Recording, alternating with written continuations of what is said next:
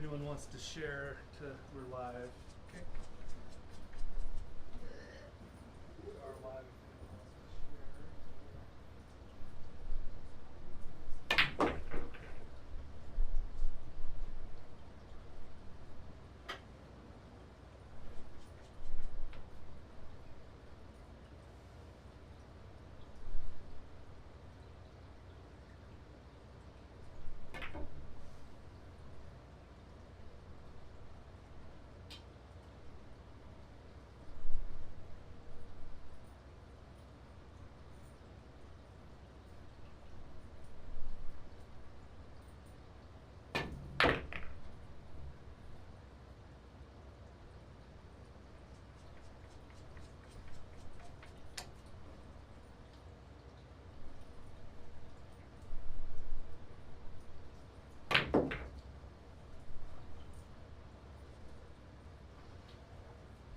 Just a reminder, you guys are keeping score here. Going to 9. Okay. Yeah, and 3 foul rule. Doesn't matter. Oh, that's the same. I prefer we don't do it. Alright, that's fine. Okay. Just 'cause Yeah, that's fine. We doing early 10s, I'm assuming is fine. We're not on the break. You want to do early 10s or? It's up to you, really. I mean, I don't care. I'd rather not. I'd rather do 10 in rotation. Okay, so spot it if you make it. Like Yeah, and just keep shooting. Just keep running. Yeah. And rack your own. Yeah, we'll just trade that for 3 foul. Yeah. Makes sense. Okay, cool. You want to say? Share this real fast. Alright. We're gonna get started? Yeah.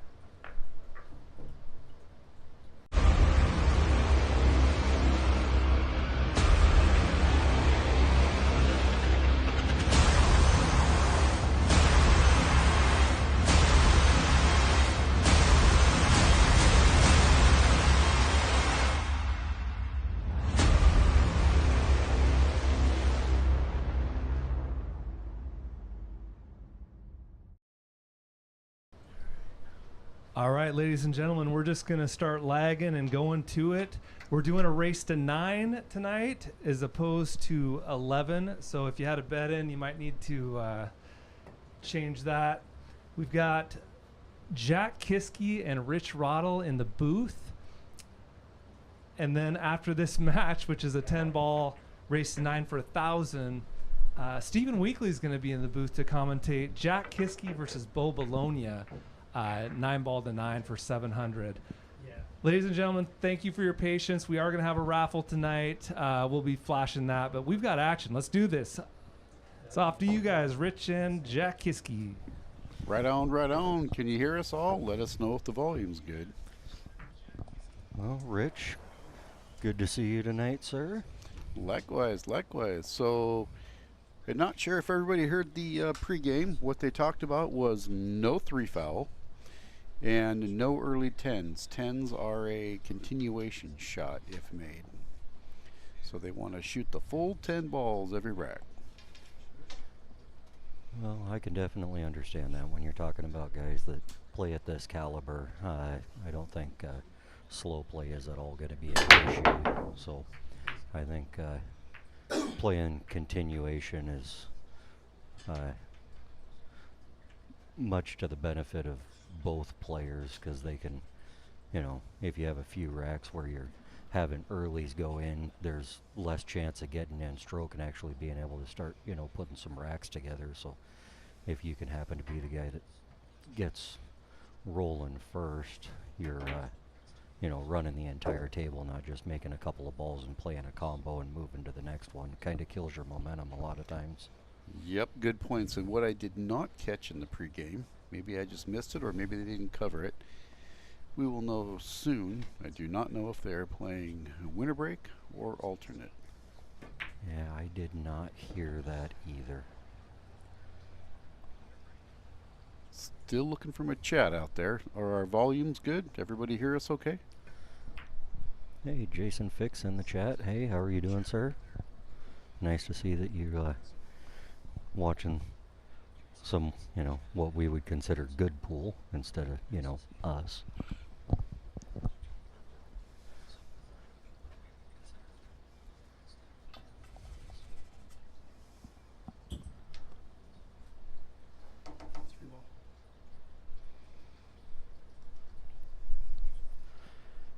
safely down by Steven Weakly here. Thank you, Porter. Appreciate that. Well, Steven gets the first crack at seeing what he can do here.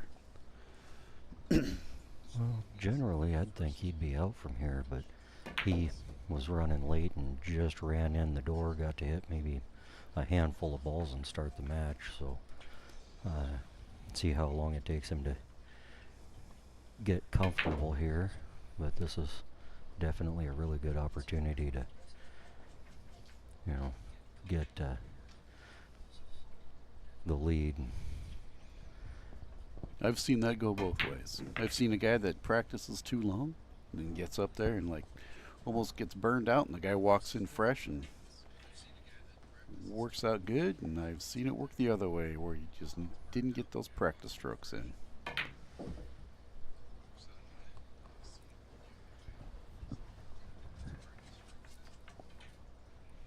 Yeah, I got a feeling that guys like Steven Weakly and Sean Lewis probably, you know, don't need nearly as much time warming up as guys like you and me to be able to get the tables figured out. They seem to adapt a lot better. Those upper 600 numbers, they really mean something. Those numbers get harder and harder and harder after you get over about like 6 1/4. They just don't come easy. Oh. Yeah, let's see what Sean can do here. I see a 8-ball with some inside and a little pop shot on the 9, and he's done. But let's see what he can do. I think he's playing this with outside, little low right, and come 2 rails.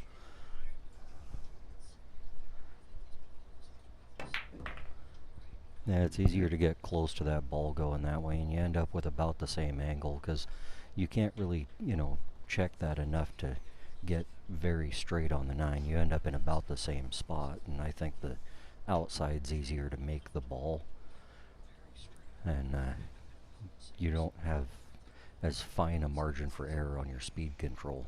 Come across and play some last pocket here. Ooh. He drifted a little far on that. That got a little bit funny. I think he wanted a little more right on that. But from here, I don't see it being much of a problem for him. I actually got to spend about the last hour or so playing some games with him just to try and warm up. Ooh. Well, there's Got that. away with him more. There's that proverbial freebie that sometimes can be very painful.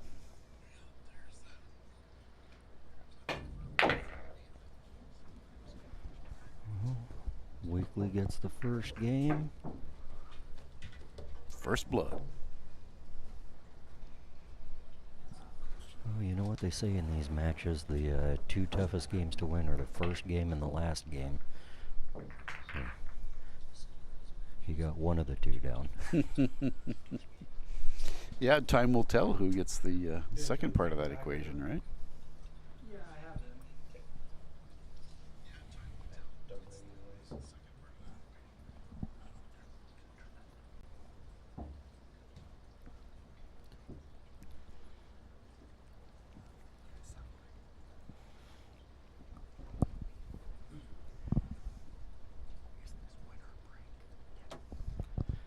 Okay, I just got confirmation from Lee Baldwin, so this match is winner break.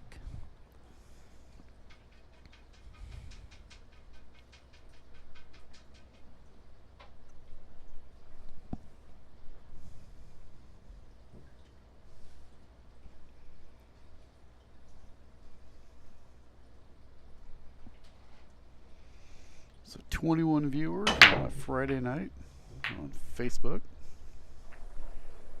I don't think that YouTube tells us the numbers.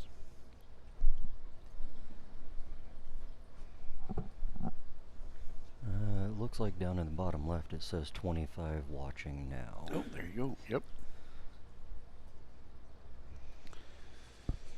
Sean says, well, let's see what I can do here. I want to get back that cheap one I gave away.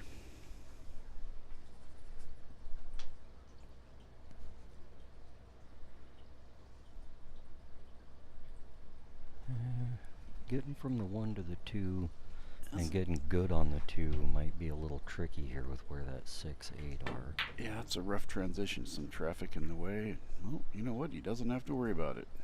Yeah. This one's not much easier, though.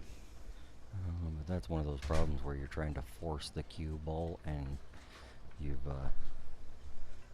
you know, got traffic you're really trying to avoid. And I'm seeing a safe here. I'm seeing a safe putting a cue up behind that block of balls and bringing the 1 up table, but let's see what he does. I think he cuts it in with a little bit of inside. Yeah, he overstroked that a little bit. I think he wanted the shape for the 2 in the side pocket here, which is still makeable, but then you run into the 7 and you could get a little funny off of it. Well, the 7 will be a break stop for him here, so if he gets past this transition, he might be looking good. Yeah, I was going He to say, I shoots think he safe. goes for his defense here. That was a smart shot. He's got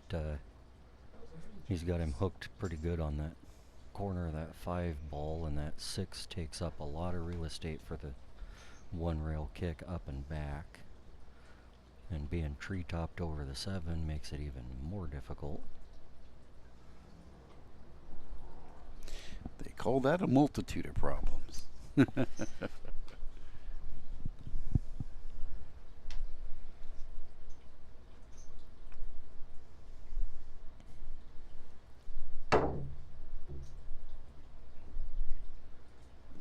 Negative, Ghost Rider. Another good opportunity for Steven here.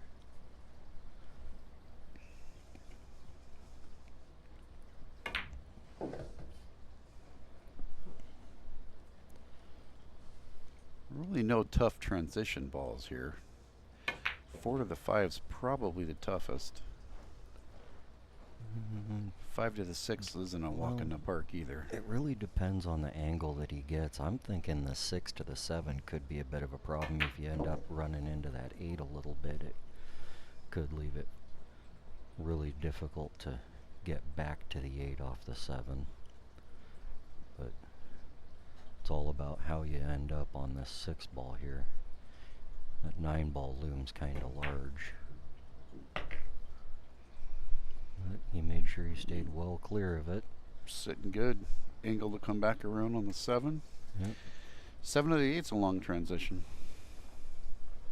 Yeah, this one I think he's wanting to be down by the side pocket where he's cutting the 7 to the right so that he can Pull it back. draw back about where his elbow is off the middle of that long rail to get on the 8.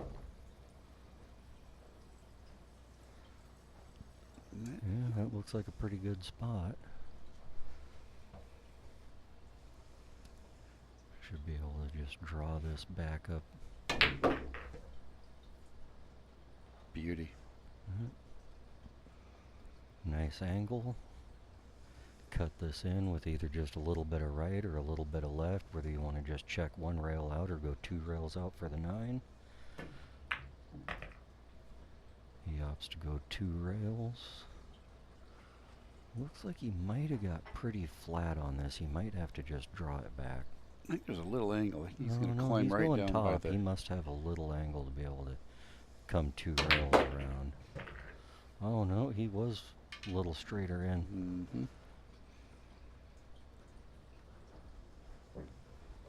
Well, you know what that is? That's a 1 for 1. They've each That's what you call relinquished. sharing. Yeah, exactly. And sharing is caring. Yep.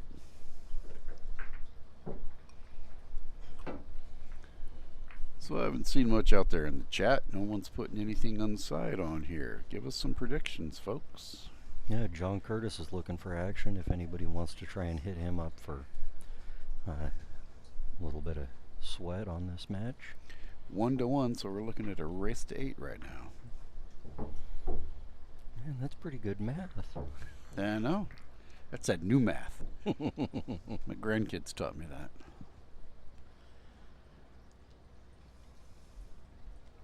I don't understand what was wrong with the old math myself. It worked just fine. Couldn't sell new books that way.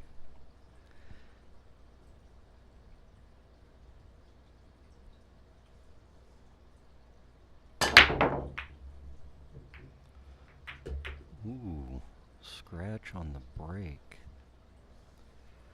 That's surprising. He never did that while we were playing. His break was really solid in practice.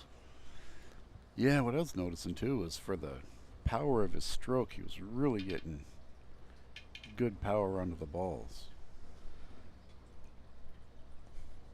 And he plays a bit of a hop on his break where he tries to get that cue ball to come up in the air, bounce once, and then land right at the head ball.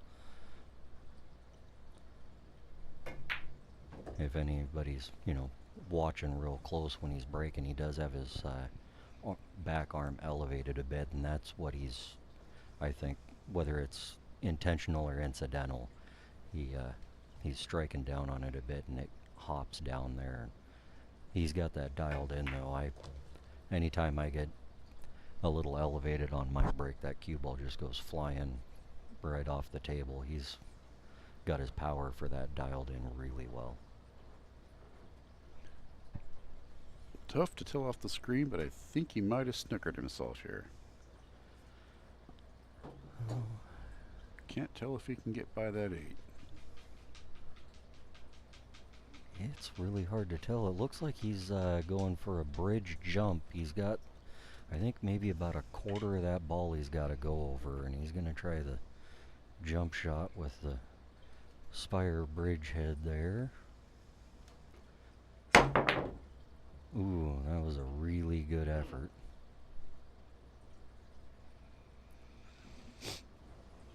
Leaves Sean in a precarious spot here because the 4 is makeable, but that cue ball's going to run out toward that 8, and it's pretty easy to end up getting yourself a little funny if you rub it a little bit or hit it a little heavy. Turn the cue loose or shoot a little bit of safe. Let's see what he tries here. Looks like he's going to play a safe here. Try and just, roll up behind the 5, and he looks like hit it just a little too hard. I'm not sure it has a pocket though, but it opens up another safe opportunity for Steve. Yeah, there should be a playable safe just stun right behind the 7 if he doesn't have a good shot here. But he's lining up like he can make it. Oh, he tried to play down table and get behind the 9, but he caught the 8 a little thick. That's a good idea. I wouldn't have thought of going that way. I'd have tried to go the other way and stun over behind the 7, but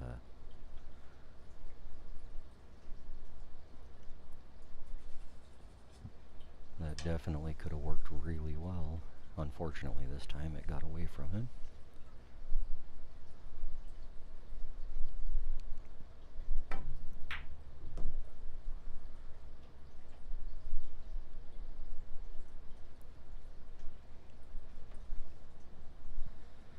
Nice shot by Sean here. Comes back nicely on the 5. No Again, commentator's looks curse fairly here, straight. but I got faith in him right here. He's going to try and push around on this. Ooh, caught that 10, and Rich Ruddle strikes again. Commentary cursed by the master.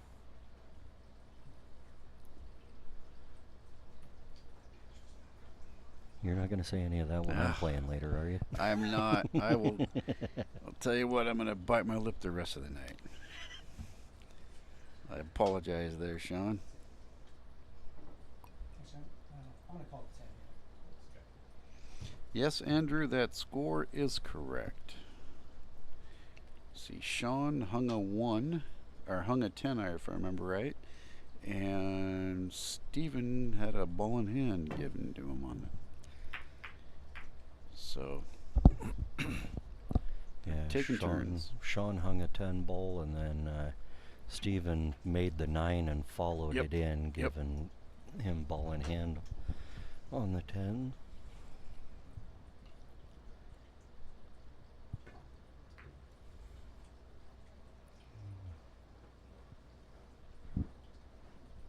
Smart shot there. I think you left him Think the edge he's of it. got He the can, yeah, edge, but he can still rub it.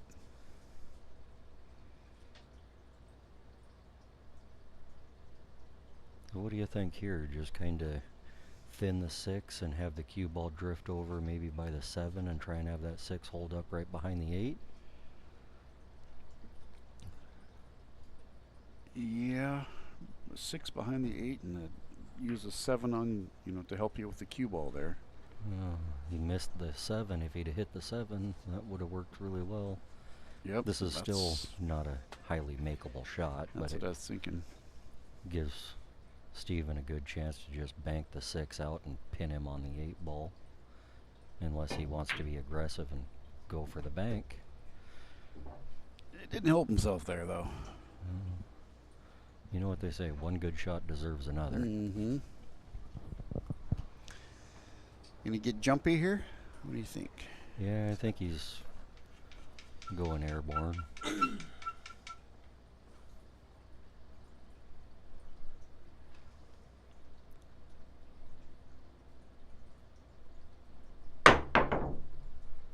Ooh, yeah. Clean over it. A little far. Well, I like Sean's odds here. I'm not gonna say it, but the table's sitting good.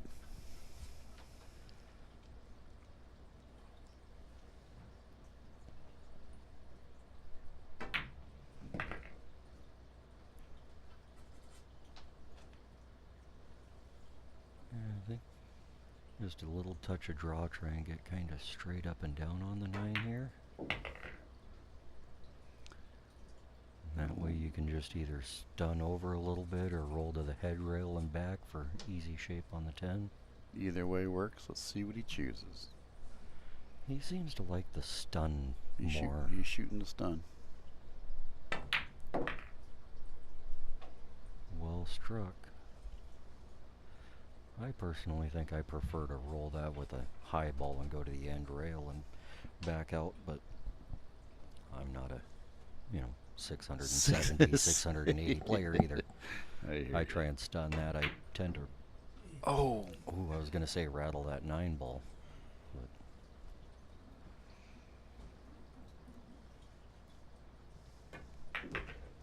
looked like he took that for granted a little bit. He wow. didn't take quite as much time on that one as he took on that 9 ball.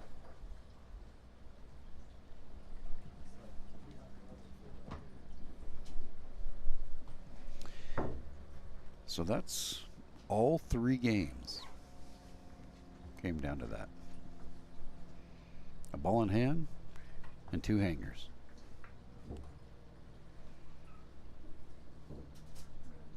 Yeah. Taking turns.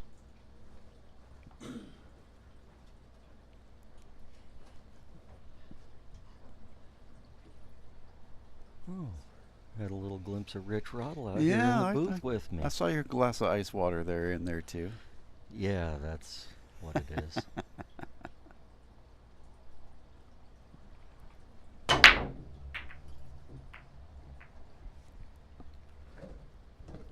It's agave ice water, Yeah. minus the ice and minus the water. Mm-hmm. Lots of cactus though. Oh yeah. So here we go, odd laying table. Not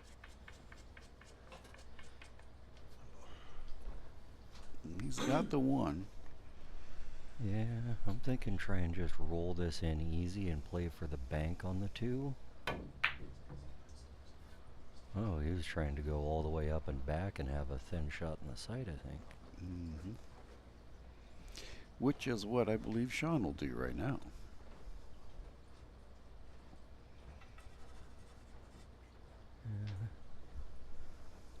It's kind of a touchy shot here. Well, seems real touchy to me, but It's going to go over and back or underneath it.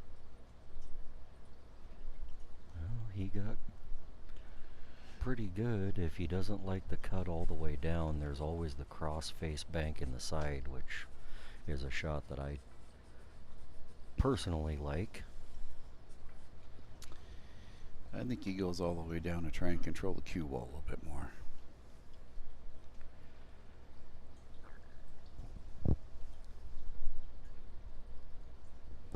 Yeah, just float it in with a little bit of inside. Yeah, nice shot. Good speed. So Tate, this is on YouTube also. Oh, TJ Riddle's in the chat. Hey TJ, how you doing, bud? Long time no see.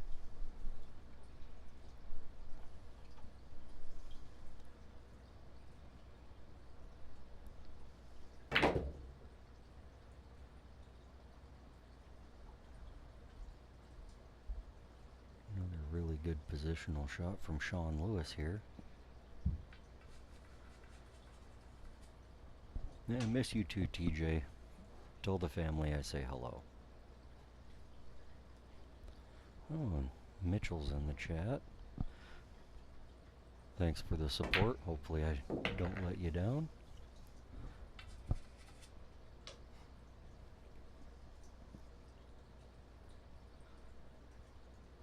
Sean seems to be stroking the ball pretty well for the most part.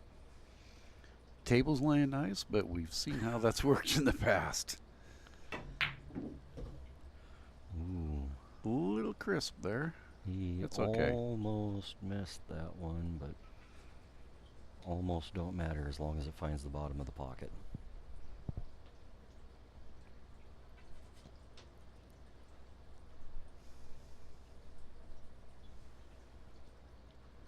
Two railer onto the 8 here.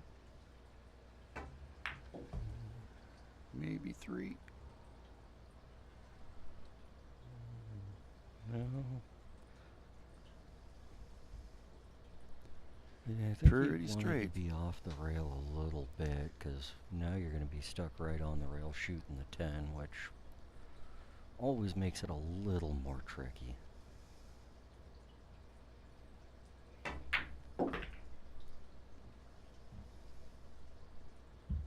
But he decides he's just going to take his medicine and play it from there instead of trying to do too much with it, which is what a lot of people try and do there. They want to try and get more out of it than is allowable and miss the ball trying to get that inch or two off the rail. And a clean 10 ball. First one of 4. And the Roddle curse is over. Table looks pretty good from here. Yeah, gosh, it did. Deuces apiece.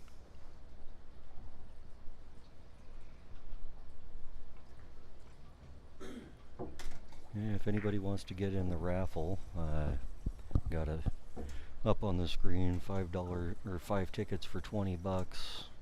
You can win a Spire Unilock cue, you can win a glove, FNL hat, or you can win a spot on the show. Or that tap membership. You know, we just got tap Yeah. going out here on the peninsula too. We're just getting it started. Yeah, I heard about that. I've played in quite a few leagues. I've never played in a tap league, but I know a lot of people that do that really like it. It's going to be the first one for us, and looks like the biggest challenge is learn how to keep track of the game and keep score, but I'm sure we'll manage.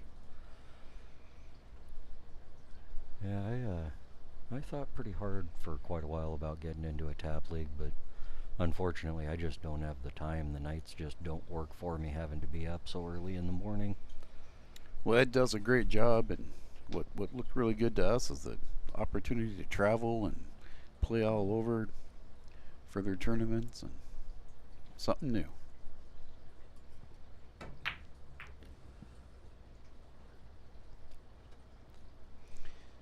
Sean misses a 1 and pretty much gets away with it. Let's see what Steven tries for some sort of a safe here, I'm guessing. I'm thinking you try and bank that one ball around the 8 back down table and put the cue ball right behind the 5 or go the other the way 3. and go behind the 3-6. That's what I was looking at right there. There you go. Nice He shot. almost left him the window. If I hit that shot, I leave that cue ball dead in between the 3 and the 6 and leave the guy wide open for the side pocket every time. Yep. That's Murphy's Law.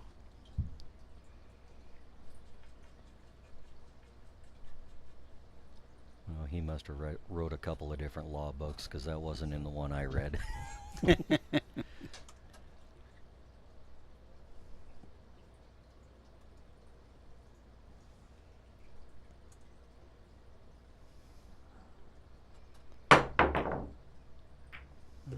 Successful hit. Unfortunate kiss off of that 4, so Steven Weakly's got ball in hand again, and if that 2, which it looks like is playable in the side, then Weakly's got a really good chance here to be able to take the lead. Looks like a good angle to just roll this in, either draw back a little bit or roll to the rail and back out toward the middle of the table for the 3.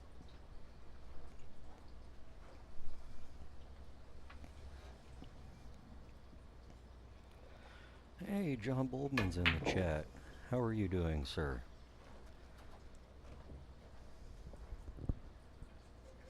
I'm going to be seeing that fine gentleman tomorrow, I believe, at the Ox tournament for the qualifier for the Northwest Cup position for Team Washington. That last spot, right? Yep.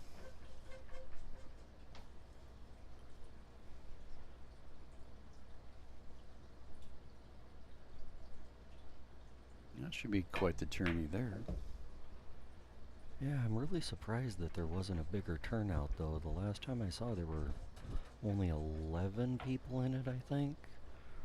Unless they got a few last-minute entries in the last few days. But either way, it should be a really good tournament. What would they ask for? 600 to 660? Is that what the parameters were? It went up to 667 or something like that, because of the other players that got selected for the team. They ended up with a few extra points to be able to give, so they wanted to give everybody possible a chance. And I saw a few things on the post where Ed Slade was reaching out to a few different players that he was surprised weren't on the list, or something that he thought would be, you know, really good competition in the tournament. And a couple of them I know declined, but that's only a couple of the, I don't know, 10 or 12 I saw that he mentioned. So hopefully a couple of them decided to come hang out and play, because I mean, you always want the stiffest competition available to be able to go play against. Yep.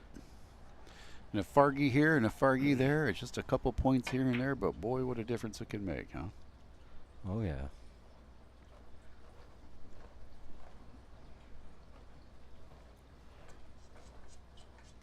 There's a miss by Steven. So let's see. You shoot safer to come across the face of it. I don't He know. left Sean in kind of a tricky spot here. I think he can cut the 8 in and come, looks like 3 rails for shape on the 9 in the same pocket if he wanted to go for it, but When you shoot safe and hide, there you go. Hide on the 10. That's what I was thinking. yeah, that's a smarter play than I, am allotted at this time. Which is why I'm here doing commentary, because trying to learn from these guys. Oh, trust me, I'm the Chihuahua in the room. All bark, no bite? Yeah. And when I do bike, it's only on the ankles. With dull teeth.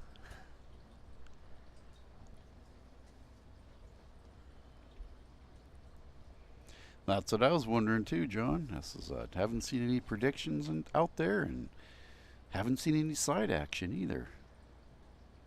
quiet group of 37 on Facebook and, well, 50 on YouTube.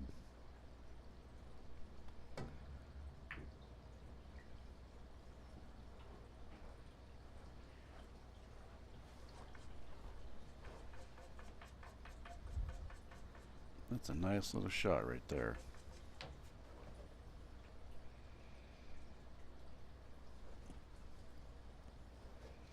Two railer or spin underneath it. I think he shoots the two railer. Oh, you've got a few options here, but no matter what you do, it's going to be tough to be able to leave the other person bad if you don't end up making it here. So I'm thinking you kick two rails behind it, hope to kick it in the corner where you've got a chance to be able to. Well, look at that, it gets some love. I was going to say kick it toward the corner and hope that you run into something and get lucky to leave it tough.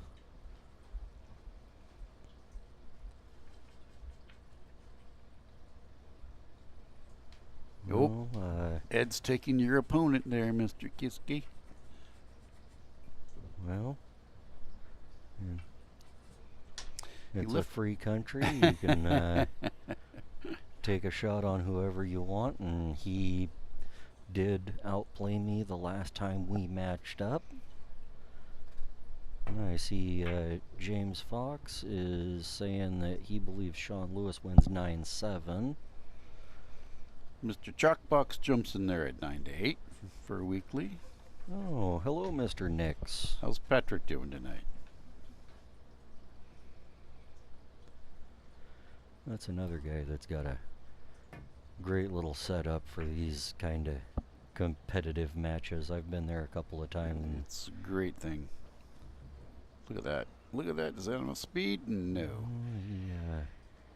Boy, you know the Chalkbox matches, they're great, but boy, that chili, ooh, that rivals anything. Oh my gosh. Yeah, the Chalkbox chili is nothing to shake a stick at. I know I asked one time if anybody had a fence to venison, and boy, I brought a pack of deer meat up to Patrick, and holy cow, that chili flew out of that crock pot. Oh, well, thanks for doing that with me not being invited. I see where I stand now.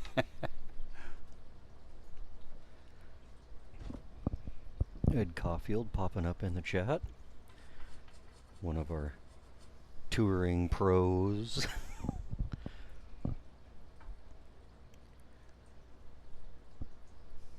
That guy's probably got quite a few frequent flyer miles built up on his credit card.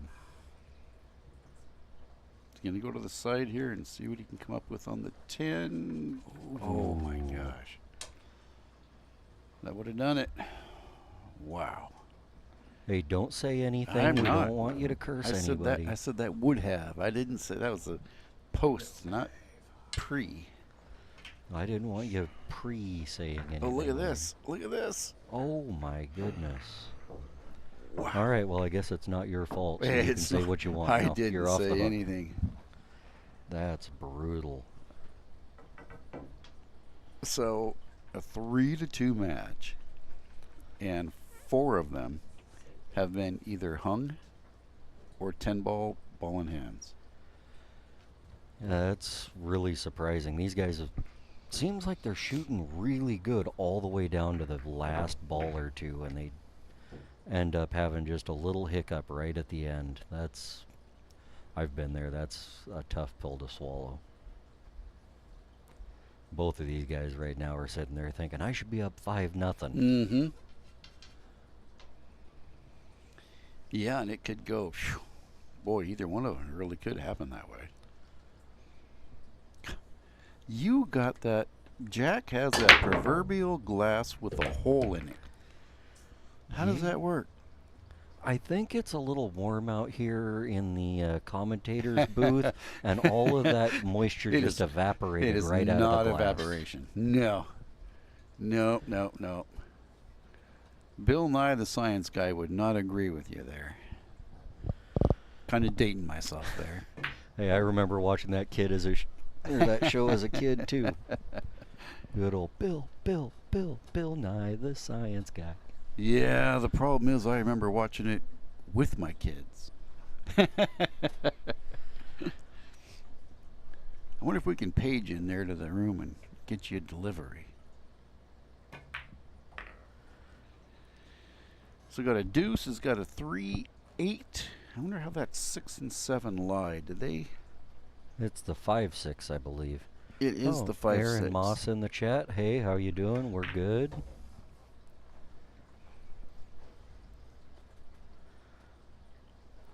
Oh, a buddy of mine making fun of me for knowing Bill Nye's show.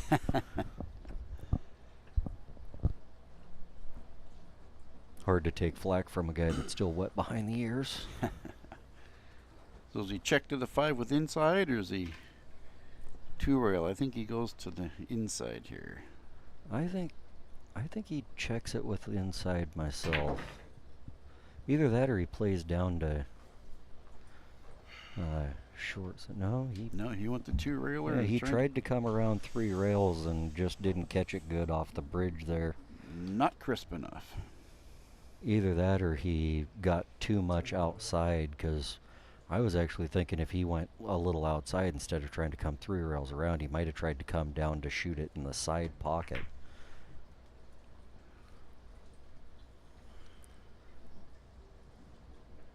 My buddy Drew says I put off too much heat and evaporated your beverage for you.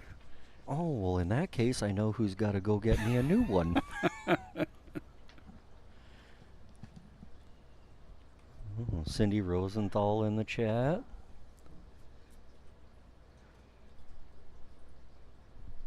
She's saying that somebody she knows preferred the Magic School Bus, apparently, as a child. Andrew McMahon up with Mr. Wizard.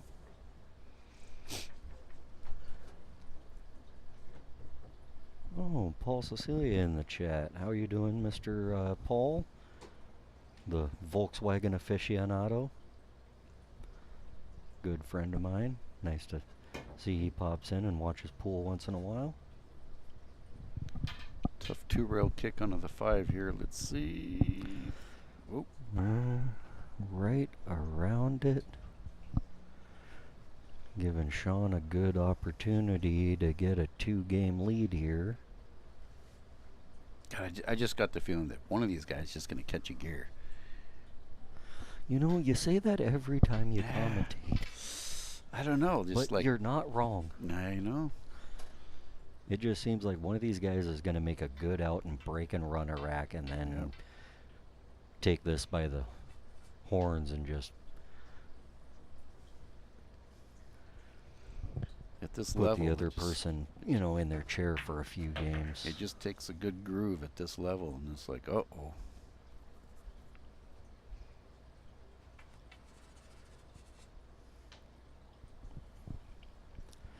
Oh, my twin brother Justin's in the chat. Oh, says that his daughter Madeline says, "Hi, Uncle Jack." Well, hello, Miss Madeline. Glad to know that you guys are all watching, hanging out, and having a good time. So how far are we reaching out there? Give us some distances. We have any out-of-staters here? Just hit 100 combined viewers between Facebook and YouTube. That's good to hear. FNL says thank you to everybody watching.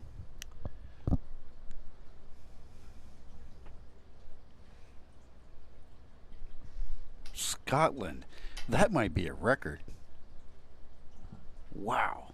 Porter Daniels. Congratulations, sir. What time is it in Scotland right now? Is he getting up for work or? It is not 8:01 p.m. on Friday night, I can tell you that.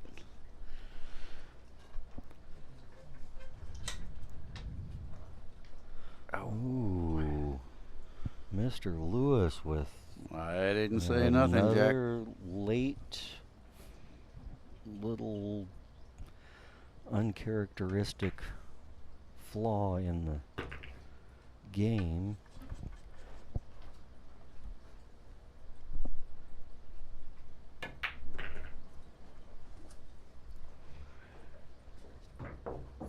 3 apiece.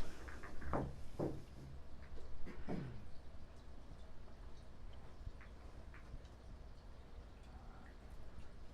right, Andrew we're gonna hear McMahon, from if one it's of our- not Scottish, it's crap. Pardon me, sorry to talk over you. We're going to hear from one of our amazing sponsors right now.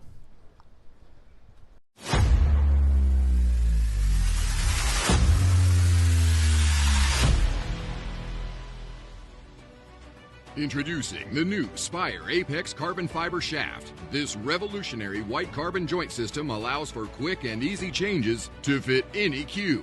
The Apex features the latest in composite tubular process technology and materials at an affordable price. Visit Golden West Games in Tacoma for all your Spire equipment and elevate your game.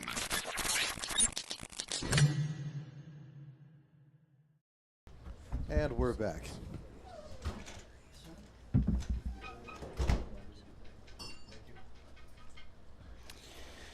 We're back for the 3-3 race to 6. 4 a.m. in Scotland. So, odd question. I'm going to guess 4 a.m. Saturday morning. Oh, a very authoritative break by Mr. Weakly. Gets a couple of balls down.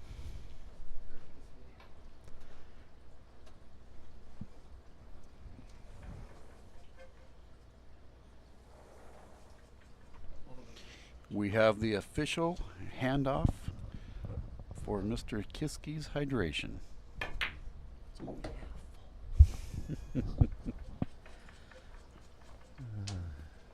Nines and tens have been brutal tonight. That is true. Oh, Coos Bay, Oregon checking in. John Chaplin. Saturday morning, so Scotland is 8 hours ahead of us, huh? Interesting.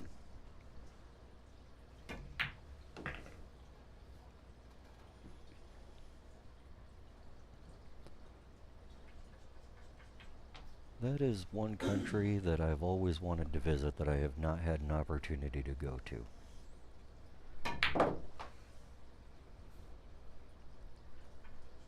There's a stroke by Steve. 6 in the side, 8 in the corner. Let's see if he can climb down to the 8. And when's he going to get that magic rack off the table? Well, he's going to do it right now. Yes, Cindy, you are correct. They originally had set up a race to 11, and due to some problems of getting started on time, they decided to go to a race to 9. Logistics got the best of them this time around, and the magic rack is removed from the table. Good angle here to be able to just draw this back down a little bit for the 10 in the corner.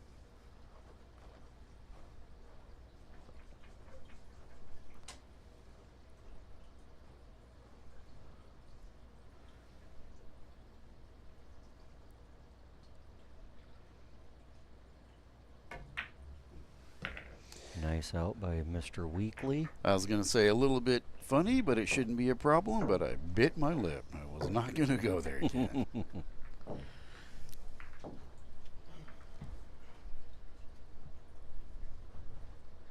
All I know is I've watched a few matches that I've played on where I've had the commentator curse come up. Mm-hmm. But when I was at the table, I didn't know that I was commentator cursed. So, I mean, it's always a funny joke. But at the end of the day, you know, the player doesn't know what's going on out here. So.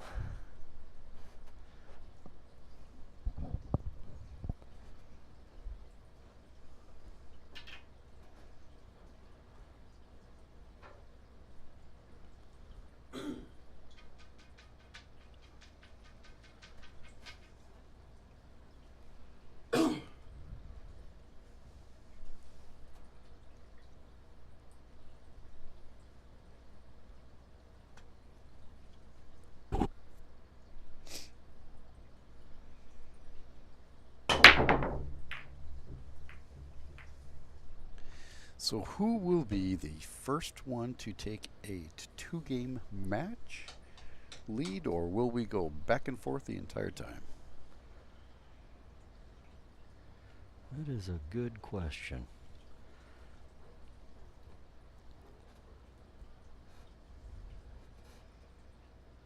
Steven laid down another solid break here, but is not in a good position to be offensive at this point. I have a feeling there's a push out on the way, which is really tough to do considering that combo for the 1-2 is pretty dead if you get a hit. But he may try and disturb it with the 9 ball. And either disturb it or bank right into it. No, he's going to disturb it with the deuce. I think he's going Or the 9. I think he's going to lay the 9 up, making it difficult to be able to get to the 1 from that angle to be able to make it. Oh no, he just banked it out of there. And There's an interesting one.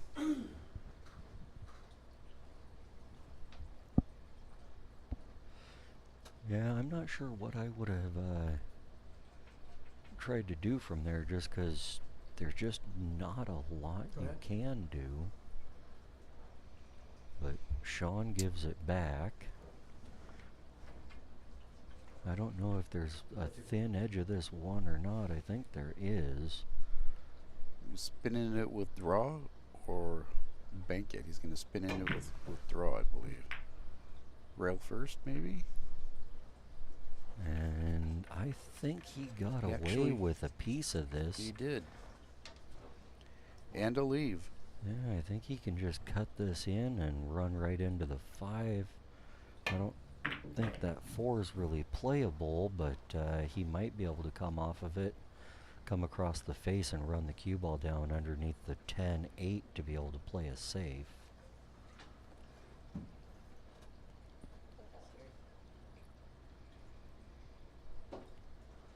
He did call a safe here initially. He may change his mind, but unlikely.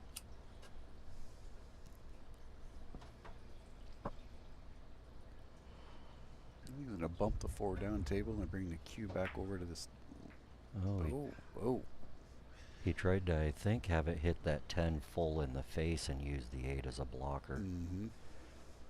I thought he was going to put the 4 to the right end on the short rail and the cue to the left end on the short rail and make him shoot long.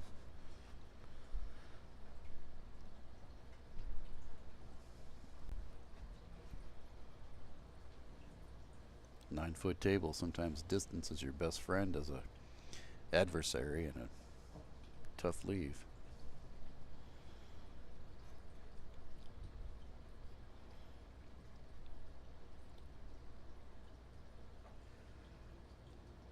Distance does make a big difference on a 9-foot table. It's hard to leave them long on a 7-footer. There is nothing long. Actually, on a 9-footer for some people, there's nothing long. I remember one of the funniest things I ever heard was, what was her name? Vivian Villarreal was playing in a match, and she's a lot like Earl Strickland, where she talks a lot with the crowd and stuff while she's playing, but she's very lighthearted and funny. And she was playing Allison Fisher, and she didn't have a good shot, and she was trying to figure out what to do, and somebody in the crowd said, "Leave her long," and she said, "She's a snooker player. There's no such thing as long." Yep.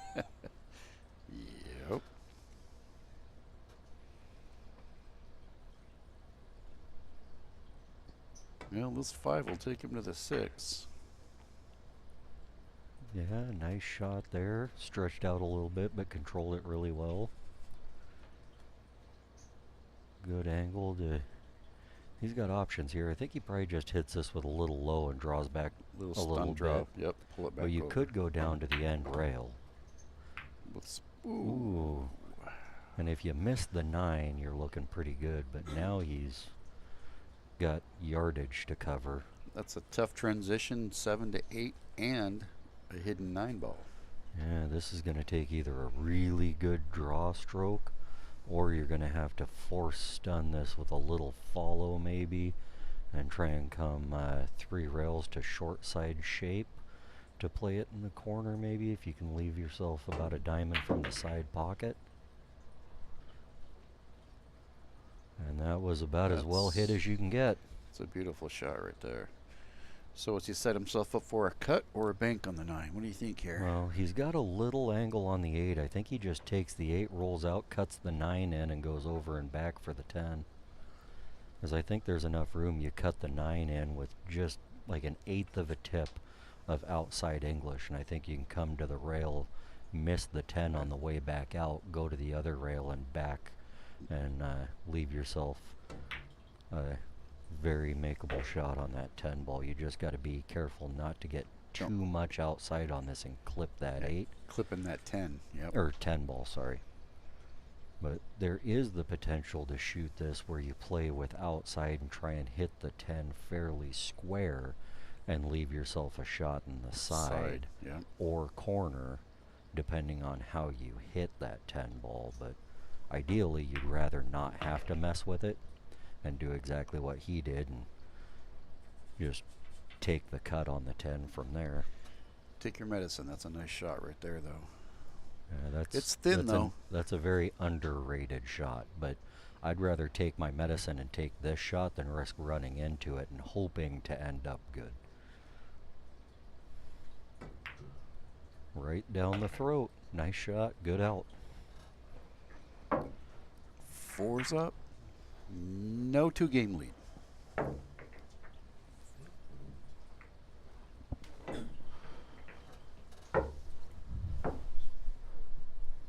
Well, the people that paid by the rack are getting their money's worth. 4-4. Yeah, there aren't a whole lot of places where you pay by the rack anymore. But I remember back in the day playing in tournaments back when you had to feed quarters in every game, and you'd have those games where it'd go, 15, 20 minutes for a game of pool, and everybody's sitting there, yeah, they're getting their 50 cents worth. But that's probably dating me too, because most people don't remember when pool tables were that cheap. Boy, I remember one time, my gosh, this is probably 15 years ago, we were in Lincoln City, and they were charging, the tables were not open. It was a $1 a rack, and they were Susan B. Anthony coins that they were taking there. I remember that one? And me and my wife were heading out of town, or leaving town. It was Sunday afternoon, and we stopped off for a coffee, and we paid at the espresso stand with one of those Susan B. Anthony dollars, and the gal about pulled her hair out, and she goes, "My God, what is going on here? I've never seen so many of these in one weekend before." I remember I used one to flip at a tournament after I came back from there, because I just grabbed a handful of change and put it in my pocket, and I happened to pull one of those out to flip to see who broke in a tournament, and somebody was looking at me trying to figure out what it was, and I told them, and they had no idea what it was. James Fox says it might have been 6 years ago. Boy, sure, you could be right, but it sure seems longer. I think it was longer ago than that. Sure seems longer, because, yeah, I mean, I kind of date everything with COVID, because COVID was 4 years ago, and it seemed like it was a little earlier, but I could be wrong.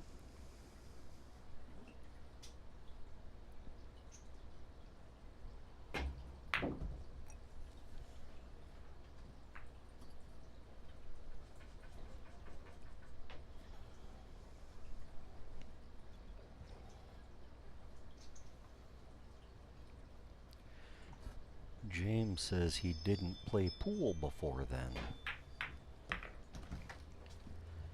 Well, if you didn't play pool before then, with where you're at now, you've made a lot of headway in a short period of time, sir. And good on you for that.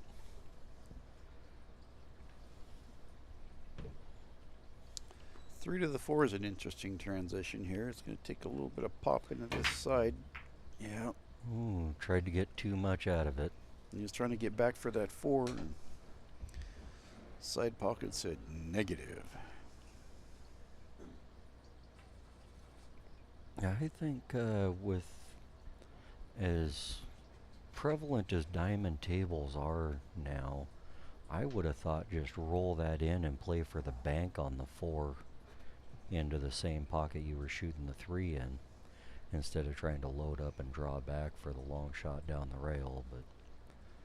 But again, you know, I'm not a almost 700 level player either, so. Well, distance got Sean on that one. So let's see what Steven can do here. I'm not sure if the bank is in play, but I'm thinking the safe behind the 9 is a good option. Mm-hmm. And Textbook. he hit it really well. Only downside of this is he's got a couple options, and I'm thinking kick off the short rail, because with that 3 ball being that close to the rail, that makes it a big ball to hit. Ideally, if you're playing a safe where you know you're going to give an alley to kick for it, you want that out in open space, because it makes that ball a lot harder to hit.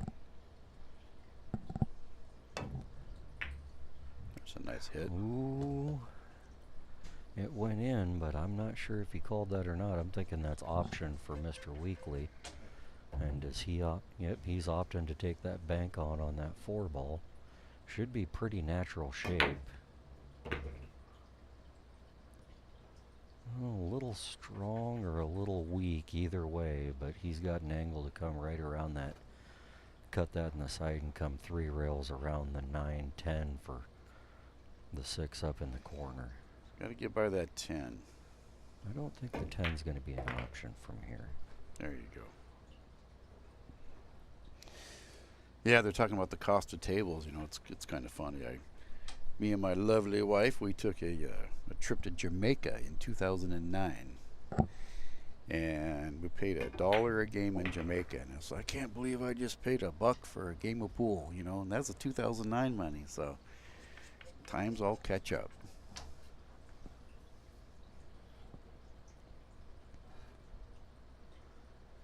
Oh. Uh-oh, uh-oh, uh-oh. Jessica Lucchini in the chat talking about good old Mike's Place Tavern, 50 cents a game, back when my now past mother used to run a tournament there on Friday nights when Jessica was bartending. That was one of the best $5 tournaments you could play in back in the day. Let's see what Steven can do going airborne for a big game here. I like his odds here. Ooh, but not if he does that. Not anymore. And now we've got a... Don't say it. Now we've got high good, probability that... A good challenge for Mr. Lewis. How's that? I'm going to go out on a limb and say Sean Lewis is going up 5-4.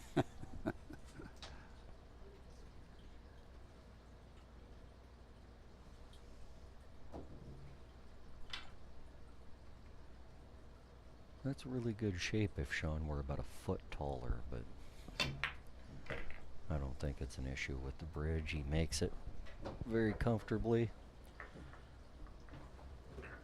I actually had the opportunity to play Sean in the WNT tournament that they had at Ox Billiards a very short time ago, and I got a little lucky early on and came out swinging good and got a lead on him, but then I realized why he's like 50-something points better than me. He woke up and reality hit, huh?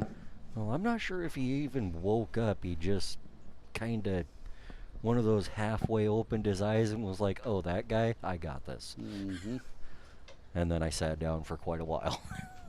Well, that's 2 in a row for Sean, isn't it? I believe, yeah, Weakly. I believe he was down 4-3 before the... Weakly was up just a short time ago, and now Lewis is up. And this has definitely been a what you might call a seesaw battle.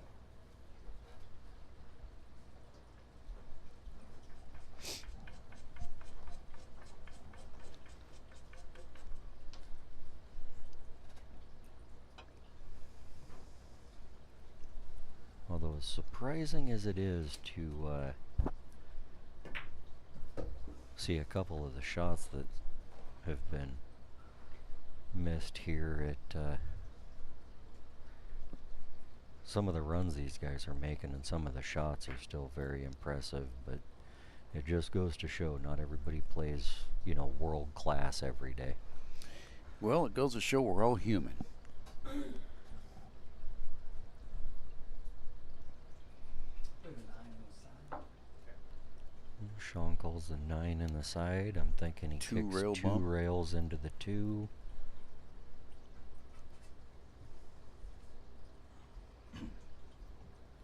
I'm a little surprised he'd be calling that. If I was playing this, I think I would be kicking 1 rail to try and hit the 2 between the 9-3 and lag that cue ball up off the rail right on the backside of that 3 ball. But There's so many balls in there. There's a lot of traffic. I mean, anything could happen once he gets contact.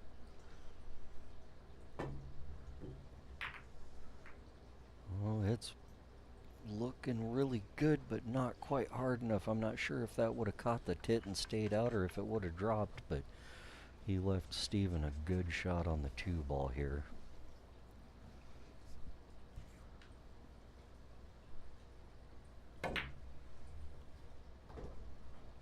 Two ball down, shape on the 3 if he wants to go for it, and an easy safe if he decides to duck.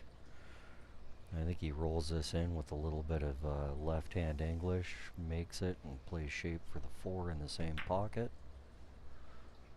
Oh, I don't know if he was playing safe there or not. I think he might have mishit that just a hair and got away with one, but it's hard to say. He may have been playing to lag that up in front of the pocket and play the safe. If it's a 400 player, I think they missed it and got lucky, but at this level, it's so hard to tell whether he was doing that on purpose or not. I'd probably have to bet that he intentionally played the safe, but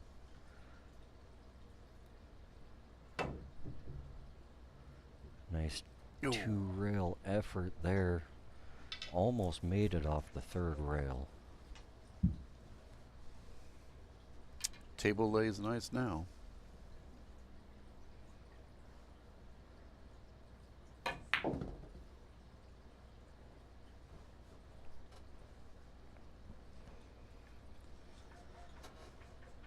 Yeah, I'm thinking you play that in the side, roll up, play the 5 in the same side.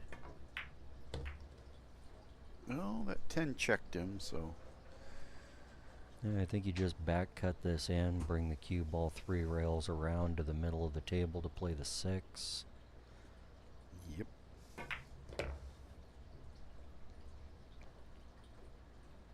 Beautiful. 7's tricky. Yeah, 7 But goes in the side. I can't tell the angle he has on the 6. If I he think can it move can it. go in the side, but it's really tight. It does go up in the corner. I don't know if he can play the 7 off the 9 in the side. He's got It's angle on hard the to 6. tell, I think he's going to but- drive the rail and straighten up this angle onto the 7. Well, he tried to, but that's a fortunate result there. That's what you call getting away with one.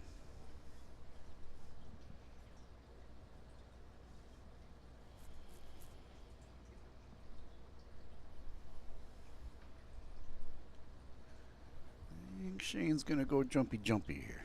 Sean's gonna jump. Yeah, he's got enough distance between the cue ball and the 8 that getting a hit on the 6 shouldn't be much of a problem. Side. He calls the side. Getting shape on the 7, should he happen to make this, is tough.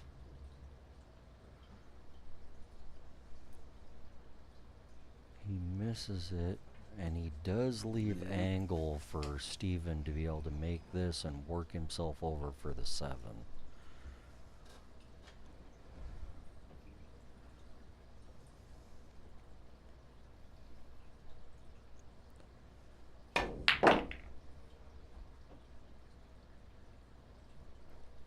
odds of the cue sneaking through there twice and not clipping nothing? Wow.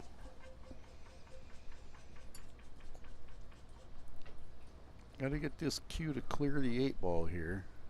I don't think that should be much of an issue. He's got enough room he can put a little bit of a stroke on this to get some left on it.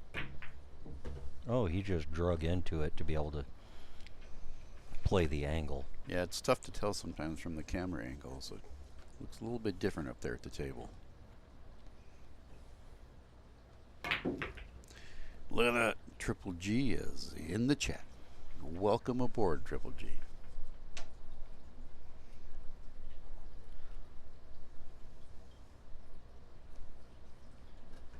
Yeah, I'm not sure how many people we got watching on the YouTube right now, but on Facebook we're up to 46 participants.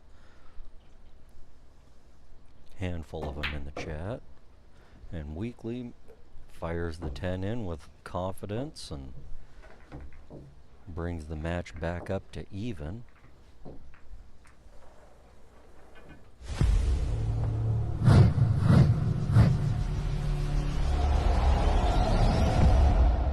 $54 on YouTube and $49 on Facebook.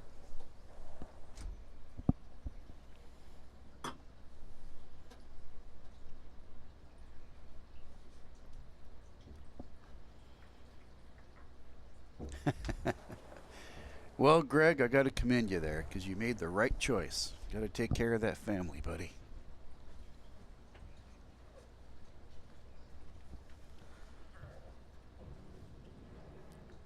Paul Marquez is in the chat.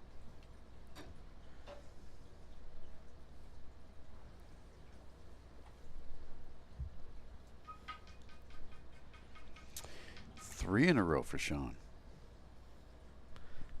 No, Weakly won that one. Oh, he did. Yeah, I was looking at the score. I'm sorry. No, it's going to be 5-5. I was going when to say it's they updated. didn't. Yeah, they didn't update it.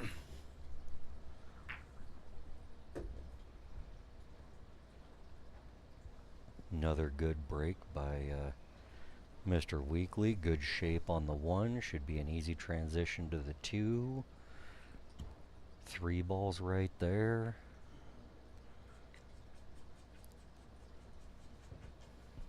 Nickels apiece. Race to 4.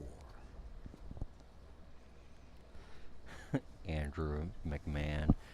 Jack should be a DJ for an easy listening station. Yeah, good old Andrew McMahon, the keyboard warrior, you know.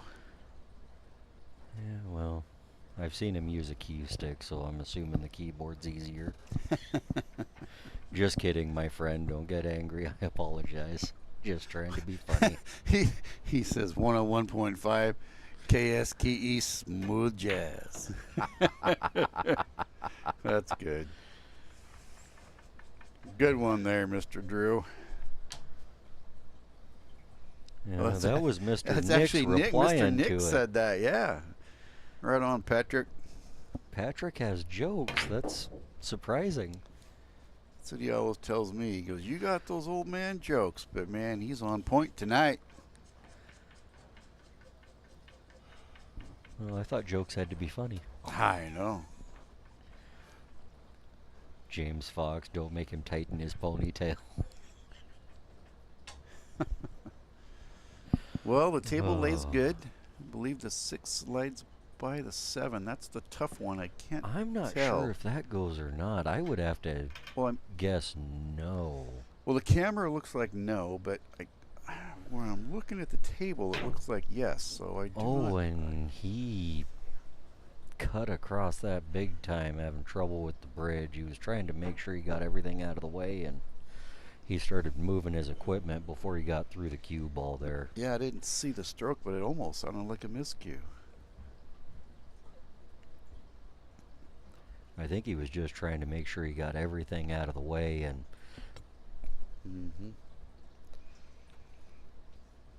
didn't quite work for him. But if the 6 plays past the 7, this should be pretty easy for Sean. But if it doesn't, then Maybe I'm thinking play the 5 in the side and roll the cue ball down to play the 6 in the same pocket. See, I can't tell. I'm trying to peek through the window, but I think the table looks considerably different than this angle does on the camera, but I can't tell.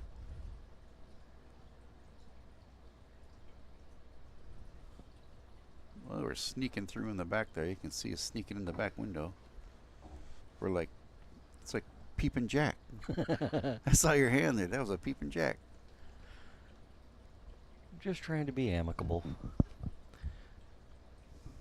Paul Marquez, Werewolf Jack the Second. That is not a nickname I've heard before.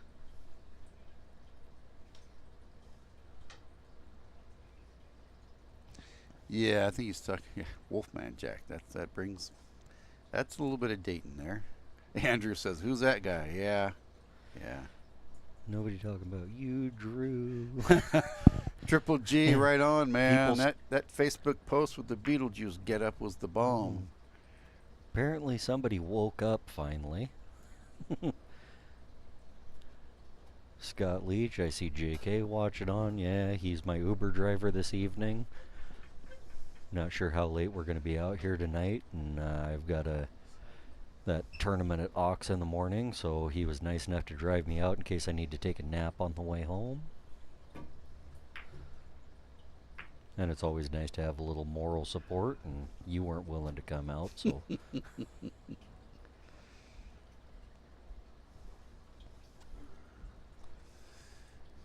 That little nickel in the corner and slide over for the 6.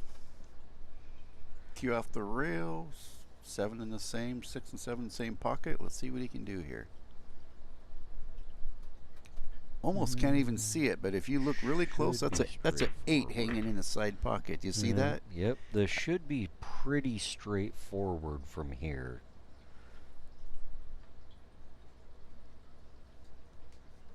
I think he wanted that to come off the rail a couple more inches, but yep.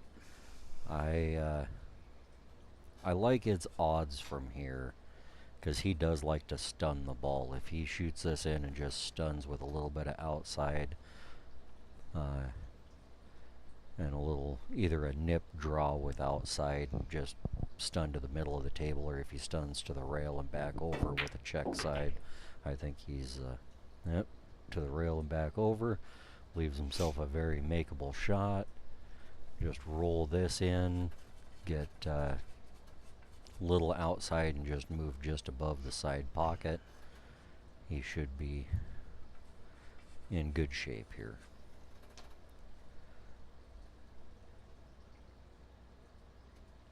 Key here is just make the ball though, whether you're above or below the side pocket.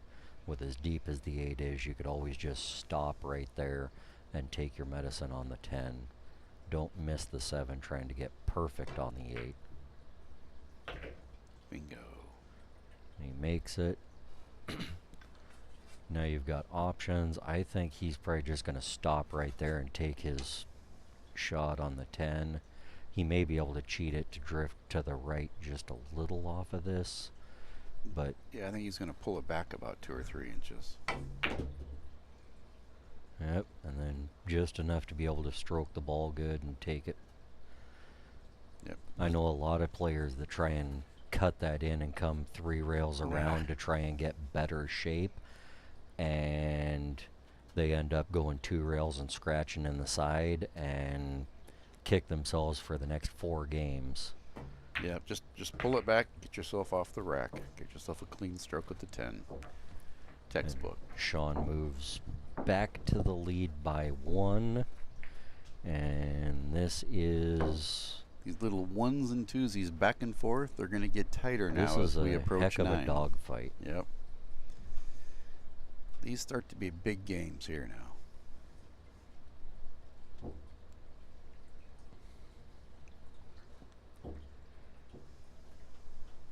Well, anybody that wants to try and get in the raffle, you might want to try and do it here pretty soon. I know that it goes till the end of the evening, I do believe, but If you start getting in too late, Lee Baldwin starts getting writer's cramp trying to write names on the poker chips, and then it's hard to tell who's who. So the sooner you get in, the easier it is to read your name. And the better chance he doesn't tell the wrong person they got in.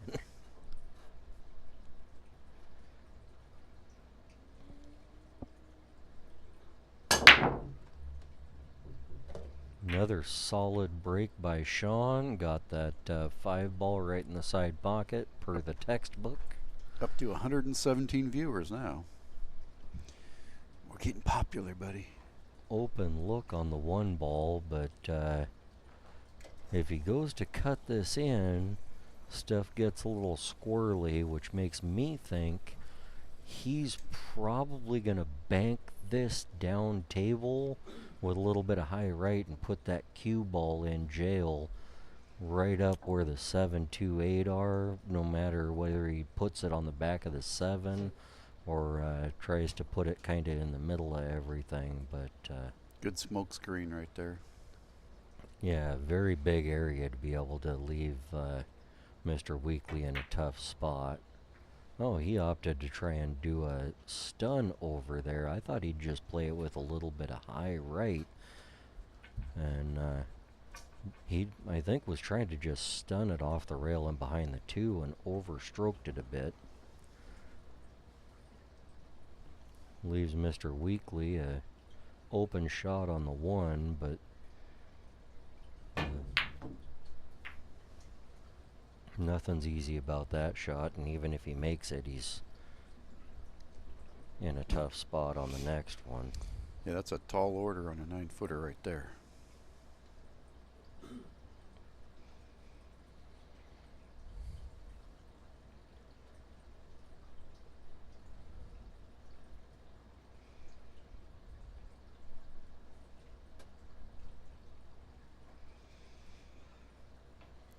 Sean devising a plan here. He says, what am I going to try and do here? What's he do with that deuce trying to get by the 7? Does he pocket the 1 and then play some sort of safe, you think? Yeah, I think maybe he got the 1 down. I'm actually looking at the table. I'm thinking maybe he plays the 2 off the rail off the 7 in the corner and stops the cue ball there. Well, I'm actually looking at the actual table, and I'm thinking he's going to play the combo's not 2-7 bad. combo. Does not Yeah, look as bad. The 2-7's not a bad play. It looks a little nicer on the table than it does on the camera. I'm trying to figure out why it is that our YouTube chat isn't 7-ball. coming up. It's probably user error. Oh, I've had a couple people message me about it. One of them's Angela Carlson, a really good friend of mine. Hello, Angela. How are you and Josh doing tonight? Yeah, she messaged that she had posted on the YouTube chat, but that we didn't apparently see it. But unfortunately, on the computer that we've got the YouTube channel on, the chat's not coming up with anything.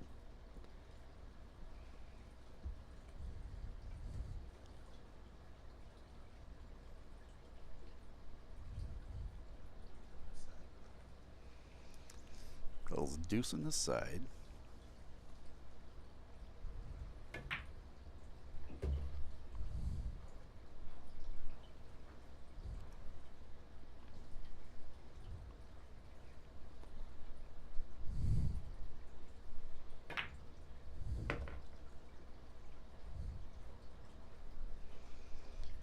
Table lays nice. The 6 down the rail is not tough to get onto, but it is not an easy shot. Oh, and shooting this offhanded, and he makes it. But yeah, it's just a tricky stroke. He'll come right out It's for the 7. doable, but Little bit light. he hit it good, not great, but it's on the plus side, he doesn't have to worry about hitting it hard to get back down. Yeah, he's definitely hitting it thin enough to where that cue ball's going to move. I'd rather have this angle than be almost dead straight and have to force it. A little bit of outside, come right down just short of the side pocket, which is exactly what he was doing, and had he made it, he would have been looking just about perfect, but unfortunately came up just a hair short. Needed to cut it just a touch more, but Sean's going to have to come with a really good stroke here to be able to get back for that 8-ball. I'm not sure. It may pass between the 9 and the 10 for the corner pocket, but if it doesn't, this is going to take a bit more work. I think he's going to drag it with some outside here, or he's going forward. He must have the window between. It's Yeah. hard to tell from what we've got to look at, but he played it there and he's lining up like it goes, so it must, and he's going to jack up a little bit and just draw it one rail back out for the 9 in the same pocket.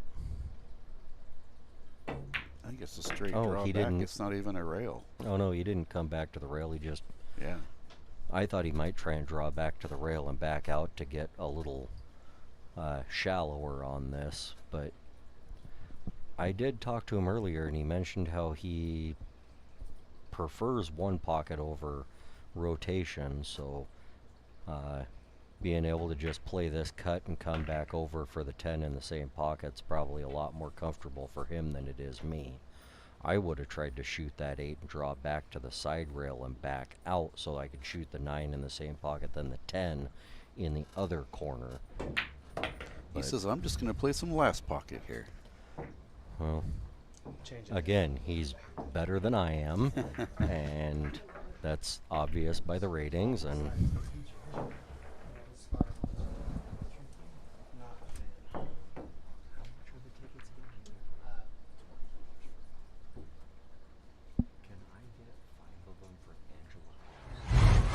Audio Jungle.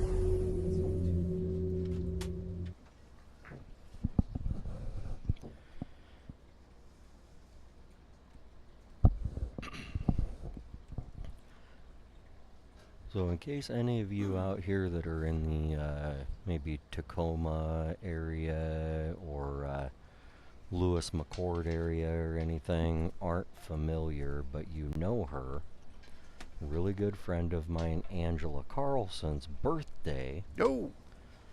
is actually going to be tomorrow. She 29? No, she's 26. So if any of you all want to reach out to her and wish her a happy birthday, she is one of the sweetest people I've ever known, and I actually had the opportunity and the pleasure to have her as a partner on a pool partners pool team for a while, and she's become quite the pool player in her time. I watched her end up beating I believe her name's Stephanie Drakulik, Mm-hmm. where she was down quite a few games and made a massive comeback to be able to beat her in a tournament. Good One job, of the WN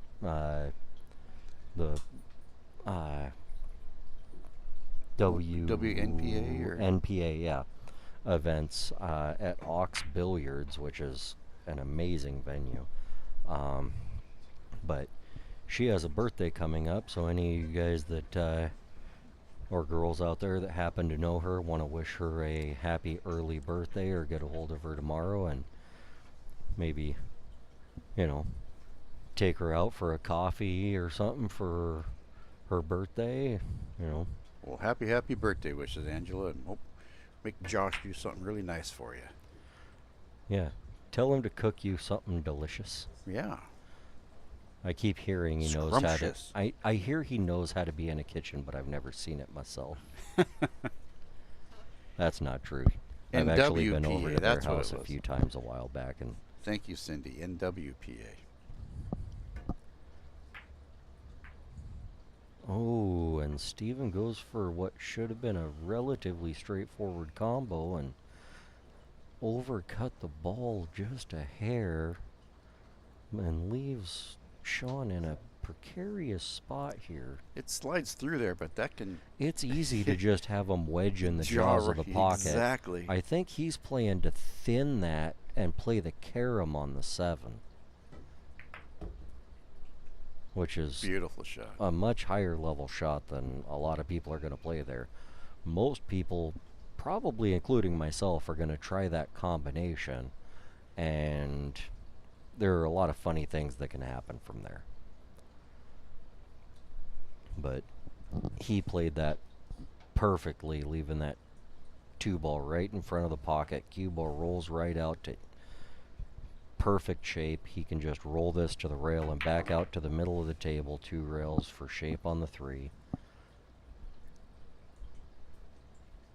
This one gets a little tricky from the 3 to the Is that the 5 ball, because it looks like it's the 6 and 8 that are over by the corner there. So he's going to have to stun this with a lot of right, or it's the or 4 right there. you can Yeah. snap draw it over.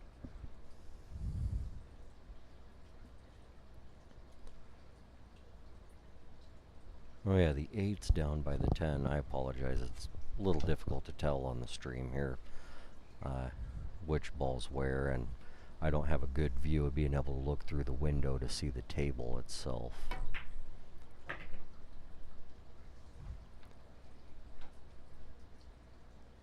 Now he's got the 5 in the side, and I'm thinking just a little almost straight top, maybe a pinch of right hand English, and come 2 rails right back up between the 8-9 for that 6 in the corner up by where he's at. Or do you think he tries to go 3 rails and around him?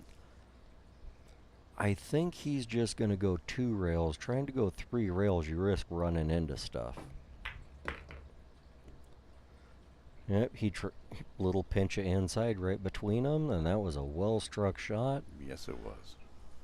Now here, he could try and play this with top and maybe just a touch of inside and go down by the side pocket to the bottom of your screen here and play the 8, but I think Or he goes low outside low with outside, left and yep. goes 3 rails. Yep.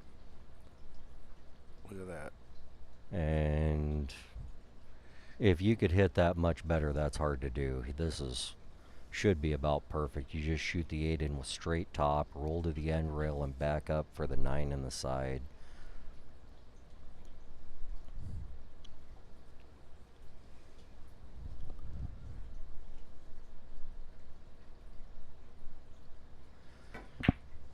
FNL Productions wishes Angela a happy birthday.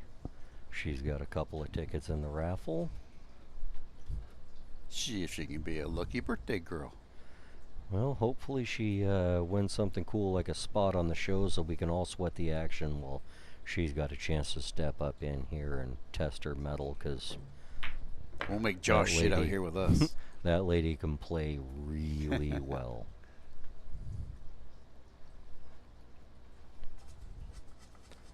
Maybe that's a match we should have here. Have Angela and Josh play against each other. No. That'd be a rough ride home at the end of the Holy night, cow. wouldn't it?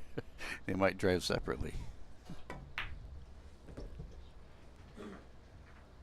So Sean gets to the hill. Yeah, we've got finally a little disparity in score here, which has not really been the case for the majority of the match. But with the way things are going, I don't remember who it was. I think it might have been Hector earlier that said, I see Sean catching a gear here.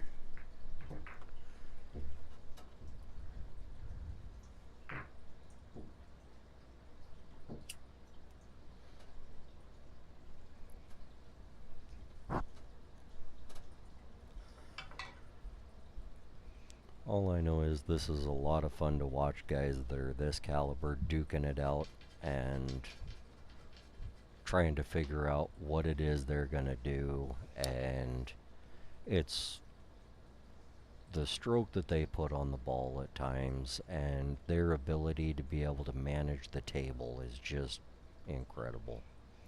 One of the great things about commentating one of these matches is you never guess the wrong pattern. Rotation helps out a little bit there.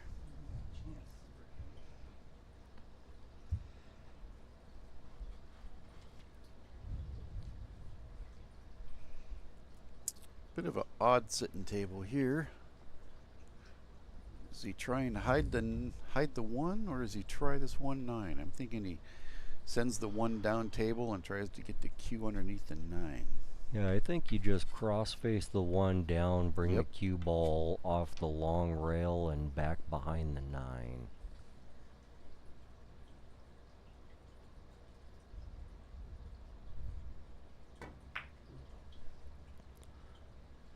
Oh, he tried to go the other way. He left a piece of it. Not entirely sure what can... I mean, it's cuttable, but that's a tough shot. I'm looking straight down But the I'm pipe. not It's sure he what... can make it. It's a tough shot. Yeah, though. it's makeable, but it's tough. If you go after this, you're having to hit it pretty hard, and you can't put a lot of English on it. Ooh, and Steven gets a little bit of a break there with that ball rattle in the pocket and leaving Sean about as much distance as you could hope for.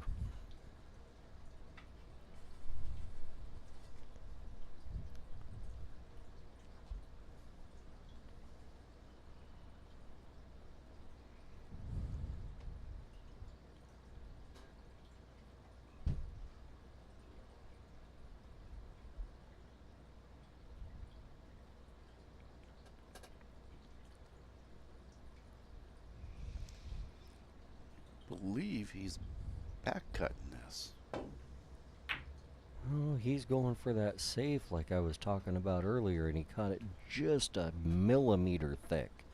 If he catches that just, I mean, a 64th of an inch thinner, he's right behind that 9 ball. That was an incredible effort. It didn't quite turn out as good as he wanted, but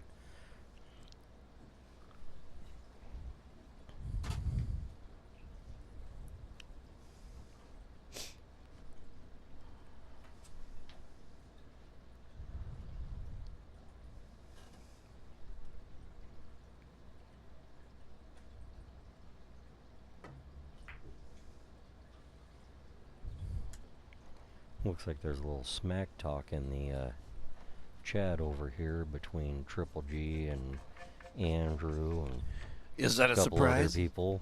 No, no. I'm surprised it took this long.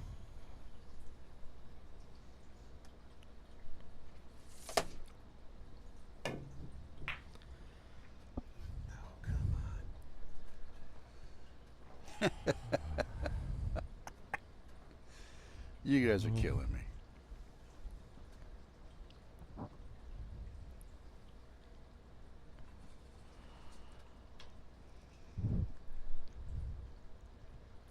Well, you know, Sean's Steven's... got a good chance here to be able to close this out. We'll see what he can do. Yeah, Steven, you know, we've all been there. He's feeling the pressure. Yeah, that stroke's hard to come by on demand at times. These guys are a lot better at it than most, but, I mean, they're still human, too. The only thing I'm consistent at is inconsistency. I heard that about you. And your nickname's the Toothpick, and you don't even have one. Well, they yell at me whenever I try that when I'm commentating because they're afraid I'm going to ruin a microphone. So I don't partake.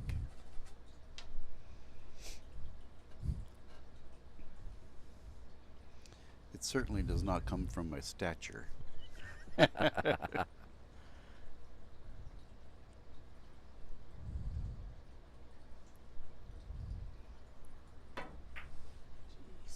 a week. Well, Sean was not happy with that last effort. Yeah, he says a little weak, but he's still got a stroke at it. Not what he wanted, but Yeah, he's still got a very makeable shot, but he wanted to come out probably another foot on that and just have a stop shot on the 6 to be able to draw back a little easier transition from the 7 to the 8. No, he's got that 4 ball down there. He's got the 4 height Or- right next to the 10 ball. Oh, he wanted to have a better angle on the 4 to get to the 6. Sorry, I thought that was the 8 ball. It's hard to tell on here It on the is. screen what's what. I apologize. I I'm not believe- trying to confuse the people at home. I believe the 8 ball has exited the stage. He's probably going to clip the 10 here. Yeah. Leave Steven an opportunity. I'm not sure if you're better off playing this in the side or up in the corner. If you play it in the side, you're leaving yourself pretty tough on the 6, I think, but I think he strokes this in and just stuns just past the 10. Oh, he tried to hold just short of it.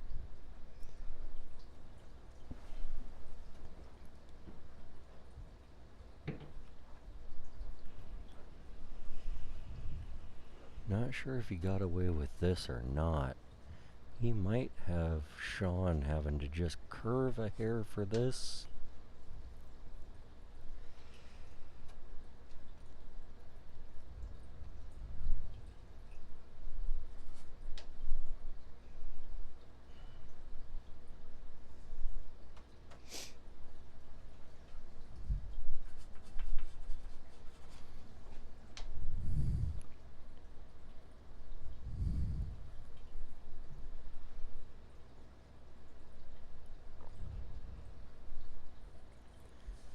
Oh, with the way he's looking at it, I think he can spin this in.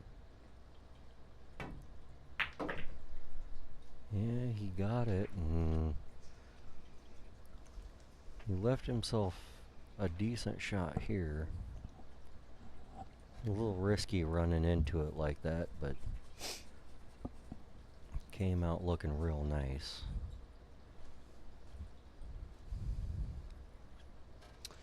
Six of the 7 is not nice, though.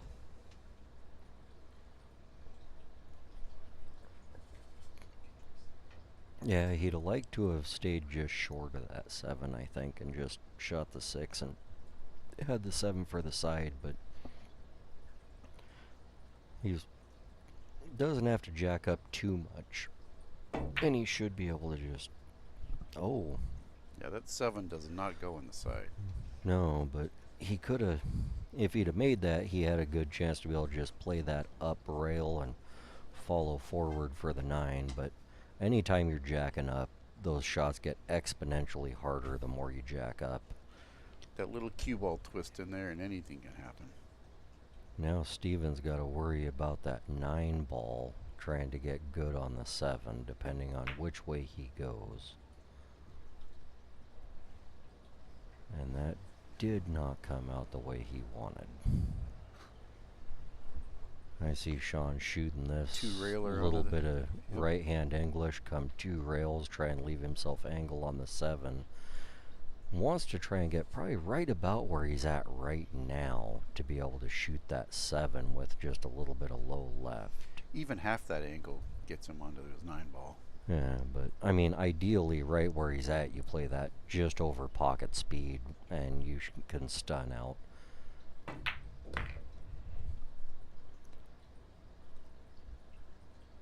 Pretty similar angle, a little more distance, but if he just makes this with a little bit of low left, he should be in pretty good shape. He's probably got to hit this half again as hard as you need just to make the ball, and he should have a reasonable cut on the 9 just to drift down table.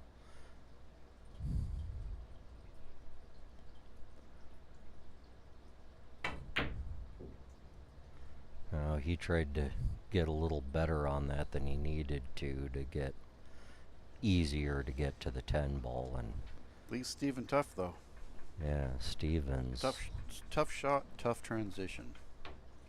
He's in a precarious spot here because you could cut that to the left and try and run 3 rails around to get back for the 9, but the scratch is more in play. You cut it to the right, the scratch isn't in play, but you're leaving yourself longer on the 9. Either way, it was a full stroke. Yeah, and he ends up leaving Sean a bank here, which is no guarantee. It's not a hard bank, but I mean, anytime you're banking over cutting, there's, a lot more variables you have to take into play. And you'd like to try and stiff this, but you don't want to hit it hard because you want to try and hold for that 9 ball, unless you're going to bank it for the corner and try and go all the way around the table. Well, and the harder you hit it, the more you shorten that bank up, too. Yeah, but could bank it for the side with a little inside and try and hold for the 9, or you bank it for the corner and try and go all the way around, but...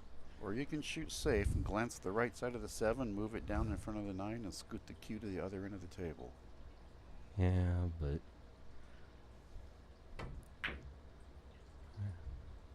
Yeah, I was gonna say, I think you go for the side and just try and,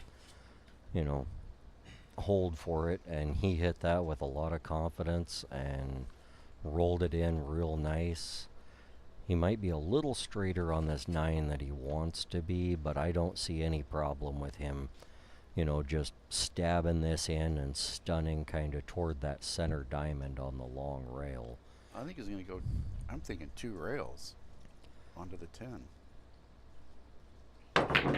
He did shoot the stun. I thought he was going to go over and back. But, if you do that, you're trying to move the cue ball a lot farther, which sometimes, in my opinion, it's better just to take your medicine and make sure you're just going to bury the ball and leave yourself a little tougher, but take your medicine and take the longer shot. And that's a match. Wow. That was a really good stroke on that 10 ball. Sean makes it happen.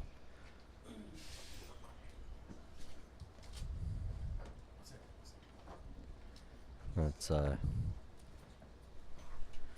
really good end for Sean Lewis in that match. He came back and,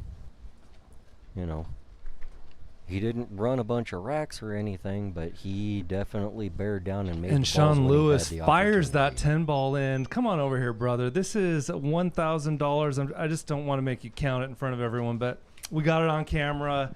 It's the money's good. The commentating was really good. The match was phenomenal.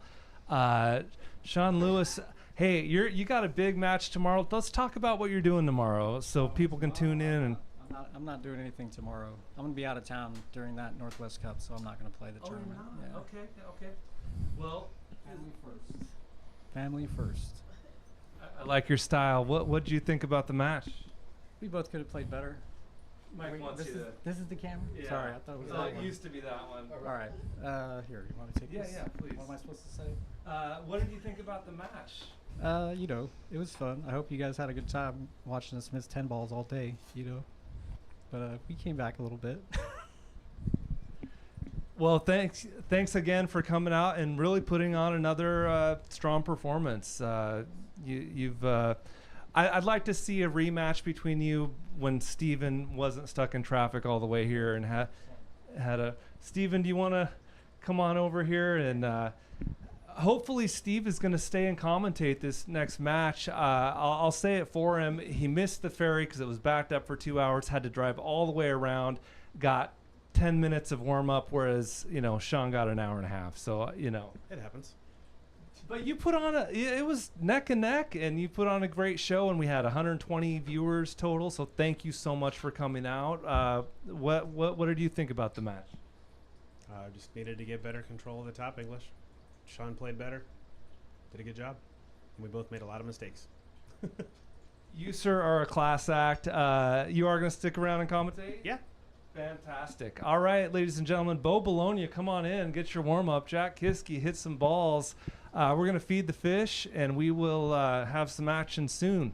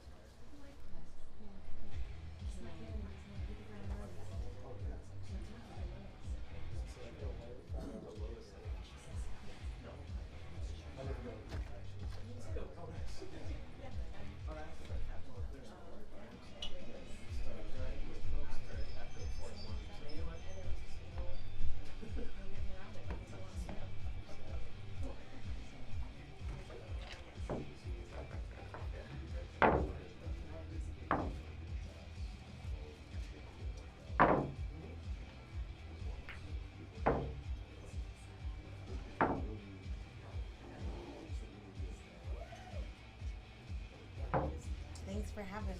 Yeah. Nice to meet you too. Yes. Congratulations on how long have you guys been together? It'll be a year in a couple of weeks, actually. So you guys both won. I'm his backer. No. Yeah.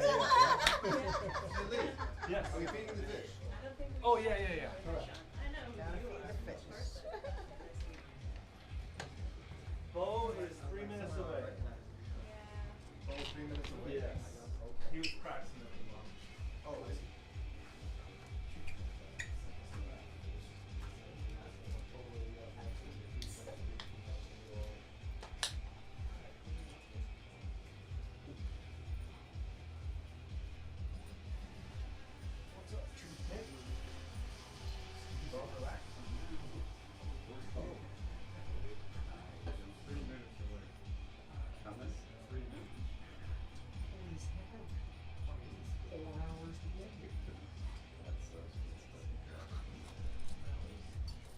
Jack, get some balls, brother. Go to the bathroom. Yeah, I'm gonna Oh, get okay, this right. Everyone loved it. Hopefully I didn't. Yeah, usually I just feel I like that you called that two real inside between. Yeah. I was trying to like.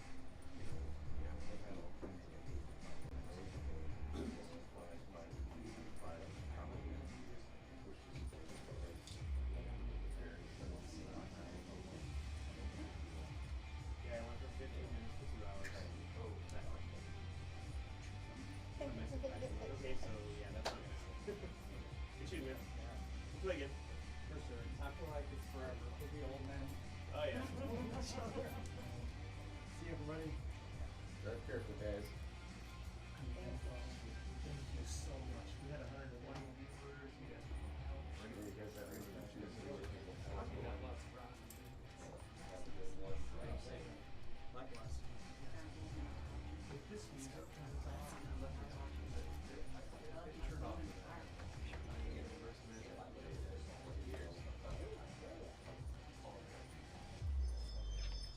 Everything we got is really good. We're gonna put top English off the rails. It springs.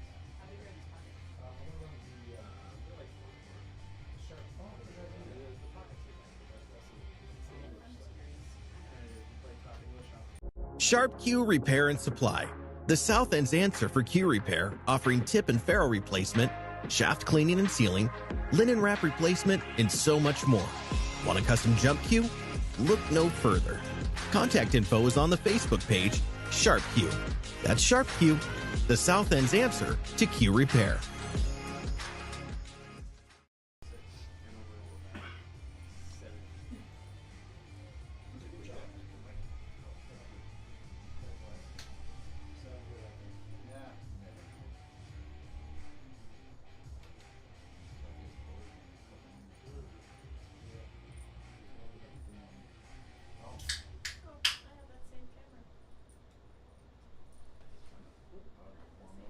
Well, I guess the mom's got 8.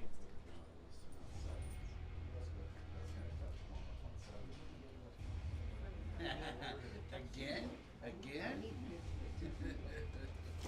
That's a man on the mission. Feel free to shoot the ball wherever you want.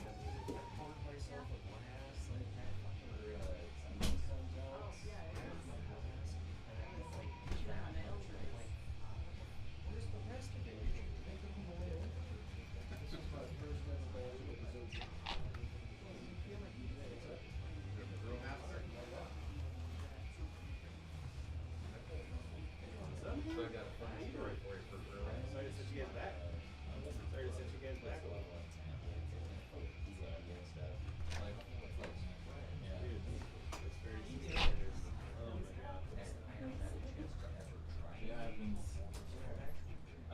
I saw the comment. It was right to Yeah, we had to change it. Okay, I didn't see it. Like, why does it say 9 there? So I started rushing a little bit. Because I calculated the. So I got you. Like, I had to wait a little while too. Fun story. Okay. Back when I was in school, he remembers it for this before he got torn. So this is like, I'm not sure, 7 and the only place you can get the box and everything. Remember the old style of oil change in the car where it's cardboard wax cardboard? Yeah. So that's the only way you can get it at the Pike Place Market. The only thing you can get almost has to be ribbon. So me and my buddy, me and my cousin actually, we took a bus down to the Pike Place Market. Buy it, come back to work. Whenever we got to school, because I had my like 5-gallon like Barbaroi in my closet underneath all my clothes sitting there bubbling out all these like why a bunch of clothes always smell like beer, Mom? They just like it. Oh shit, you know where you would get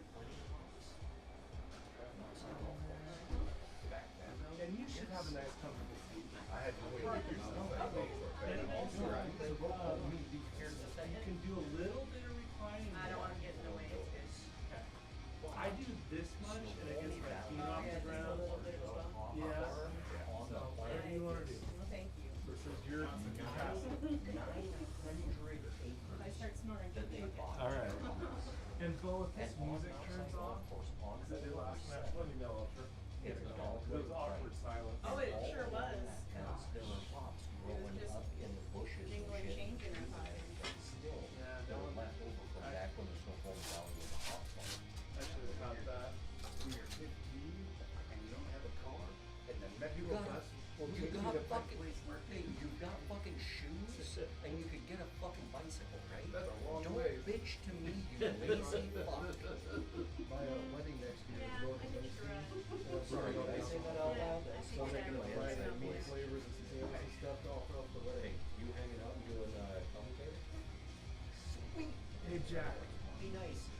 Bo's pulling out his cash. Do you got yours? We're both here. Where at? Yeah. We've got access. Oh, that's right. I'm gonna Oh, that's awesome. step out, have a cigarette, and Play. if he wants to hit a couple of balls real quick, and then, I don't know if you wanna do interviews or whatever, 350 from Jack. We've got good action. The money's on the light. The action's right.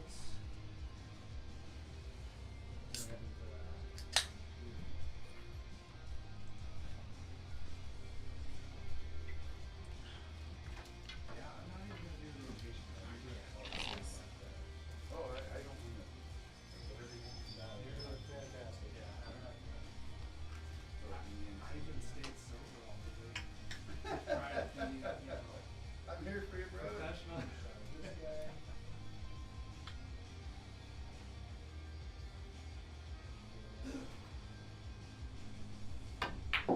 So you guys have met Steven and Rich. Not really officially, but. Well, your commentator wrote this down, so We got anybody called me official. never. Yeah, well, I usually shoot too big. It's not from my stature.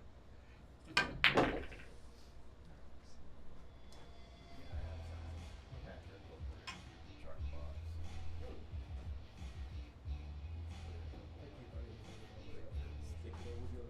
Joe. It looks pretty. Joe's cabinet. Shit, like that. Joe's ring.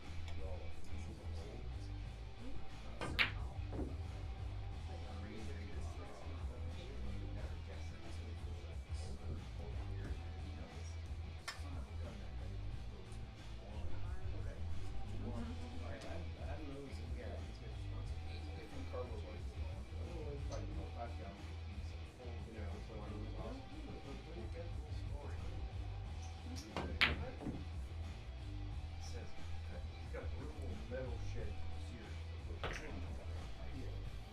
So that makes some so we made some home, I did my home still and made some home brand.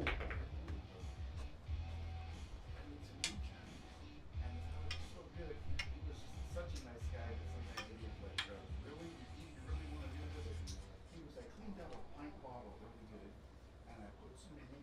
And I sent it to Jack Daniels. So this is 1980, shit, 3 or 4 is the ages. And he goes, I never heard nothing from him. This is before you could have a distillery at home. You could do beer, but you couldn't do spirits. And again, I never heard anything from him. And then here I am sitting here one Friday night using by myself. I'm sitting here and all of a sudden I get the bang, bang, bang on the door and I look outside and it's like, this shit is black and shit is everywhere. And they say, hey, come in. Yep. I open up the door and they're like, oh, day. They said, are you blah, blah, blah? And I'm like, yeah. And he says the ATM manager was like, where surprised as I was. I thought they were going to come in and like fix the food, right? Yeah. He goes, you said this? Yeah. Let us so still now. Takes him back there. Goes, I hold the doors open. And this is, you're kidding me, right? That's, he goes, yeah. He goes, okay. So then the ATM realizes, okay, this is no big thing. This is some old country boy out there that just screwed up, right? And said, okay, here's the deal. For you take some back, they pulled the good old sheriff, Liberty Buster, pulled up the all that shit, they took it apart and said, this one's on us. I've been to that guy's house Really? in Tennessee. Yeah, he says, this one's on us. Don't let us come back and find this again. It will be nice again. Oh, don't worry, he said. So, just wanted to say.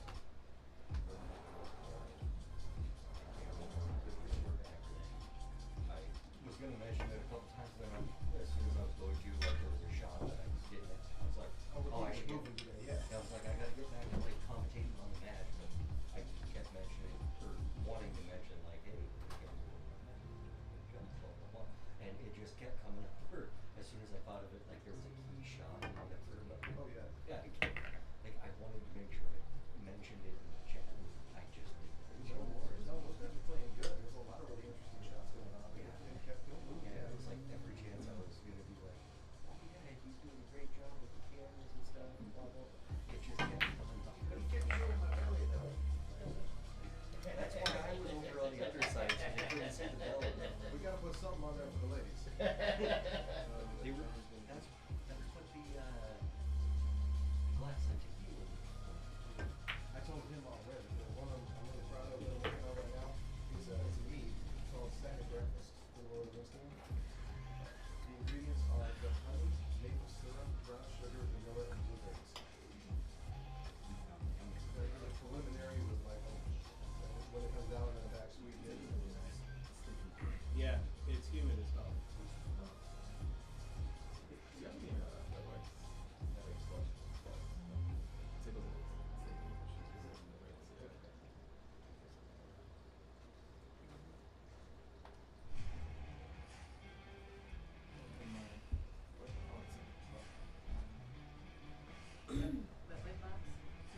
Yeah, I have the. So you guys play 9 or 10? 9 ball. We're doing race to 9. 3 foul? We're no 3 foul. It's gonna take No a while. 9 on the break. No early 9? Call the 9. Okay, So earlies are okay, but not on the break. No snap bet early. What about breaking? Alternate or winner? Winner break rack euro. Okay. That's why there's no 9 Got on all that right? Yeah, one on the spot is going through. Yeah. Good job, Lee. I'm ready.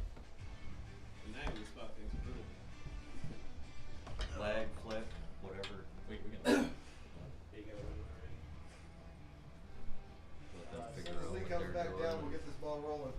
All right, let's. They're ready to go. So Are you ready to go? yeah, Take a moment. let's do some quick interviews. Interviews and All right, ladies and gentlemen, We've got Act 2, Jack Kiske versus Bo Belonia. Jack, come on over, brother. Everyone was loving your commentary. They're loving the smooth voice. What did you think of that match? I think it was a really good match. I think Steven had a little bit of a trouble getting started because he was in a bit of a rush getting here, which I totally understand. I've been there. Last match I played here, I showed up like 3 minutes before my match because of traffic and stuff. But they both made some great shots. They were making some really good plays. And at the end, I think Sean just ended up with like 2 more opportunities where he was able to run a couple more balls, which got him a little better in stroke, which was the difference in the match. I think it was, easily either player wins. It's just he ended up with a couple better opportunities later in the match to be able to get things going. And either one of them, I mean, they're both incredible players, and it was great to watch. But again, they had to cut the race short. If it was a race to 11, it could have gone the other way, and Steven's very capable of winning the next, 6 racks in a row, or 5 or 6 of the next 7, or whatever, and being able to win that match at the level they're at.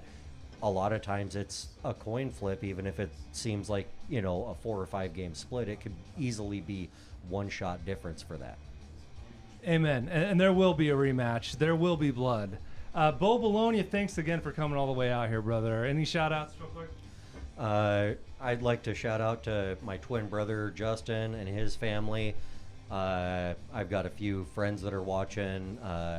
Kelly Lansford, my buddy Mitchell, and a few of his friends, and all the people that are watching the stream back at Snoqualmie Eagles, where I'm normally running a tournament tonight with my buddy Taryn.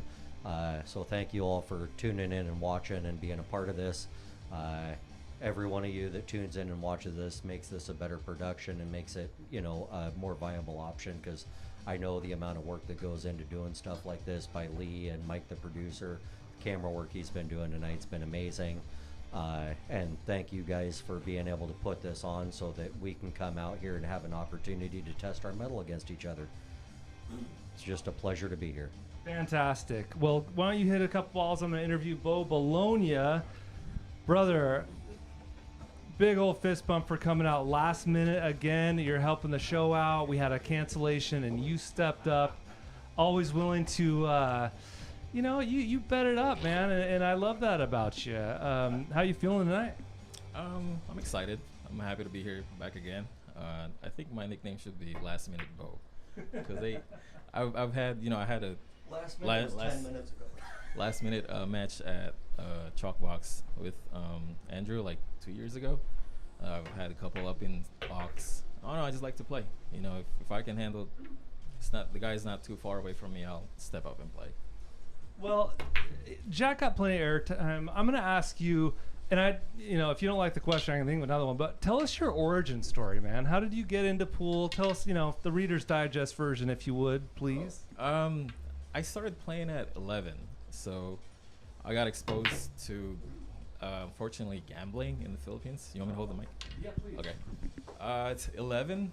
I didn't start playing on, actual 9-footers, because we have in the Philippines, there's 2 types of pool.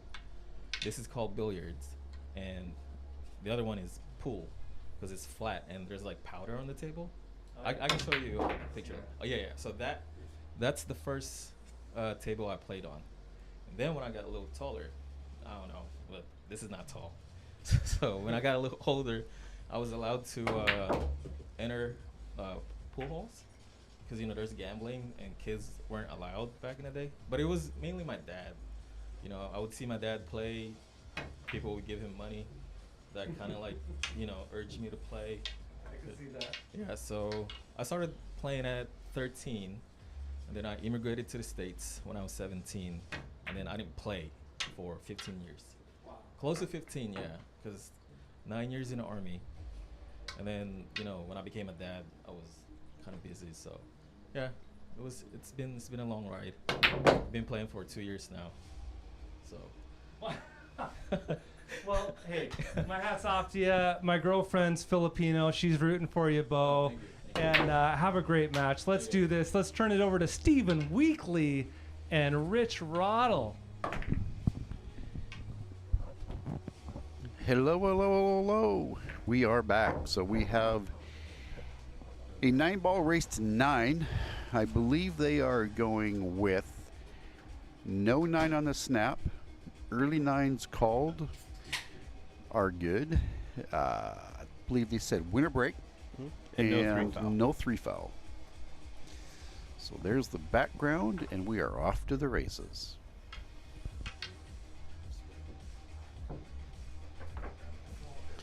Once again, we put all the microphones down and bring them all back up, so let us know if you're hearing me and Steven good. I don't know if Steven's talked yet, but we'll get Steven going and make sure he's got some verbal commitment here. That's odd because it's usually hard to shut me up. Yeah, we'll have fun.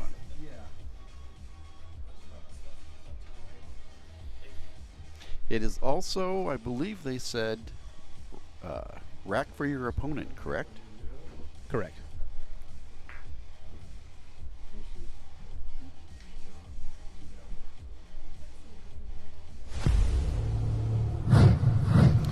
Any early predictions out there? Easy to say it now when it's 0-0. Never know who's right and who's wrong. Honestly, I think it can go one way or the other. I think it's going to be 9-7 at most. Most likely Hill. I would think these players are really evenly matched. A little bit different skill sets, but they're both tough competitors. Yeah, Bo's got that Filipino spinner in him, you know. He does a lot of spinning, but Jack can really move a ball too, so it's going to be really interesting. Yep. Let's hear it out there in the chat. Who has what? What's the predictions? Let us know. Jack gets the first break off.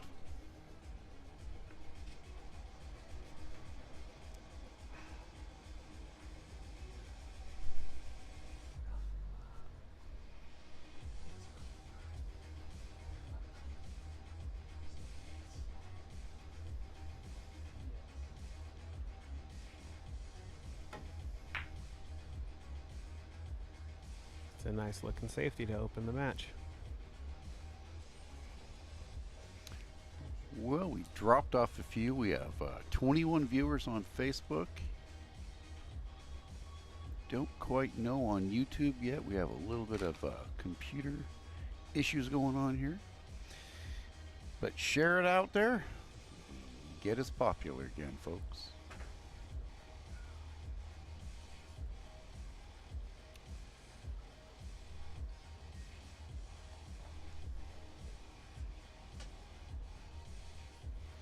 Bo looking at a kick here. The last thing he wants to do is give Jack an early ball in hand and get him off to the races. We'll see what happens. Nice hit. And some love along the way. Look at that.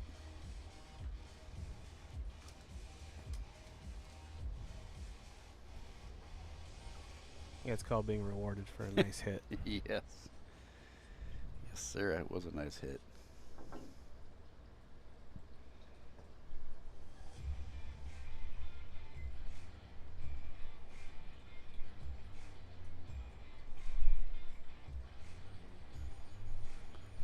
So John says Hill for Jack. Scott says 9-8 for Jack. Ed says, yeah, maybe Bo, giving him the edge for kicking.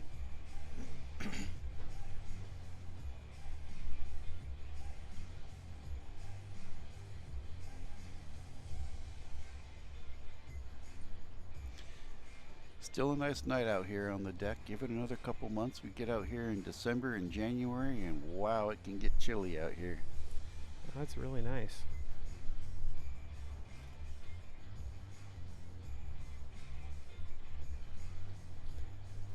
Let's go. Bo gonna duck on this one, or you think he's gonna try to cut this ball in? I'm thinking he's ducking. I'm personally I'm putting the one on the short rail down here and putting the cue to the other end, maybe behind the 9-ish. Sounds reasonable.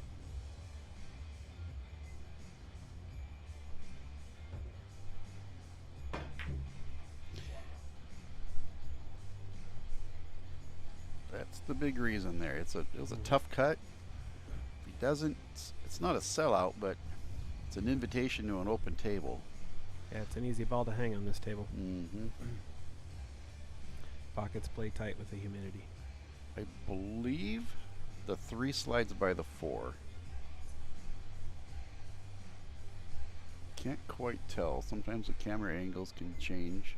Yeah, it looks like it. I believe it's just barely sneaks by it, but he's looking at putting it the other way. He's looking at shooting the deuce and coming across, getting underneath it, and putting the 3 in the same pocket as the 1, I believe. Yeah, just needs to get the cue ball right about back where the cue ball was on that opening shot. It's going to be a little bit tougher from here.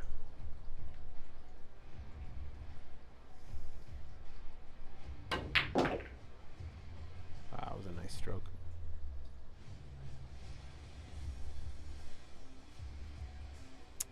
Is he duck and hide here? Cue underneath the 6. Yeah. You know, sometimes though in the opening racks, it can pay to not get too nitty and let your stroke out a little bit and try to get warmed up. Yeah, they're like heavyweights in the ring, feeling each other out, you know. It's like, okay, we'll both take a few punches and see how it goes. Yep.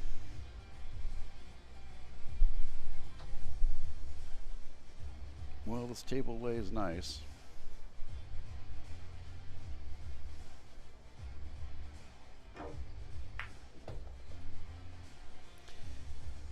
A little straighter than he wanted, but I think he can still come up for the 5. Yeah, you should be able to pop it a little bit and spin off that rail.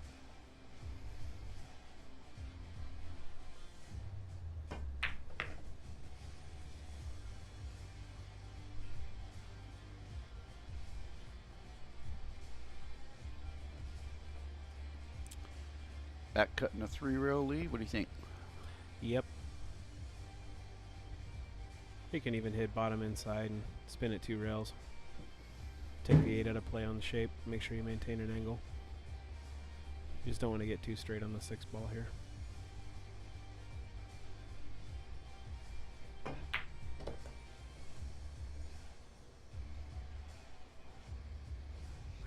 That's a good angle to come back down table. Yep. Bo hit that well.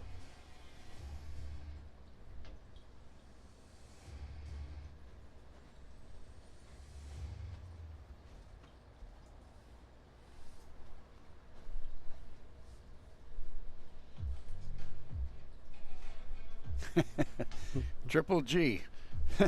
Remind me not to commentate with you. There will be no spooning involved. Yeah, it's a hard pass for me too, Greg. Nice stroke there by Bo. Good angle. Get him right back down there for the 9. Yeah. Play this top English or 2 rails out? I play top. I think top inside and he climbs right down.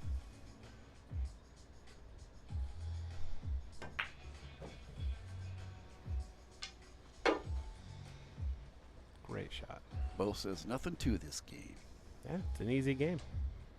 Just got to put balls in pockets, right?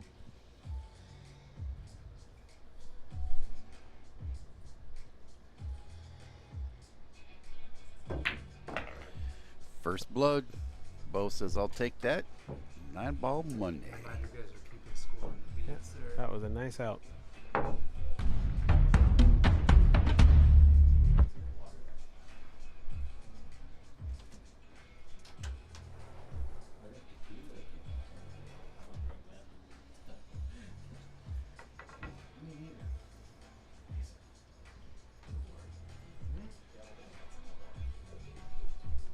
So they went with winter break, right? Yeah, winter break, and we were incorrect before. I believe it is rack for your own. Is for it rack yourself. your own? Yeah, because the 9s don't count on the break. Yep. Are they doing a mandatory 2 in the back? Do you know?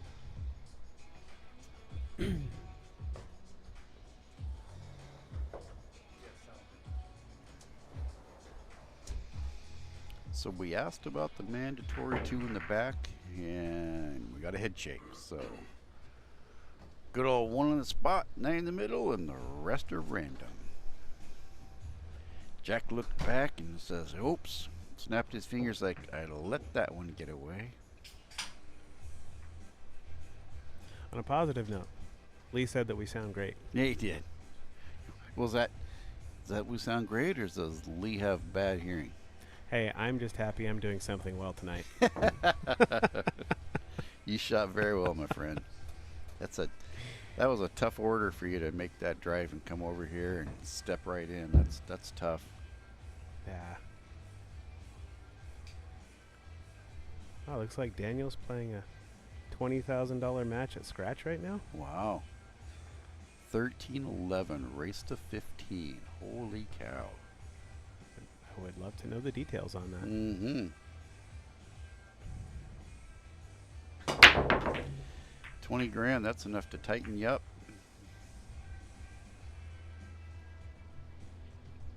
Dry break, and he gets away with one. I do not believe he has a sight at the one. He might. I don't think it's dry. I think he did make one. Did he? Yeah. There's a ball down. Oh, there is. But he's going to have to roll out here. Yeah, I do not see a 4-ball. They went so quick I didn't even see it. With that 8-ball hanging in the pocket. A little surprised he doesn't just jump at this. I believe that's the deuce. What's a deuce? I believe that it's tough to tell sometimes. I believe yeah, that the the 8's by eight's the right side. in front of the side. Yeah.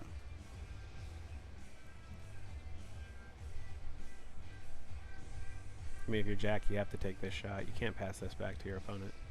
No, not if you have a hit. You might not like it, but I don't think you can pass it back. The 2 is down. The 4 is in the corner. We have a override. The 2 is down. It's tough to tell the colors. It is the 4-ball that's hiding in the corner there. Thank you, Mike. Mr. Mike, the producer.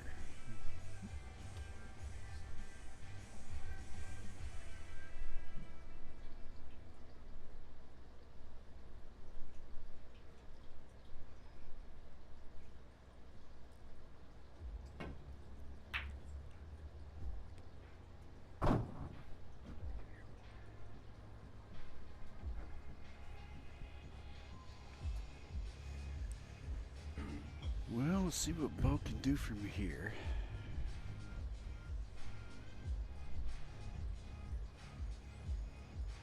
It's got the 1 by the 6.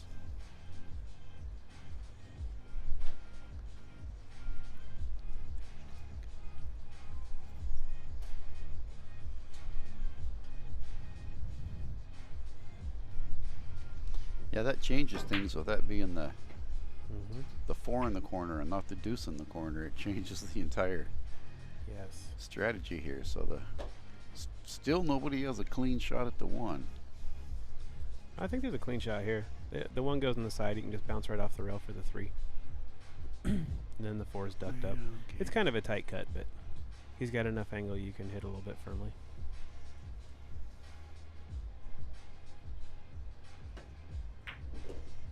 The table lays clean enough that the first person that got a clean shot might have a stroke at it, but we don't want to do no commentating, Curse. I did that earlier. I was like, oh, okay. I told Jack I'm not doing that again tonight. Yeah, the 4 to the 5 here will be the first critical shape.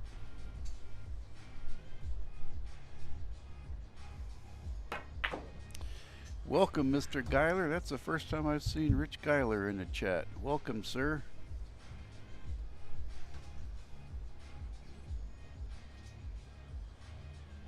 Because Daniel is playing a gentleman from Venezuela named Luis Orellana.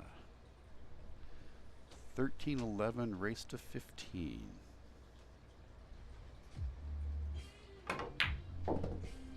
It's a pretty short race for that amount of money. Yeah. Yep.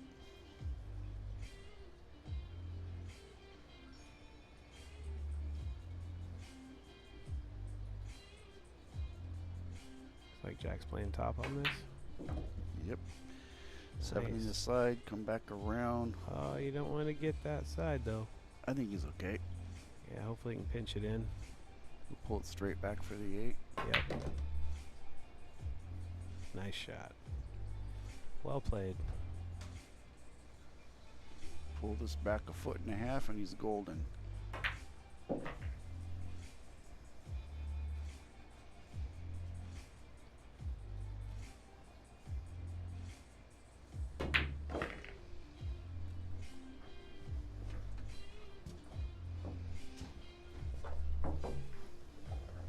All tied up at 1.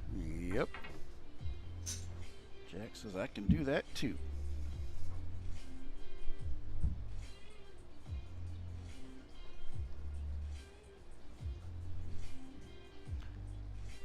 Scott O'Quan jumping in there into the raffle. Boy, that would be awesome to see you playing, Mr. Scott, if you win that. Scott's a buddy of mine, played on the team together for quite a few years. Good gentleman. Mr. Crawdaddy.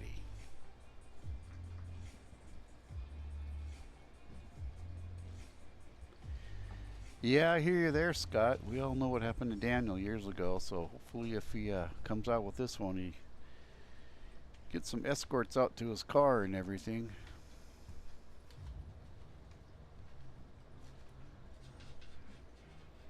Yeah, both of these guys are hitting really smooth, Mitchell.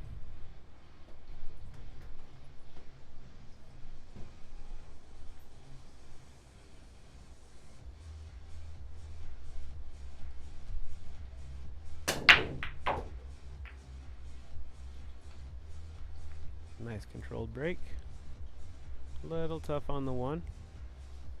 If you get the 1, the table lays nice. Yeah.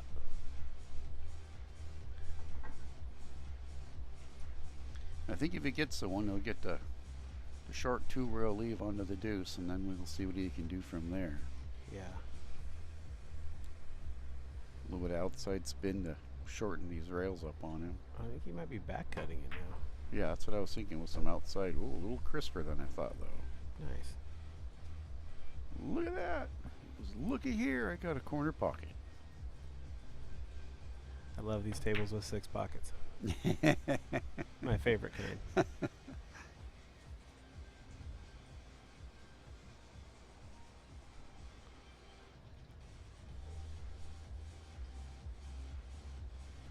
I have to say, doing the commentary, I am starting to understand why they change ball sets, and Oh, boy. change the 4 ball, because yeah, the Holy cow, when you play 8, those... the 7, and the 4 make it a little rough. When they play those, the dark sets, the black sets, the opposite 4 and 5, oh my gosh.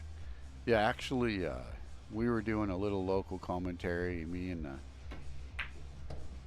a buddy, and it was of a local pool league, and we messed up the 4 and the 5, and we caught a little bit of flack for it in the chat. Oh, the commentators don't even know which balls they are. I'm like, well, sometimes it's a little bit odd, you know. You play pool for all those years, you know, everybody knows what color the 4 and 5 are, and then you get onto the screen, and it changes them even a little bit more, and it's like, Yeah. come on, people, be nice, we're trying, you know. My eyes aren't good enough to see the numbers from here. That's when you listen real close, you can hear it. You go, "Toot, toot, toot, toot, toot, toot, toot, toot, toot, toot." You got the bionic eye, you know.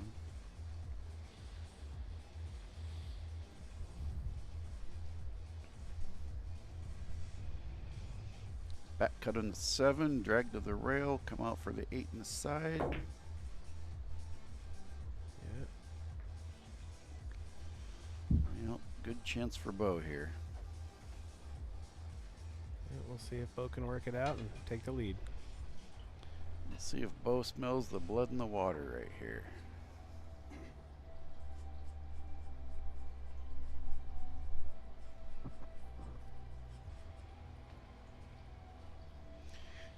Which way you playing this one?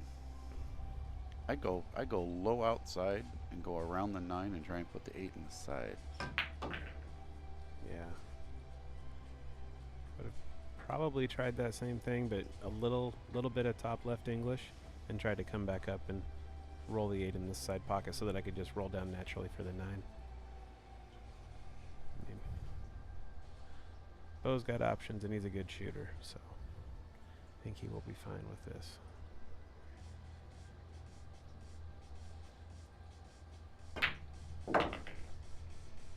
Stroke that one good. I'll say that should probably work.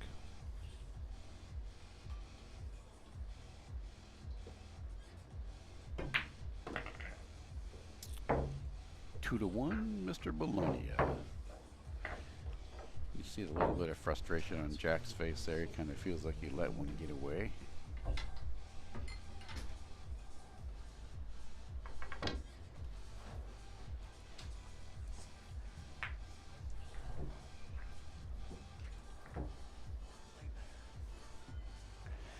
Yeah, Patrick, that's exactly what I was talking about. You throw in a purple 5 and a pink 4 and a 10 ball that's really hard to distinguish between a 2 ball because it's really hard to see that black stripe.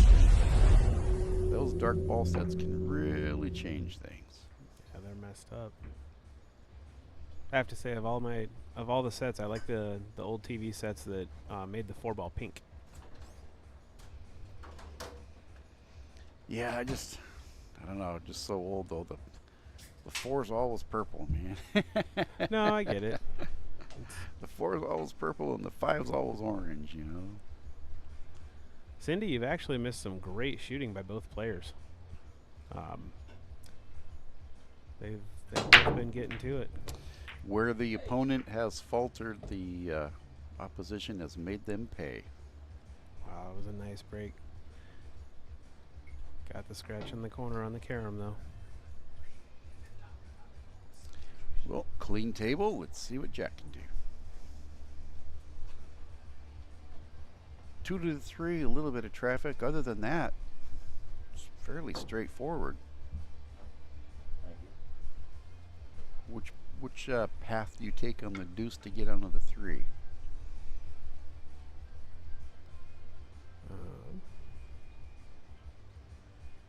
Trying to think. So that's the 4 there by the side, right? Yeah, I come underneath the 5 with the cue ball, and I go to the deuce to the long rail, and then come out for the 3. But we'll see what Jack does. Yeah, see, I kind of like the pattern that he's playing here. That's what I leave a little bit more angle. The Yeah. only disadvantage is possibly you could overhit it and hide behind the 4. Or underhit it and hide behind, the 8. Yeah. But that's the same, that's the path I saw, so let's see what he can pull from it. Looks good. Oh, well struck. Well struck.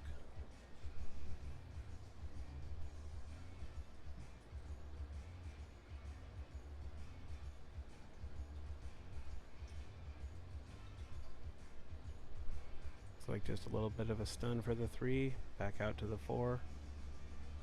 The 5 to the 6 most likely be the key shot.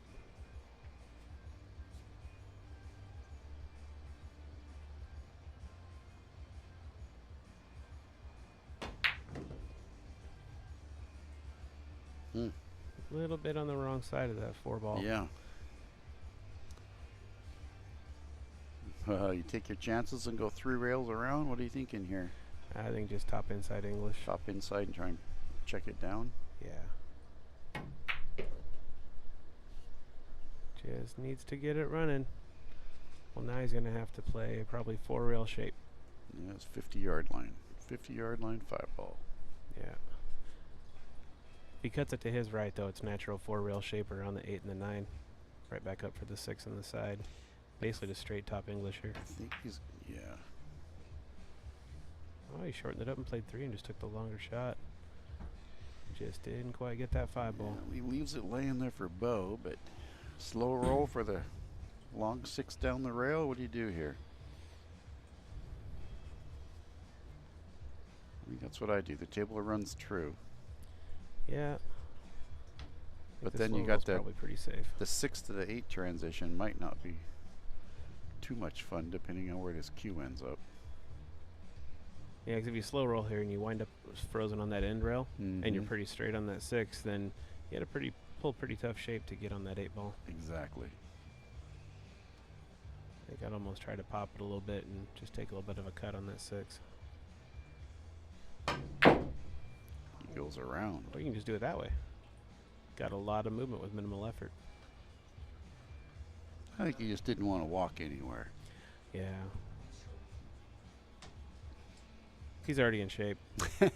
He's got that army shape, you know. Yeah. And stop shot and pocket the 8. Ooh. Oh, that was a nice shot. Wow. Great stroke.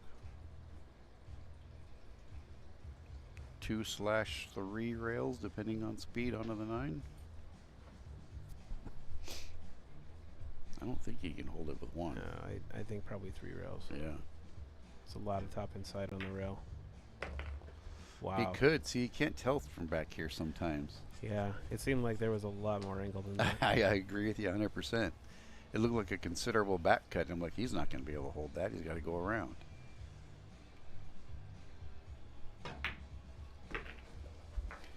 Bo says, I'll take this 3-1.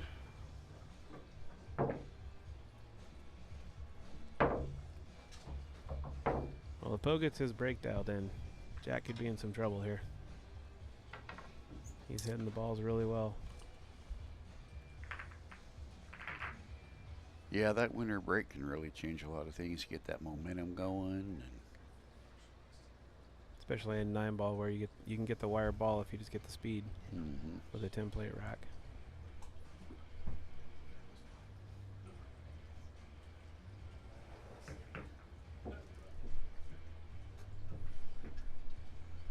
It's like the Philippines in here.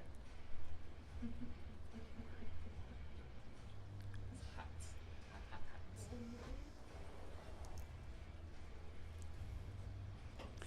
Jack came out and he's trying to pedal his tequila, I think. He is. I don't think he really realizes what that will do to the commentating. Pretty sure One Lee would tequila. never invite me back.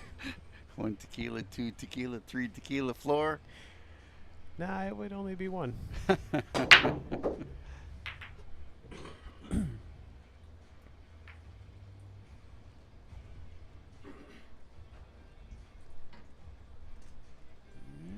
Let's see here.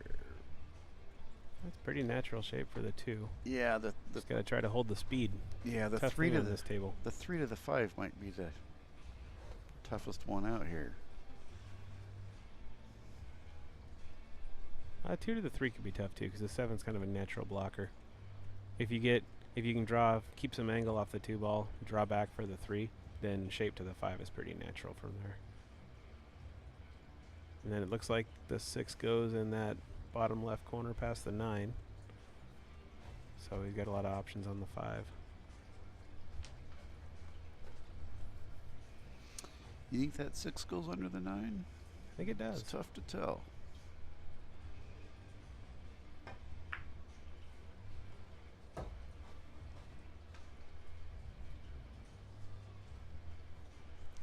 Nice little spin shot there by Bo. Yeah. Let's see if he can get on this 3. He's got some traffic to get through. Yep.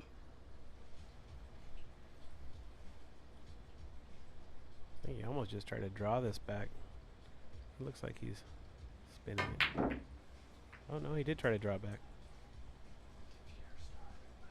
A little bit of love on that leave. Yep.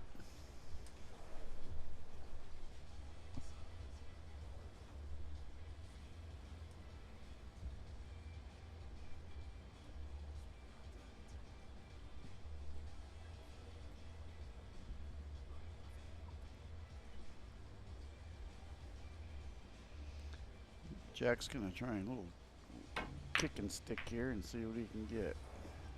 Yep.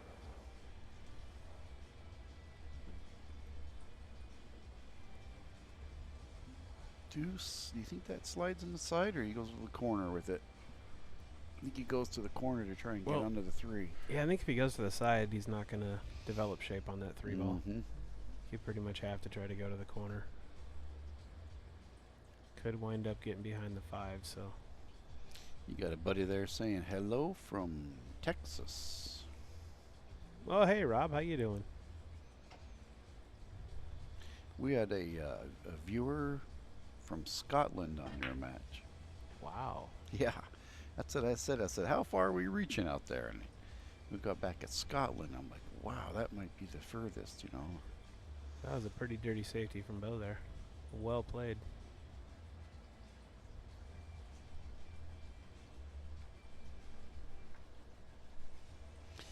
Yeah, that's like the old Budweiser commercial, you know. You got to know when to say when. Yeah. Sometimes that's the toughest part.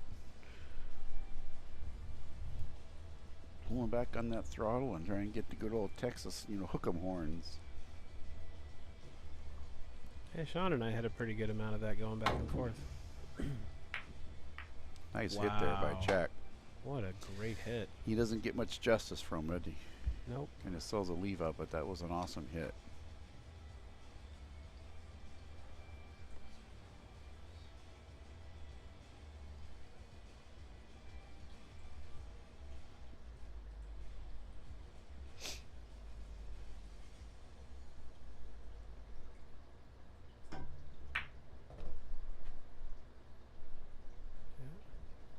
Nice speed control from Bo there. Yeah, I probably wish he had a little bit more. He's a little bit backwards, I think, to get onto this 5, but he'll make do. Yeah, he can also just kind of stun it. Kill it right there.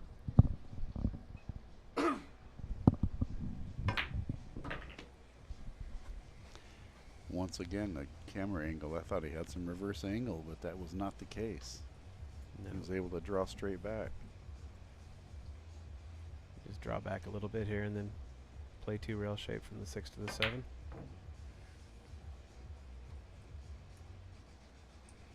You know, Bo just told us that he liked those tight pockets. Yeah, didn't he was saying the humidity, the pockets are tightening up. It's pretty warm in the room there. It is quite humid on that table. The English is really taking.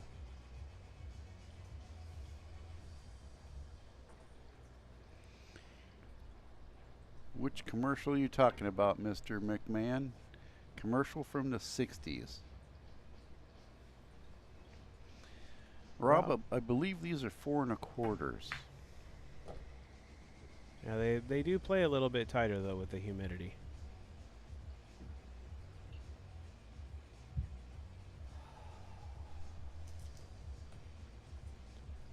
Looks like he's got a pretty good angle to just float it back a little bit for that 7.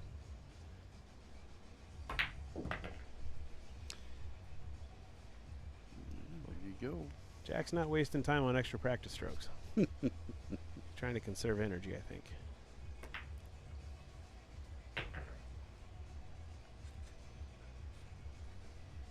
Drive the cue down to the rail, 1 rail, or right onto the 9. Yep. Needs to get up there. Nice shot. Well played.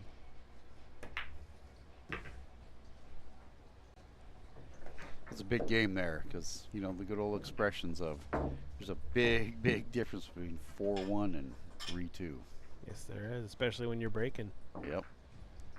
And when you figure it, 4 is almost halfway to, well, it is halfway to the hill, but it's almost halfway to the match, you know. Pretty close. Hopefully Jack can use this as some momentum to get things going. He's a little bit of a momentum player, but once he gets rolling.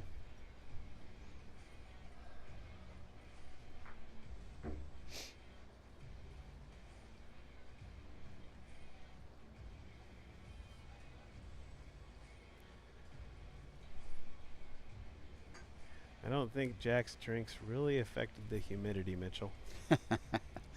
But they've affected everything else. Yeah, they didn't stick around long enough to evaporate into the air, you know. He kept saying, my glass is empty again. I'm like, well, it doesn't have a hole and it's not evaporating. Got the wing ball. Got the 1. Needs to be hitting that just a little bit harder and play the 1-3 rails.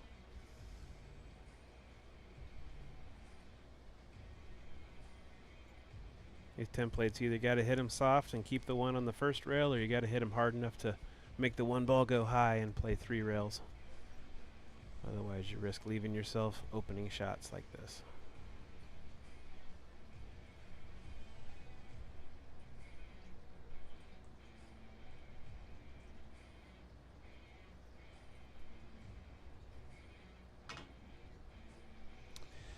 So I asked our host there, Mr. McMahon, and he says they're very, very close to 4 1/4. Very nice. So if you ducked unsafe here, you bank the one ball off the end rail into the 5 and then run the cue ball 2 rails back? Probably just like that. Yeah, just like that. I hope Jack doesn't have an earpiece in. Wow. I kind of feel bad. It's not a sellout. He's got a hit, but it's pretty much, you know. I promise I don't hang out with these guys. But the problem is Bo has the same shot back on him right now. Yes, he does. Thin the 1, stick it to the rail by the 5, and roll the cue back at him. So we'll see what he does.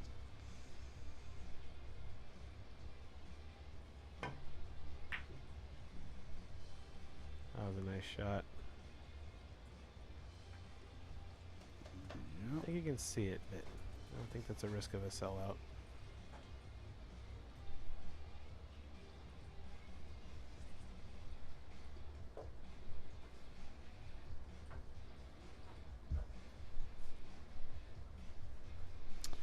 Yeah, I think you can clip the edge of it, but I don't think you can make it. Yeah, you gotta try to avoid that double hit too, and get the one ball to the end rail. Oh, Wow. Yeah. That is an A for effort. But it opens up the table now. That might have been a good shot to duck on. Yeah, you get guys at your numbers, you know, you get the gladiators out there and they get that first clean shot. It's like, oh. I'm just got this little baby Fargo, you know, so I don't play at your guys' level. Well, the common mindset too is that it's early in the match, so you take more chances. But well, yeah, but that can really backfire too. Yes, it can. Got to treat every game the same, every shot the same. Jack's got a really good safety game in him too. I have seen him play some top-notch defense. He's played some great shots in this match. I give him a lot of grief, but he's a good player. He's fun to watch. Fun to play against too. I think Bo did a fairly good job there. He might have left him the edge of the 4. Nah, I think he's got to jump that. Might be able to kick out at one rail behind the 8.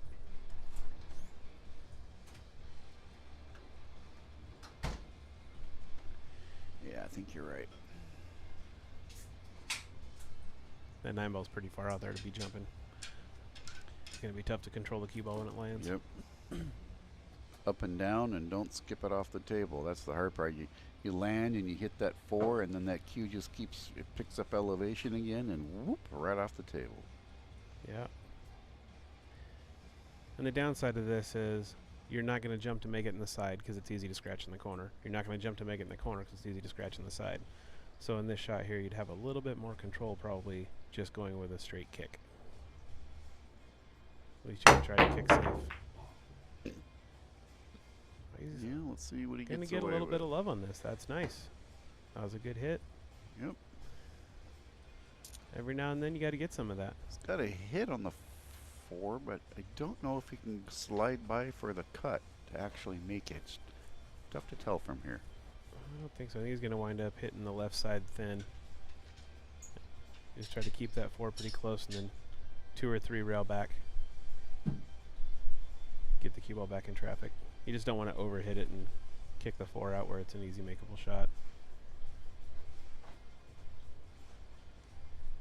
Try to hit it thin and focus on keeping the cue ball on that back end rail off of 3 rails. You actually could hit it with a stop shot and stop the cue there and send the 4 to this end of the table too. Mm-hmm.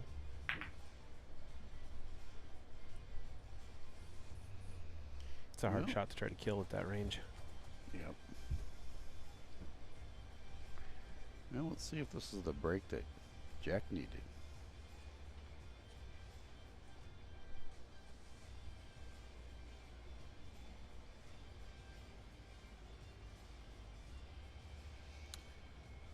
Down to 22, 25 people on Facebook. The number shrunk a little bit. Get them shares out there, folks. Help us out. Spread the word. I know I just reshared the match with these two guys. Yep.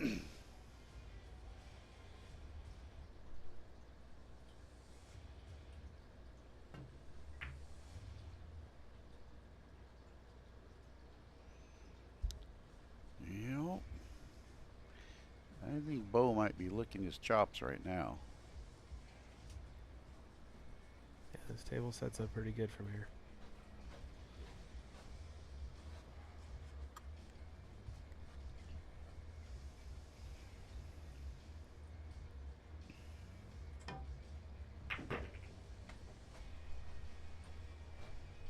A little strong, but he'll make it work. Yeah, as long as you keep an angle. This table moves the ball around really easily.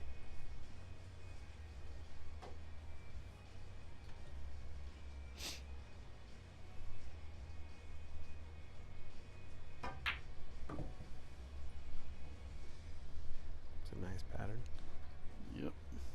Beautiful spin right there.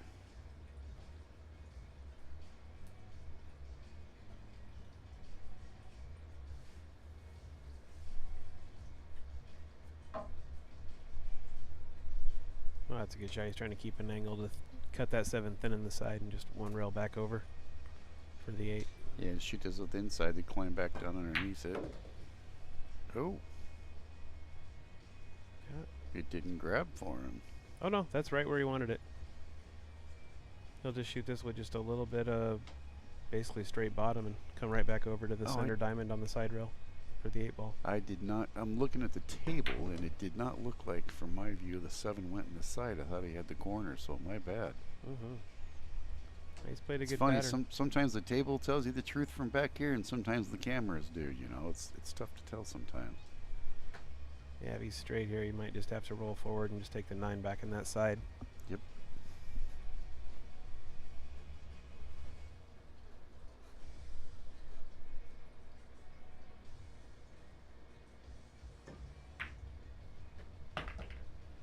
One of the hardest things can be reminding yourself not to try to do too much.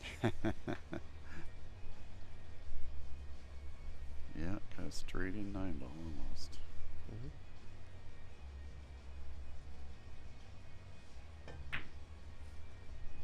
Oh my gosh. That was an excellent pattern by Bo. By letting Jack back to the table, most likely tie it up. Yep. Kind of slowed that stroke down a little bit instead of just stroking it in there, and you get that deceleration stroke, and you get a lot of crazy stuff can happen there. Yeah, it's easy to put some incidental English on when you decelerate like that. A little bit of left, a little bit of right. Doesn't take much. Nope. These side pockets play really tight. That slower stroke, it just grabs that quick because it's going slow, you know, it just grabs in a hurry. Especially right now. It is very humid. Players commented earlier that the table's actually even a little bit sticky from the humidity. So, any little thing grabs.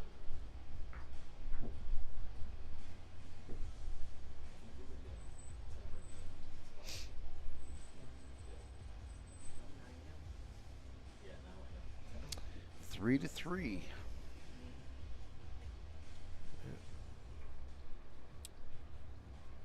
Gonna have to tease Jack about checking his own racks.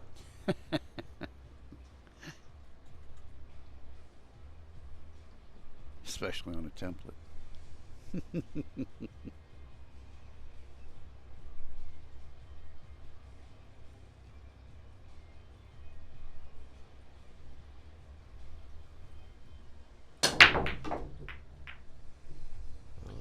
Nope, I didn't see it, but I heard it. It happened so quick, and a 6 ball.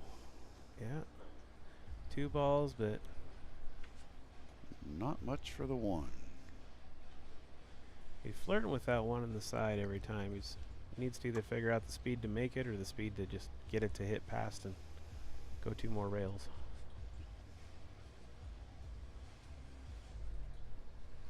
Well, that speed he had there wasn't a crushing break, but it wasn't the standard wing ball slower break either. You know, it's kind of like right in the middle. So that's probably what's getting his 1 ball down here for him. Yeah.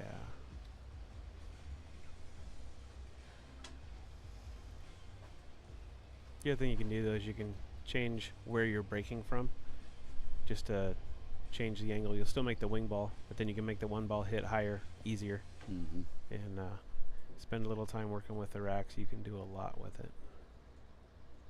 Lots of ways to compensate. Looks like a pretty nice little safety Jack played here. Yeah, I think he's just barely got the side of the 1.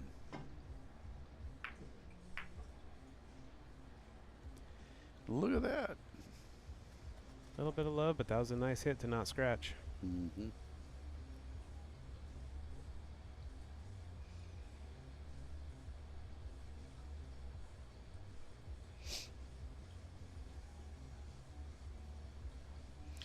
Well, just like your match, they're getting their money's worth. Hill, you know, all the viewers are getting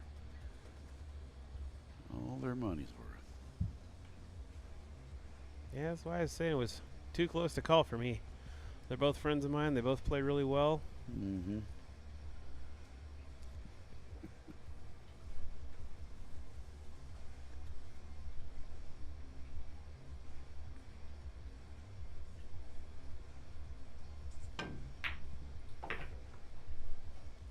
Yeah, this one lays good.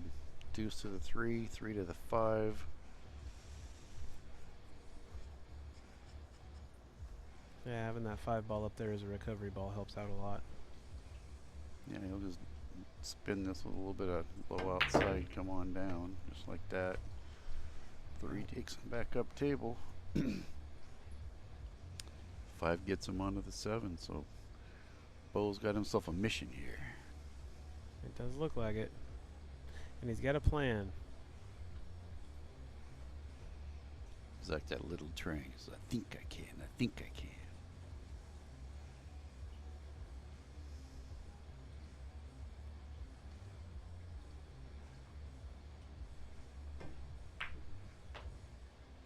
Oh.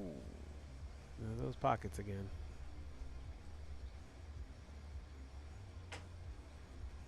Now this could be a fun 5 ball to get in, as deep into the pocket as that 3 ball is.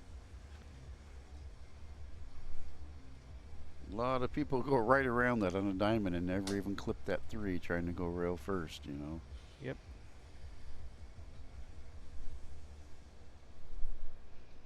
I'd probably try to draw that.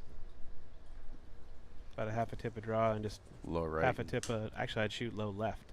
So I would hit the 3 ball and then just spin right over, almost like hitting rail first, except you're not taking the chance, you're just hitting the ball first, and then just spin 2 rails around the 7 and 9.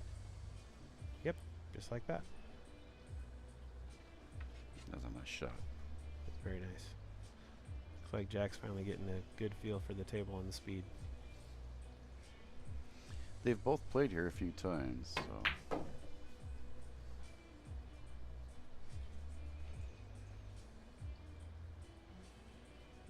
It's tic-tac-toe here, as long as he can stay in shape. Yeah.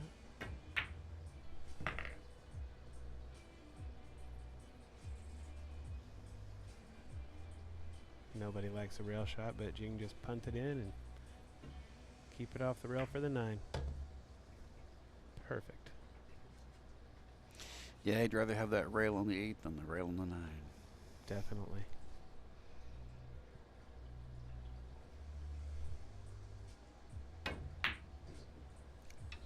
Wow.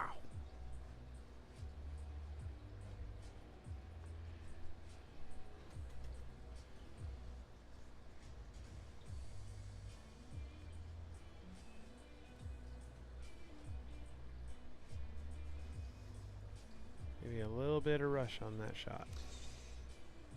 Yeah, this might be a rack to remember if it ends up coming hill or something. Yep. And Bo, of course, takes full advantage. Bo takes the lead, and he'll be breaking at 4-3.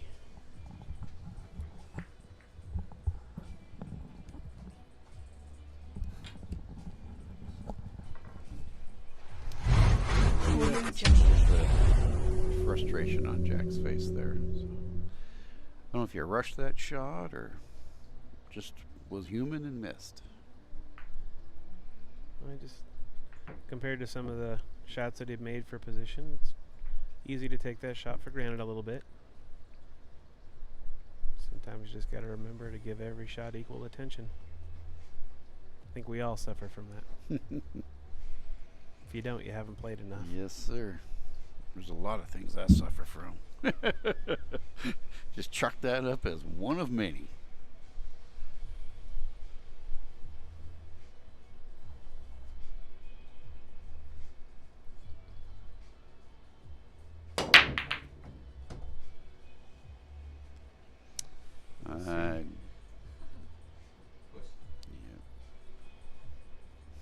Like, Bo's getting the break figured out. He just got a little bit of a bad roll from that 5.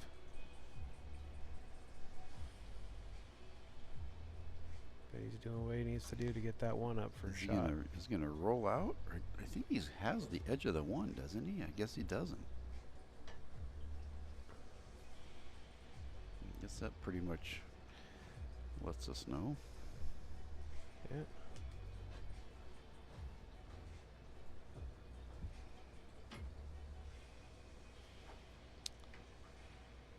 Send the 1 down table and I try and hide behind that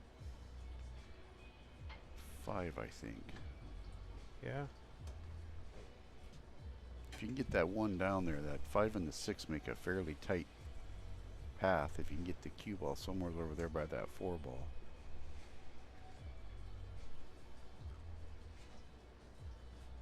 Yeah, I think the trick here is just don't try to do too much. Don't try to be too perfect. Even if you got to just play a containing safety.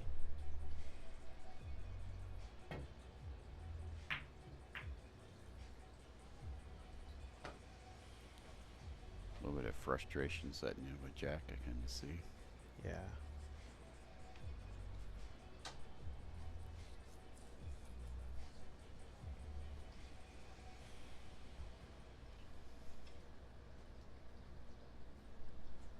Gonna be a bit of a long shot on the 3, but probably nothing the Bo can't handle. I think he's got enough angle that he's going to close that 3 length down quite a bit. Yeah, not as much as I thought. Here's a stroke to get on with the 4. You just stop this, pull it back a little bit. What do you think here? Yeah, probably just a little. A little bit and Not take your medicine. With these pockets at that range, I'm not going to try to do too much with it. I'm just going to cinch the ball and work with what I have. Pretty much what he did. Mm-hmm. Sometimes you got to let the conditions dictate how you play. Go for too much and get nothing. Yeah, I suffered from that myself a couple times tonight. A little bit of something is better than a lot of nothing. Yeah. Just make sure you're the guy shooting at the next shot.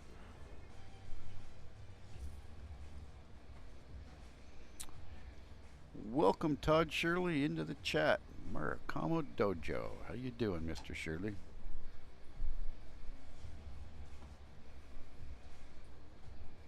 Local player from Bainbridge Island.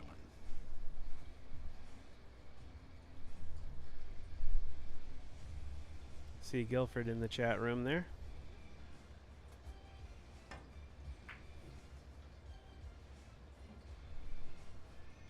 Gonna get a little, nope.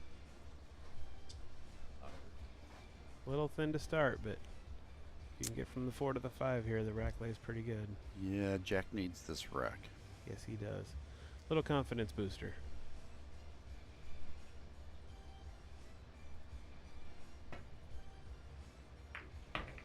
Honestly, don't care who wins. I just don't want to see a runaway on either side. Yep.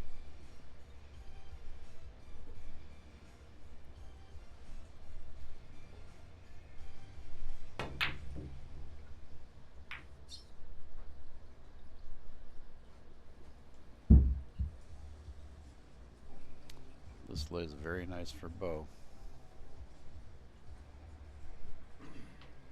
One shot at a time.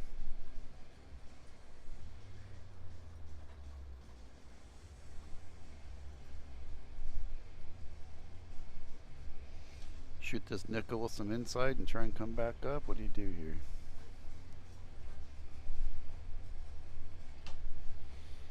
It's almost just Yeah, a little dead. top inside. It's almost just dead top, just a little bit of inside. Yeah.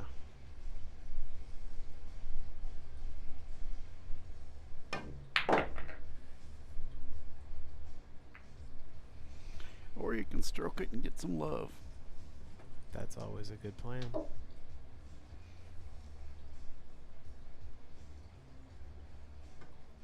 Feel like Bo's probably a heavy favorite to get out from here.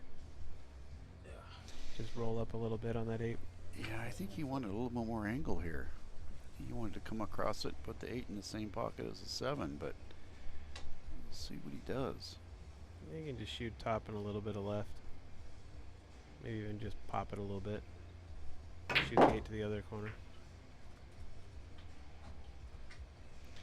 Well, he's definitely got the love flowing. It's an important thing in 9-ball. Really, any rotation game.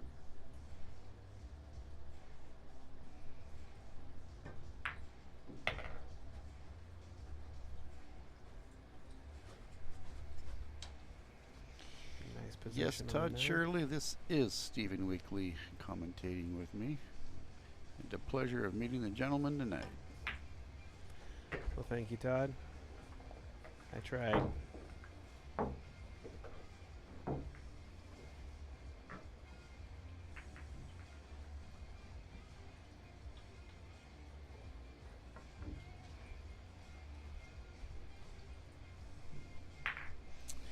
Well, you know, this is the classic match of body English will tell you a lot. Just watching Jack come back from the table and Bo approach the table. And Yep. Jack's just got to start playing downhill.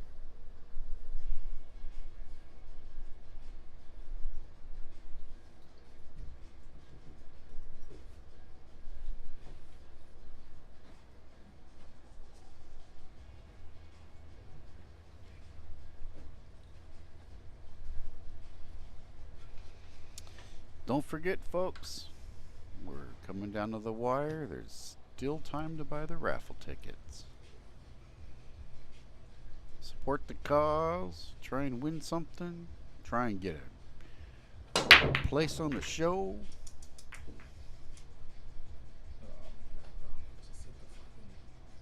Yeah, 4 balls going down. And this time he made the 1 on the side. But he does not have a shot on the 3. No, the 3 does not have a future here.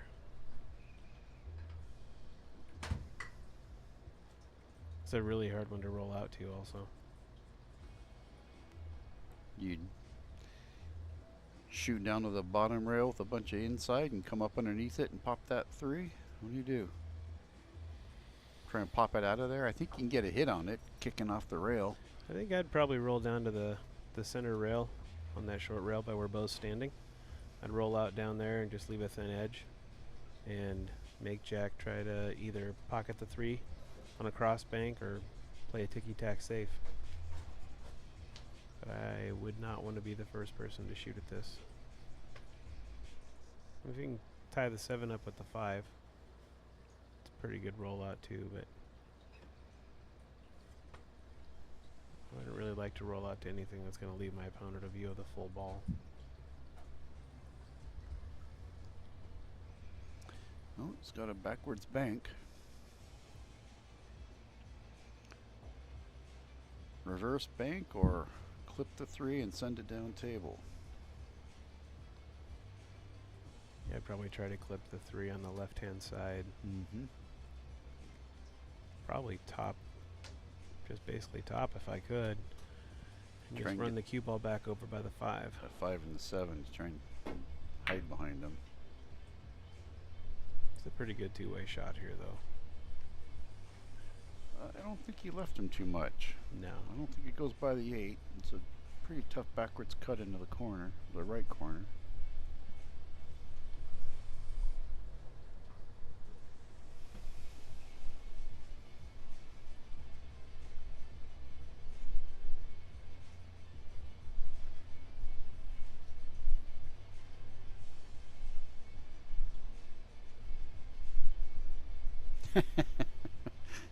Patrick, that's funny. Patrick says he doesn't get started till the fourth tequila. What makes you think that he didn't have those with me out here commentating earlier? Kept talking about his glass having a hole in it, saying I was causing it to evaporate with all the heat coming off me. You know, from inside, it looked like you guys were drinking water. Yep. Nice shot.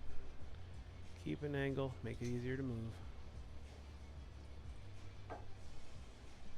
Try to just come up between the 9 and the 6. Yep. Oh, even more, 9 and the 7. Gotta come back across the table here.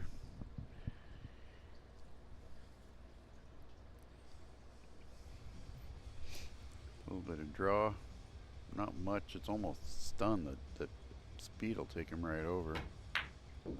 He went top. It's basically like a draw drill bit, yeah. This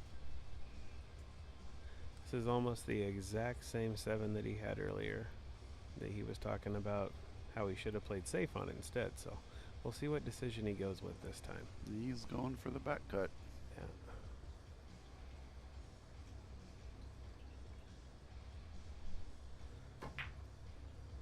That was a good shot. Key to that shot's just decide what you want while you're standing. Once you're down, commit to it. Commit and all the shoot. way. Yep. If you have any doubt at all, stand back up and start again. Jack did a great job on that shot. A little bit of straight top here.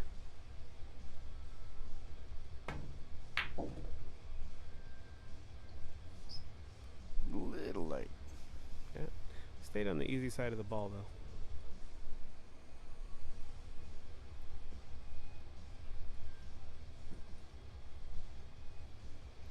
Sophia Tren in the chat. Hello, Sophia. How you doing?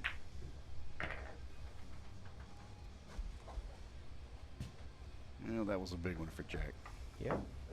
It's a confidence builder right there.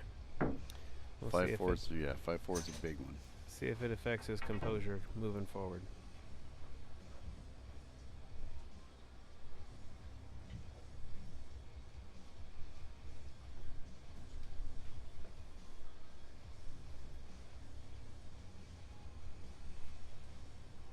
I don't know how many times I slid that template rack under the spot tonight. Oh, really? The spot Yeah, was the back lifted? of the back of the spot's peeling up and constantly bending that rack.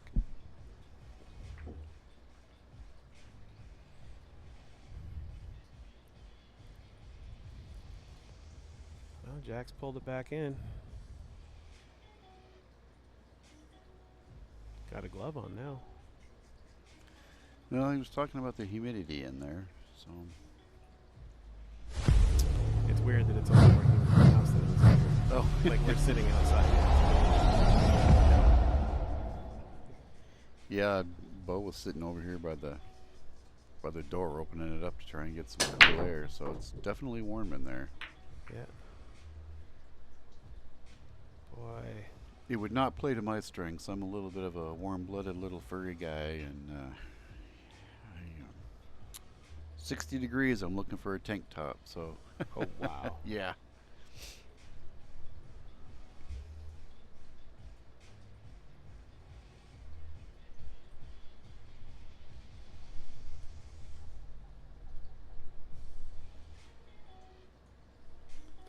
So do you roll out here?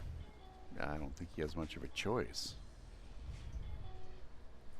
I don't even.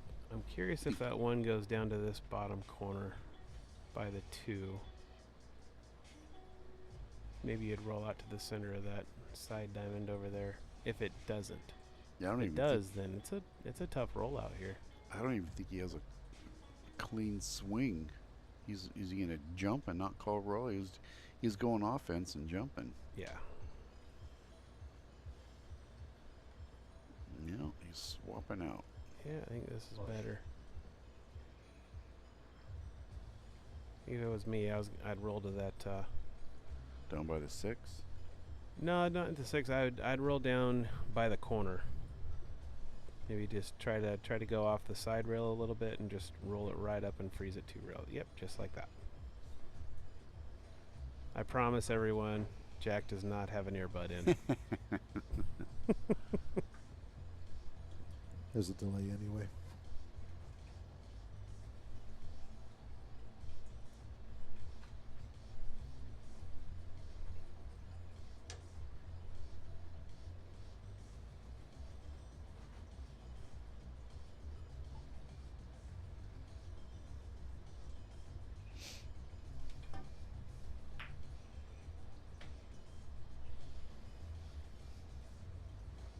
Well, Jack has opened up his first opportunity of the rack. Doesn't have a great shot. It's a big rack for Jack though to come back up and flush it up at 5-5. Yes. This is kind of an important point to note for anybody watching, that safety doesn't necessarily mean that you're going to get ball in hand, just that you're going to get back to the table. That's a good shot. Yeah. So here we look at this. You know, we talked about it earlier. It's 5-4 right now. Bo, remember the shanked 9 ball, the basically straight in 9 ball? This could be a complete reversal, 5-4. Yeah, I was going to try to not talk about that. But since you brought it up. Yeah. Just pour some salt in the wound, you know. Only because I've done it myself more times than I can count. I don't know how many times I've lost a long set by 1 game, and I can just sit there and go back and name off 5 instances where I just did something in the moment because it was early in the match that I wouldn't have done if it was hill-hill. Yeah, and you see, if I'd only just done it differently that one time, you know. Consequently, now I try to treat every game the same. Oh, what a great try. Oh, and got some love. Oh, get out of there. I'm thinking that... Does not deserve that. Didn't he call that in the side? I think they only have to call the 9 ball. I don't think it's called all the balls. Okay, yeah. I'm still thinking 10 ball with your match.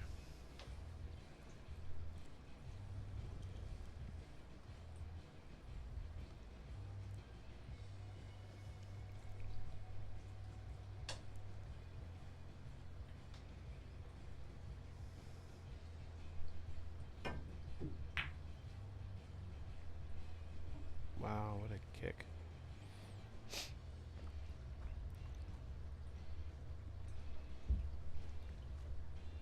Well, here's a fair to medium chance for Jack. That starting 2 ball is about the toughest ball on the table right now for him. Yeah, it's really not a bad spot for the 3 as long as you cinch the 2. You gonna cut this or bank it? Cut. He banks. Center pocket. I mean, if I could bank like that, I'd bank more often too. That's why I said cut. I'll be honest. I'd have cut that ball all day, but I don't bank like Jack does.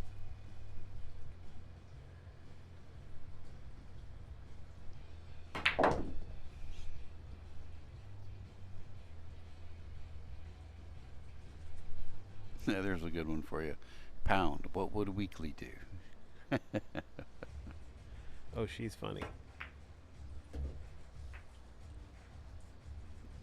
Well, Jack's feeling it on this rack.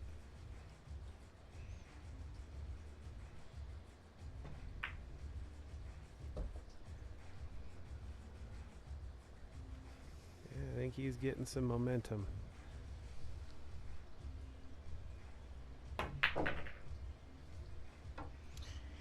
To steal a quote from our host, folks, we have action.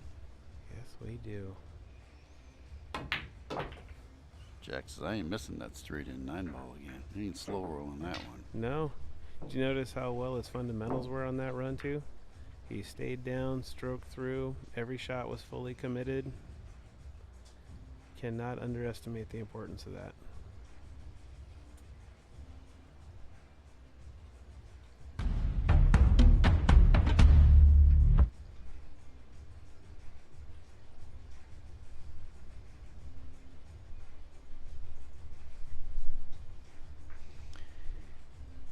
Triple G, what in the world are you talking about? He's talking about the hashtag. You called it a pound. Oh. The only reason that I'm familiar with it is because she's a friend of mine, and yeah, it's not the first time I've heard that. Yeah, I'm an old guy. It's a pound sign, man. Yeah, I get it. Hashtag whatever. You know, if that's the worst thing that goes wrong tonight, we got it made. Yeah. Greg, if you think that's bad, you should see his rotary cell phone. Mm-hmm. It is impressive. Yep. Traded the old cordless, springy cord one in for the cell phone, you know. Tic-tac-toe, Sean. You have a lot of friends out there, Rich. I do. I'm getting that. I feel the love. I do. I just make it a point to try and make their lives content. Oh, he needs to not get jacked up. Yep, and it got behind it. It's one of the best looking racks we've seen in this match.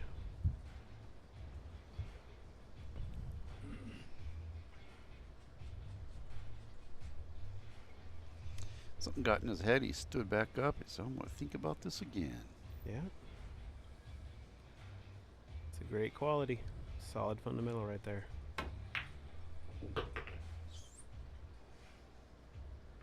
Let up a little bit on his stroke. I don't think he got everything that he wanted to there. Not all the way, but not tree-topped, but it's never fun stroking over a ball here. No. And the 3 to the 6 is a lot tougher shape now.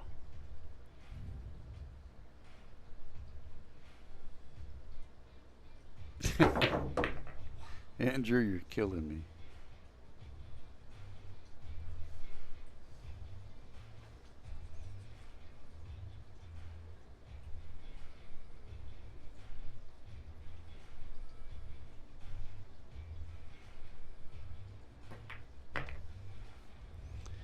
Yeah, Jack's kind of feeling it now, I think. He might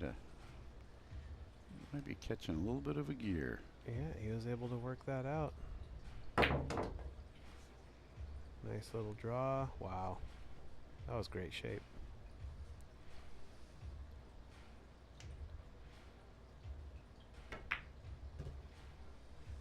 Oh, really good shape. Beautiful right there. That's confidence in your speed right there. I was thinking I was thinking slow roll there, but man, he hit that beautiful. Yeah. Making all the right choices. Play the rail on that, you increase your target zone, make the out easier. It is our pleasure to help you out, Mr. Baldwin. Thanks for the opportunity.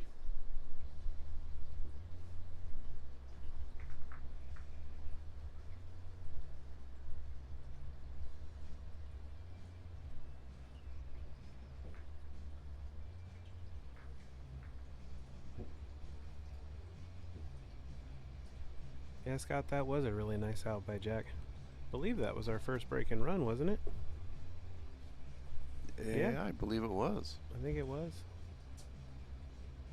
Got a little bit tree topped on that 9 and the 3, but he recovered well to the 5 and the 6. So someone's out there counting. You know that. Correct us if we're wrong. You know there's some sort of statistician out there. Wait, pool players count? Yeah, but don't ask him to get to 11. I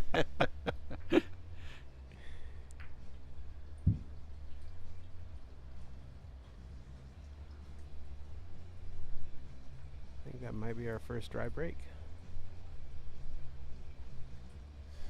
It's all right though.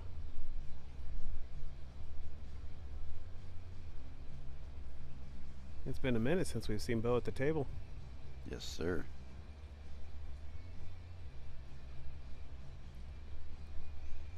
Patron Silver, the fuel for pool players. He Jack says no, not Patron. He just stuck his head out and says, nobody that drinks tequila drinks Patron. He came in with some other odd name I'd never seen of before. That's a heck of a shot right there by Bo. Yeah, wow. How you getting back here on the 3 now? There's a lot of traffic.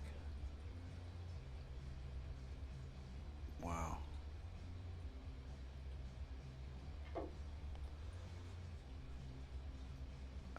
Do you stroke it with enough low outside to come back, drag the rail, and 2 rail onto it? I think that's what he's trying.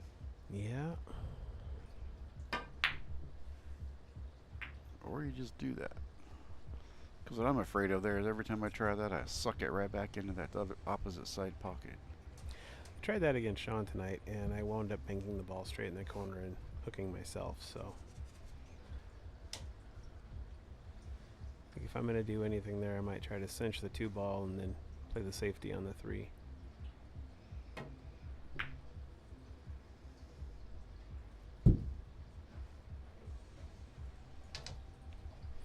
Not sure if that was a bit of a miscue.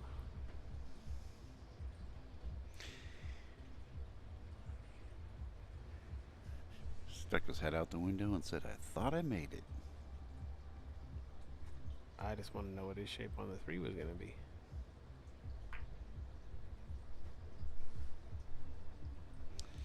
Well, Bo left him the edge. Does he try the deuce off the 7 on the side? No, the 7's past the point. Oh, it is. Look, I don't yeah. think that'd go from there. Looking at the table looked a little bit different than the cameras. I think maybe the easier thing is try to shoot the 2 into the point.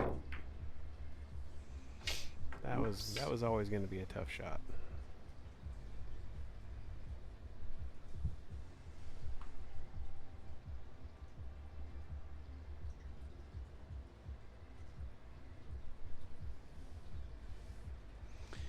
Yeah, you're priceless there, Drew. He says, Rich is a little slow on the uptake, and then he turns right around and asks a question. Oh, what do you mean? Yeah. We'll see what Bo can do here.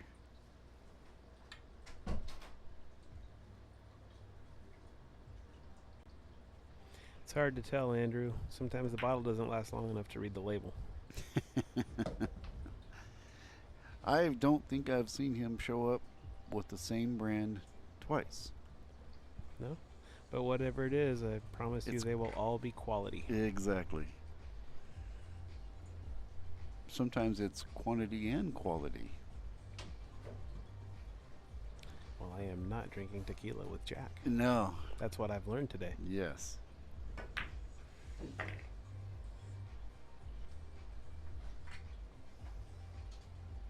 Yeah, Sean, this is definitely the chance that Bo needs to get the momentum turned around. Jack's really taken a little bit of control these last 3 games. Yeah, because what was it? It was 5-3. 5-3. Yeah, that's what I thought. 5-3. Yeah, and Jack had the break and run, and it's definitely on his side right now. Well, this table lies well. Yes, it does. A little straight on that 5, but I think he can cheat that pocket. I think so. Might wind up having to play top English. That 6 couldn't be much more in the center of the table than it is. Yeah. A little steep. Yeah, really here, though, you just got to cinch the ball. The 7's in a good spot. Yeah. Make the 6, and I believe you'll have the 7.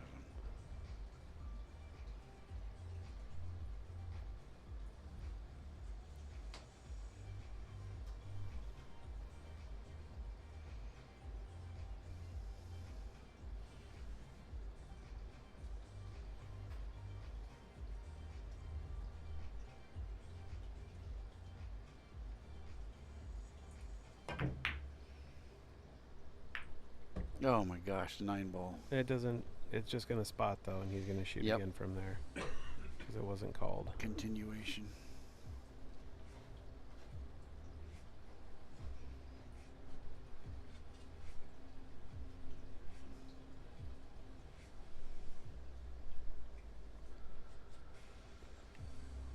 Okay.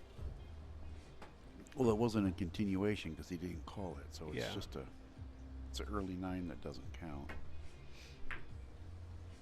Oh wow! Thin Gonna 6 leave it to on the another rail, though. to another thin 6. Yeah.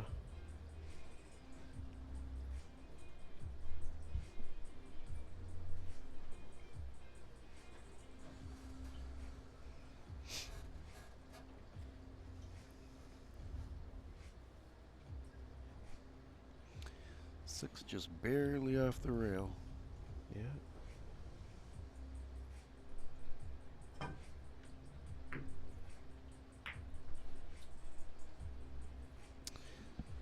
Well, the 6 is a little easier It's- now, but the 7 is also harder. So he needs to get the cue ball basically right back where it is now. He's got enough angle. I think he can do that. Yeah.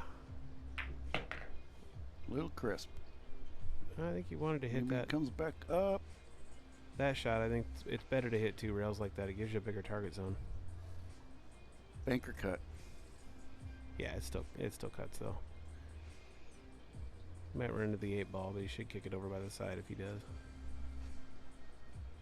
I'd cut this.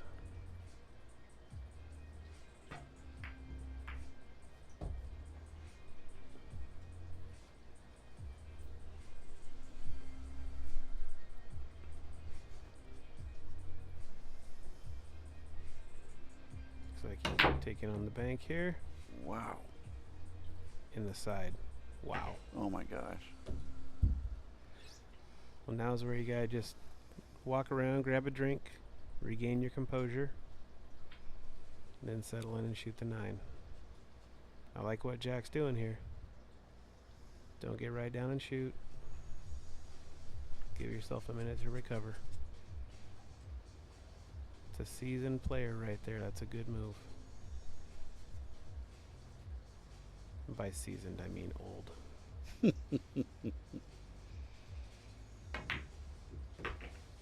Wow. 7-5 from 3-5. Yeah. Jack raises his hand, a little bit of disgust, but you know, that's 9 ball. That's how it goes. He was able to take advantage, though. That's what counts. Saw Mr. Baldwin putting someone's chips into the bucket there. Thanks for the sponsorship for the raffle.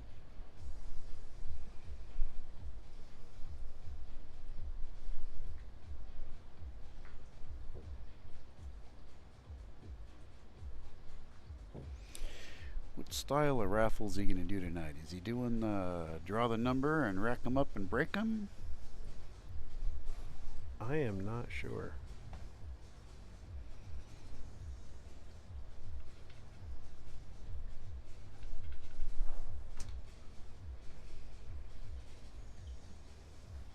We've been banished. Yes. The players opened the door for the air, and Lee said, "No, leave them outside."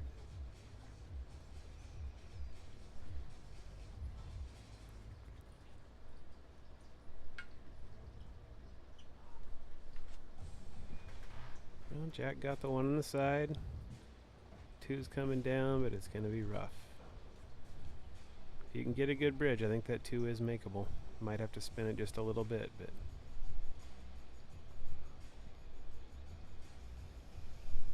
I would swing at that before I would take a chance on a rollout. Well, now here's Bo's chance. Did it get in front of the 7? Doesn't look like it. Believe it goes, but it can't quite tell all the way.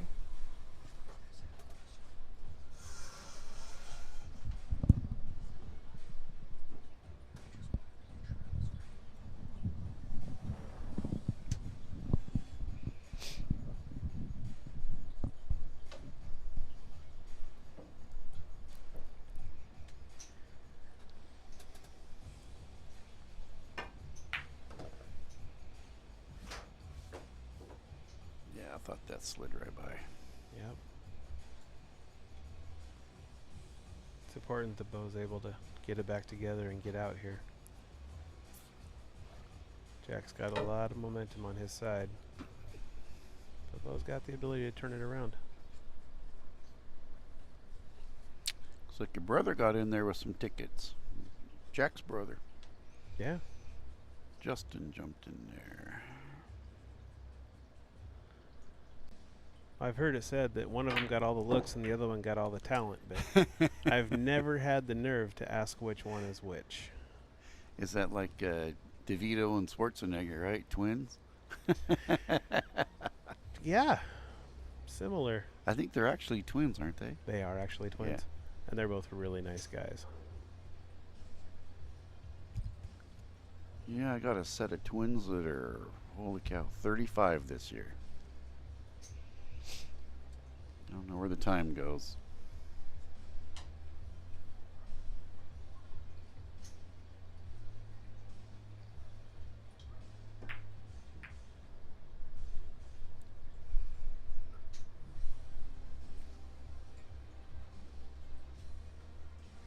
This would be a little touchy to hold that 4-ball and the cue ball. But I think Jack's got the shot to do it. Yep. This is a big game. If Jack gets this game, he's on the hill, and that puts a lot of pressure on Bo. Yeah. And the way Jack's shooting, he's just getting right down. He's very confident.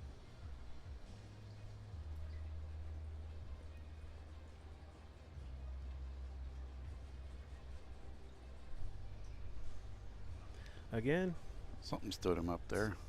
good control to make yourself stand up when it doesn't feel right. A lot of people just want to shoot faster and get it over with, but that was good control on Jack's part. I'm guilty of that. I'll get down there and say, I'm bothered, but I can shoot through that, and then shank. Yep.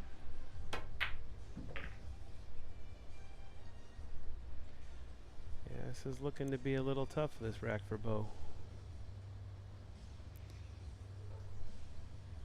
Pull this straight back about 8-10 inches. And 7 with the cue to the rail, and then 9 in the other corner. Yep. Oh. Yeah. He'll still get it, but would have Little been top inside. a little bit easier if he had pulled it back a touch, but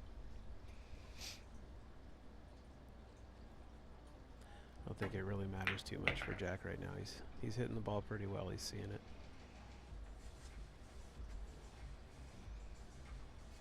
Want it a little higher on here. It's important to get on the right side of the ball. missed it. Ouch. That's why I said he getting a little bit shallow on that 7.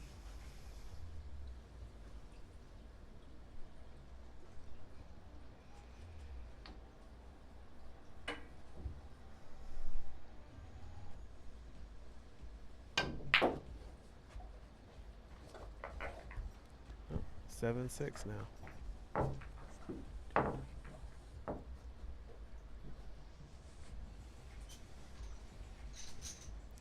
Bo says I have life.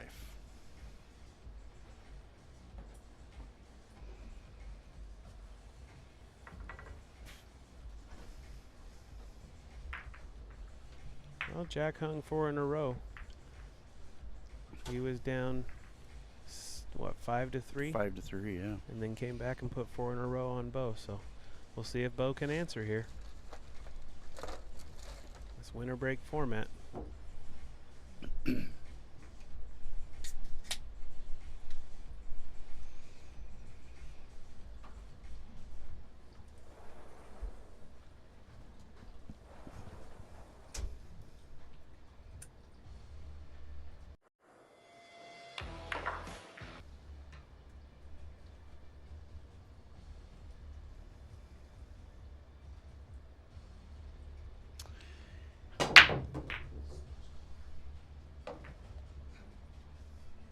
Go. How's that one gonna sit up? Boy. Yeah, no love off the break there. Yeah. 2 of Bo's last 3 breaks, he's gotten the 1 ball right up by that pocket where he wants, but he keeps getting the ball roll in the middle.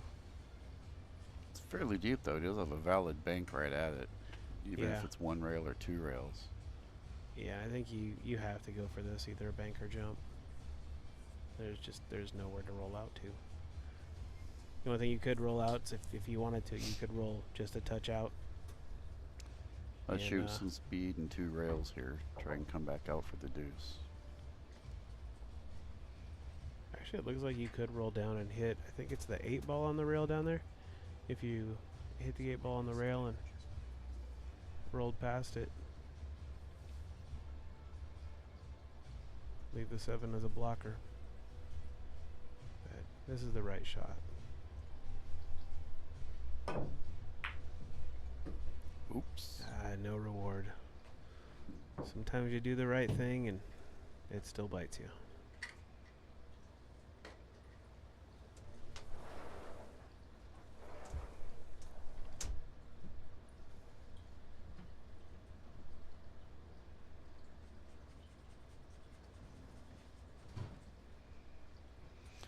Well, let's see if...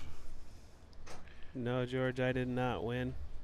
I made more mistakes than Sean, and he played a great set.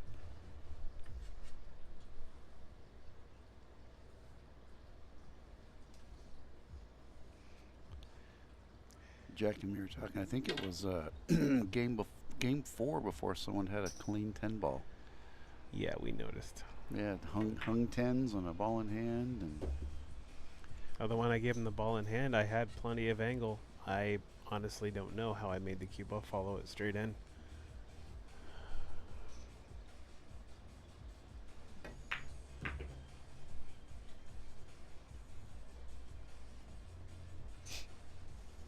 A little straight on this 4, but should be able to make it work. welcome Mr. Raymond. Kim Raymond in the chat. Yeah, Patrick, the 2 rail. I think the 2 rail is what he was actually going for. He just came off a little bit flat.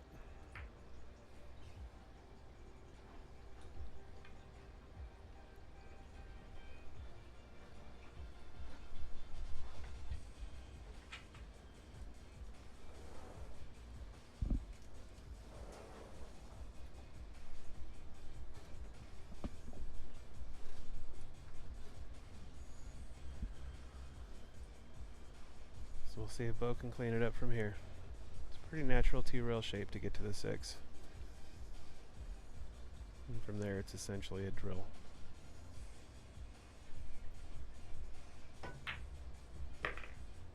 Gotta kill that cue ball though. Oh, okay. It stopped for him.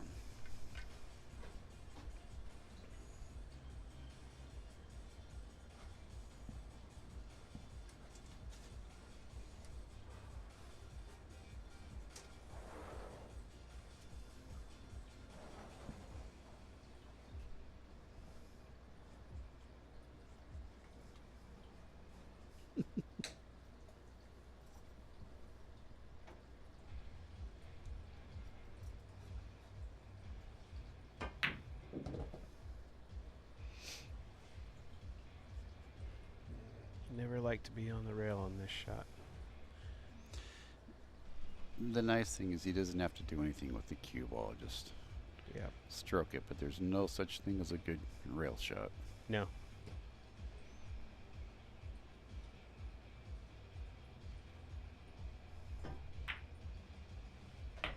Drilled it. Couldn't have hit that ball better. A little bit of last pocket here. Yeah, I think so. Stun straight out. And looks like he might be trying to slow roll the 8.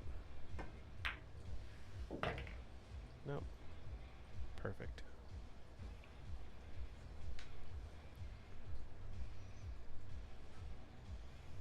He's got a pretty compact stroke. He gets a lot of power for minimal movement.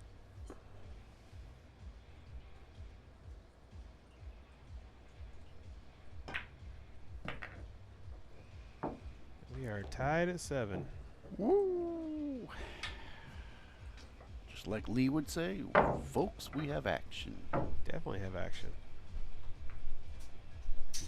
My prediction of Hill Hill is looking okay. Is that what you said? Yeah. I didn't pick a winner because I think they're pretty closely matched, and they're both friends of mine, and I'm imagining they're both going to listen to this. So I'm just going to say that it's going to be a great match. Hill Hill. You didn't want to feel those daggers in your back tomorrow, huh?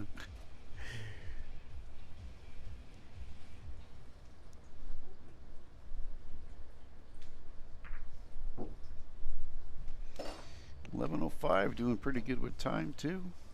Yeah. For getting a late start, we did okay. I'm assuming that the drive back won't be nearly as long as the drive here. You took the words out of my mouth. I was going to say you shouldn't have nearly the traffic. Oh, if you fly around them, traffic doesn't matter too much. I'm one of those people that likes to race Google. Says it'll be 2 hours. No, it was an hour and 35 minutes. There you go. Sit there, see if you can cheat it, watch the number go down, you know. It's like, all right. Like cannonball run, you know. Pretty much. Who knew that my Ram had a sport mode? Glad I put that throttle controller on there. Helped out a lot today.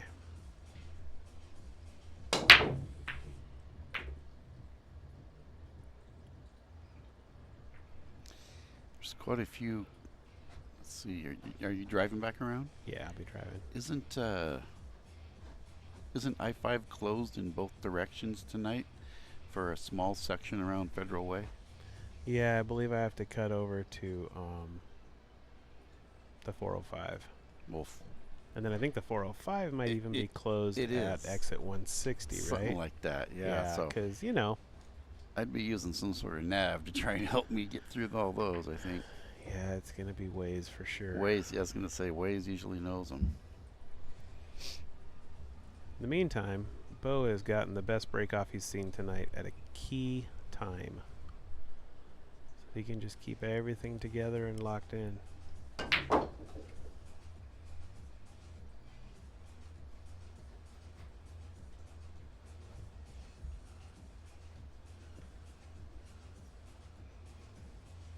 This is still doable.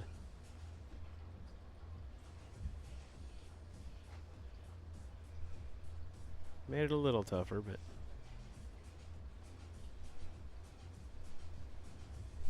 just got to watch out for that 8-ball.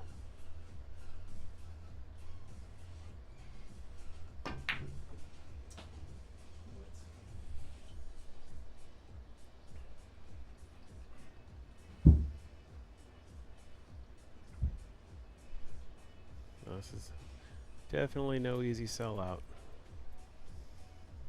Nope.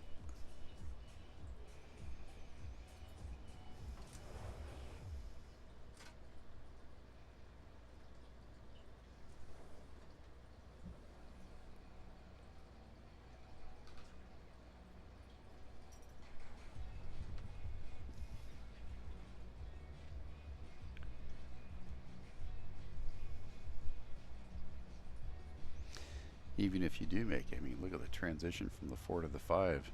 If you make the 4, you're pretty much just setting yourself up for a safe on the 5, I believe. Well, if you make the 4, if you shoot the 4 to the left-hand side, then your cue ball comes naturally around 3 to 4 rails, but the precision involved to do that is very difficult. And even if you get it, you could still get hooked behind the 8. So this is just as long as it slows down. I mean, even if you sell out the shot on the 4, the 5's still not a gimme. He's got the 6 and the 7 to play safe on, but I don't think you can drive this with enough inside to come back up for the 5 here. no. The only real opportunity to get on the 5 from here is just to cross bank the 4. I think I'd shoot defense. I put the 4 down here between the 5 and the, whatever this is, the 8 maybe? Try and leave the cue up underneath the 9. I'm probably wouldn't try to put the. I'd try to get the cue ball 2 rails behind the 8 here. Because if you put the 4 ball up there, if you make a mistake on it, it's just easy to play safe back. Now Jack gets to decide.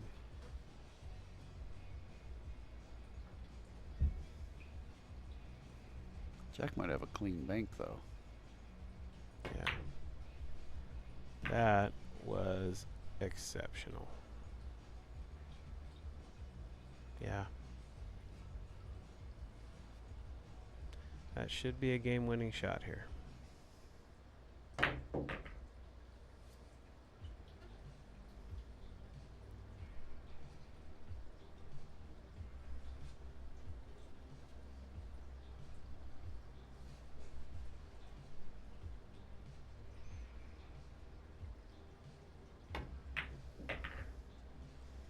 Yeah, hard enough to come 2 rails.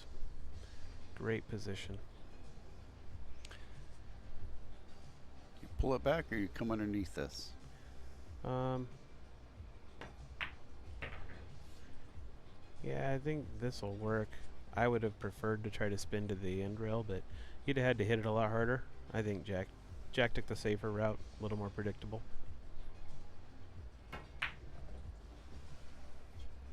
Kitty. Stay off of that. There you go. That was a well-played shot. We've seen this shot before tonight. Yeah. Stay down, stroke through, and commit.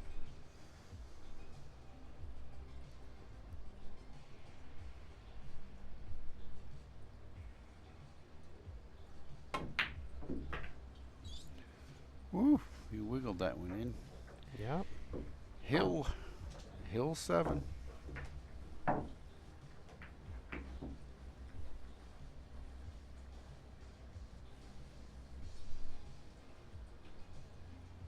Jack shaking his head a little bit. He banked the 9 in, but you know what? They all count. It hit the bottom of the pocket. Yes.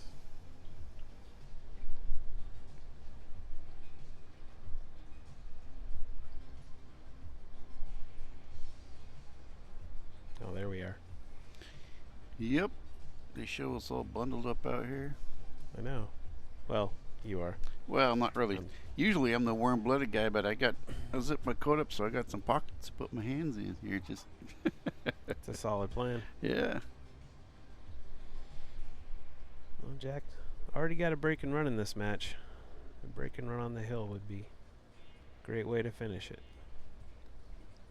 And Bo's just looking for an opportunity.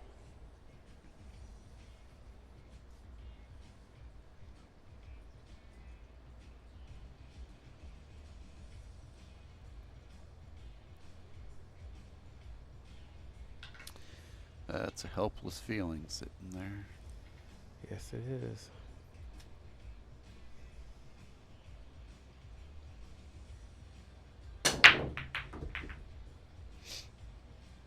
He's not really going to develop a shot on that 1 ball.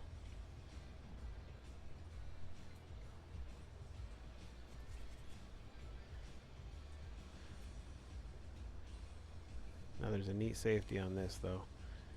If you just edge the left-hand side of that 1 ball, get the cue ball onto the side rail just past the pocket, and you can roll it 2 rails behind that 8 and the 5.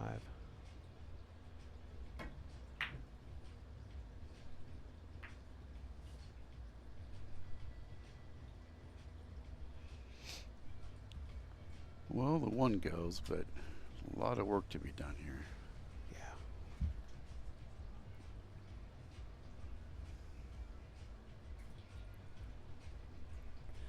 But if you're Bo, you're happy to have this opportunity. Mm-hmm.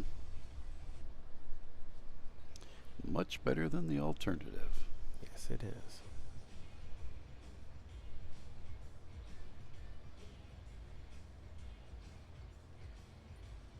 Now, Guilford, I did not play to the level of Sean tonight. I made too many mistakes.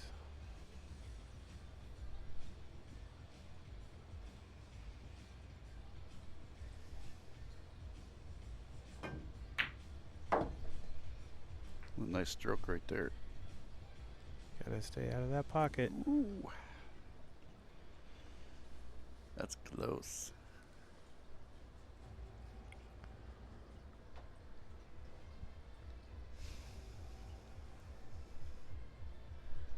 These guys are what, 2 points apart in Fargo?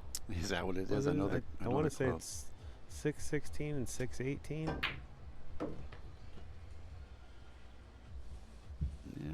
And they're a dead tie on hair care products. So I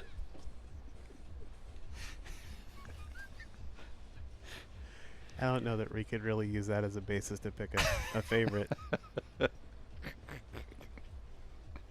Somebody can use a 2-for-1 coupon and cover them both, huh? Yep.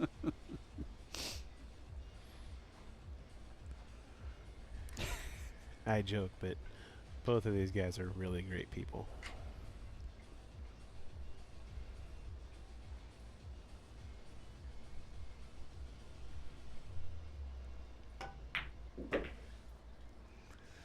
Kim says they are both 617s. Ah. Thank you.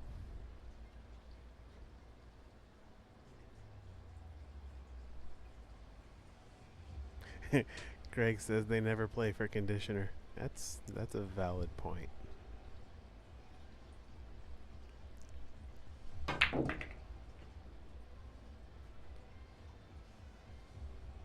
Well, Rich, it's looking like we might get our wish here. Yeah. Just a couple balls. Get a hill, get our money's worth. Yeah.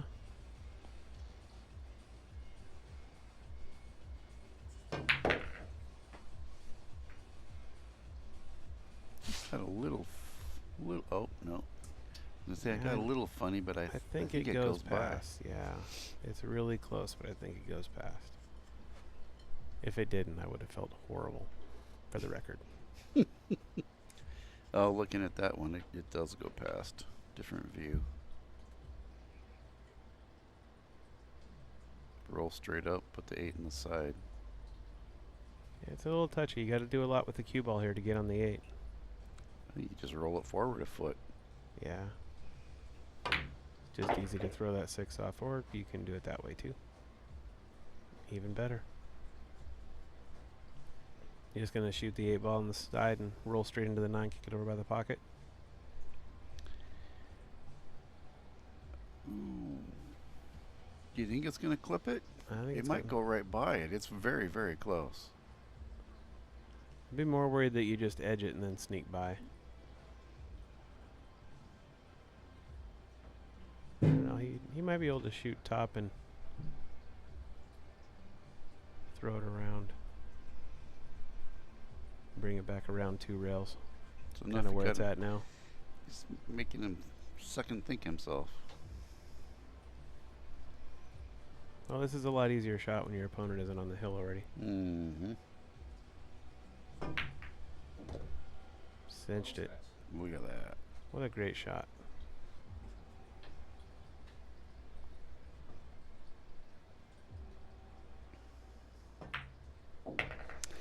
You know what we have here? We have a hill match. We have a race to 1. Yes, we do. Bo's breaking.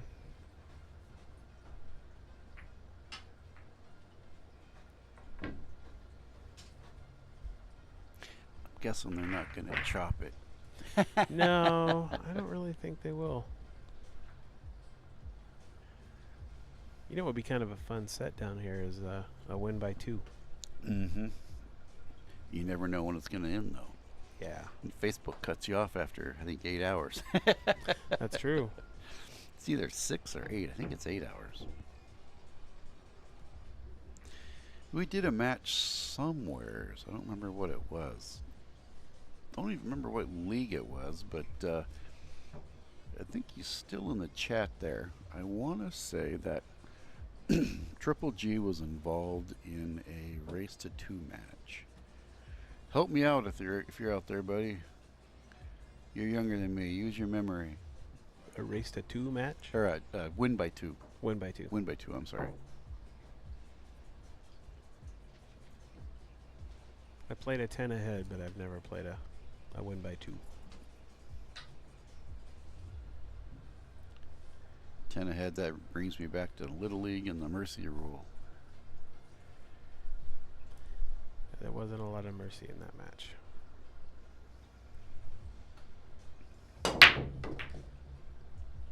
Bo Bo needs the best break he's got. Yep, he's got a shot and an open table. Yeah, it's a good rack.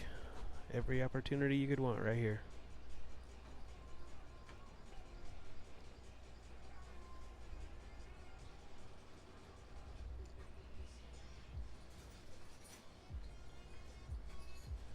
Blue, it's the 2 balls down, right? It's hard to make out the colors here. Yeah, he's got to go from the 1 to the 3. 1 to the 3, yep. Yeah.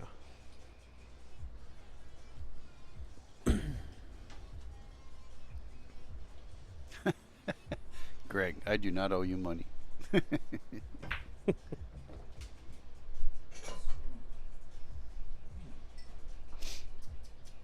That's workable.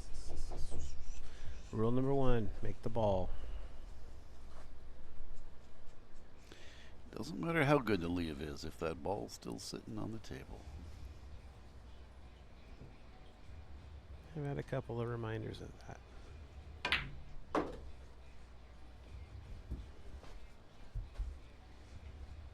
Looks like he's got enough on there to see it. Mm-hmm. Well, this would be been such a good match.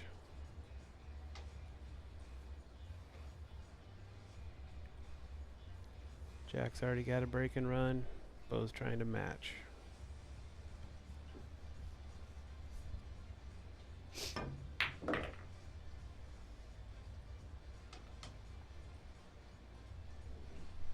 little bit of an overstroke, but You 2 rail up underneath that 6 ball. yeah. Just got to make sure you keep an angle. 7's on the other side of the table.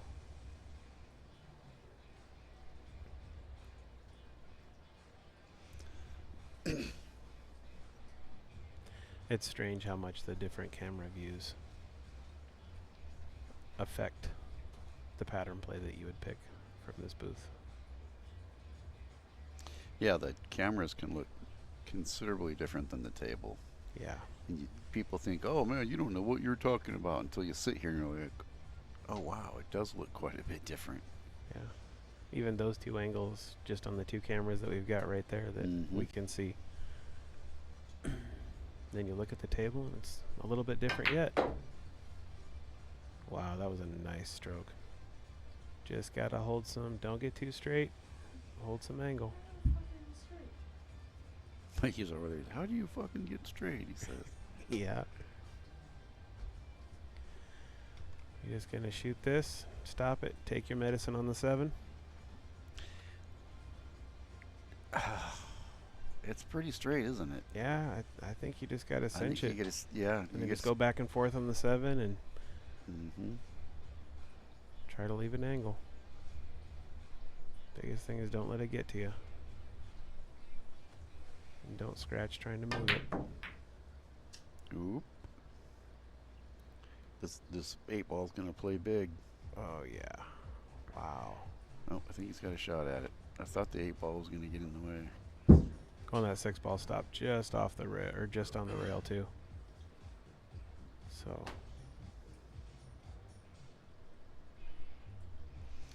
Thank you, Patrick. I knew there was a game out there. I know they went back and forth a couple times. I don't remember who got that match, but that win by 2 definitely changes some things.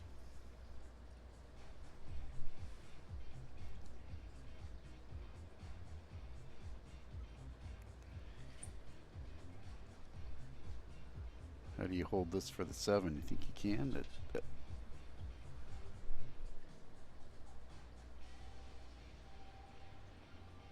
Well, if you just play top, you're going to run into the 7. Oh, But he's he's gotta jumping or jump, spinning. yeah. I thought he had the ball, but I guess he doesn't. That's No. going to be painful, I believe. Yeah, a little bit of good fortune on Bo's part there.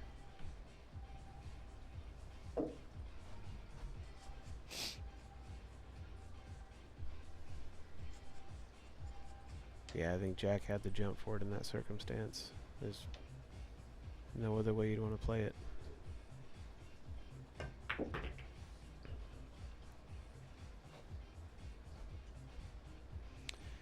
9-ball is a volatile game. Yep. And no matter how easy they sit, these will be the 3 hardest balls that Bo shoots tonight. It's just how the game is played.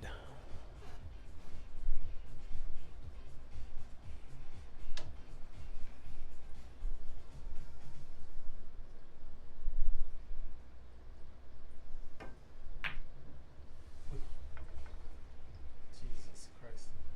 Just fucking stroke it, bro.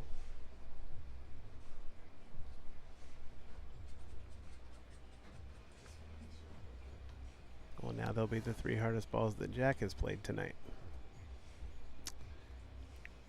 You stroke it to put the 8 back in the opposite corner of the 7, or do you try and hold it for the side? I think you'd shoot it up and try and put the 8 in the other corner. Honestly, right now, I would probably play 3 or 4 rails. I would probably hit it firmly enough to just go right around that 9-ball. Oh my gosh. And that's why, because you got nerves going. So you just let your stroke out a little bit, Jack, huh? and then play the end rail, the side rail, all the way down to the other end, back to the side. It's the first thing I said all night.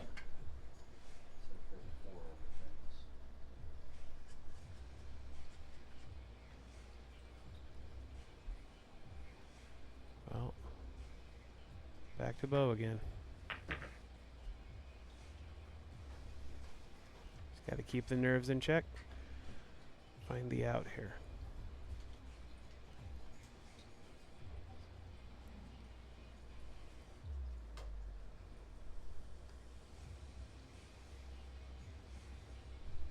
If this was the first rack of the night, this would be an easy out. Almost a gimme.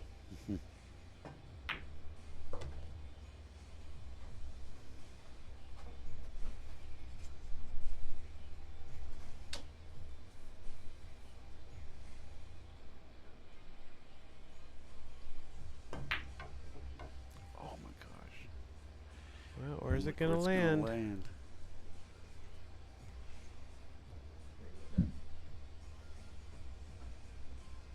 What's Jack gonna do? Think he banks it? You think he ducks? Tiki-tack. Honestly, the way that things are going right now, I would almost just bank the 9 at the second diamond and roll it to the middle of the end rail and then bring the cue ball back to the other end. And Leave them long. just leave them long. Contain and safe. Let Bo try to bank to these pockets. I would not be the one to try this bank. But Jack banks a lot better than I do. So I think he is, though. I think he is. Might be playing it 2-way though. You did what you talked about. Yeah. Left him a little bit more of a cut than he would have liked, I think. But that's Yeah. looking boy. at the table versus the screen. It's a really steep cut. Yeah, that's not an easy cut. Yeah, It's- boy, it's- it's the first time I've actually looked at the table, Yeah. and you are right. That is The screen, significantly tougher. The camera doesn't do it justice. No. I would not want this 9-ball shot to win. Well, if I had a choice. All right, what do we got here? Wow.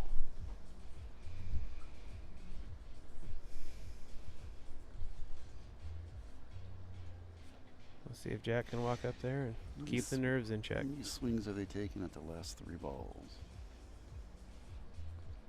Collectively, I want to say 5, 6.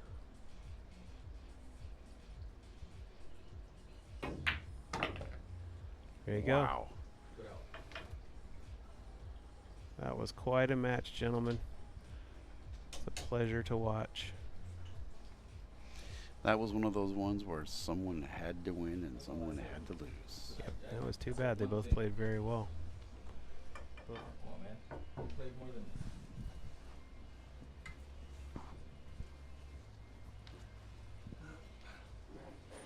Ladies and gentlemen, what a match. That was edge of your seat, gripping television. All is well in the world. No hard feelings. Hell of a match.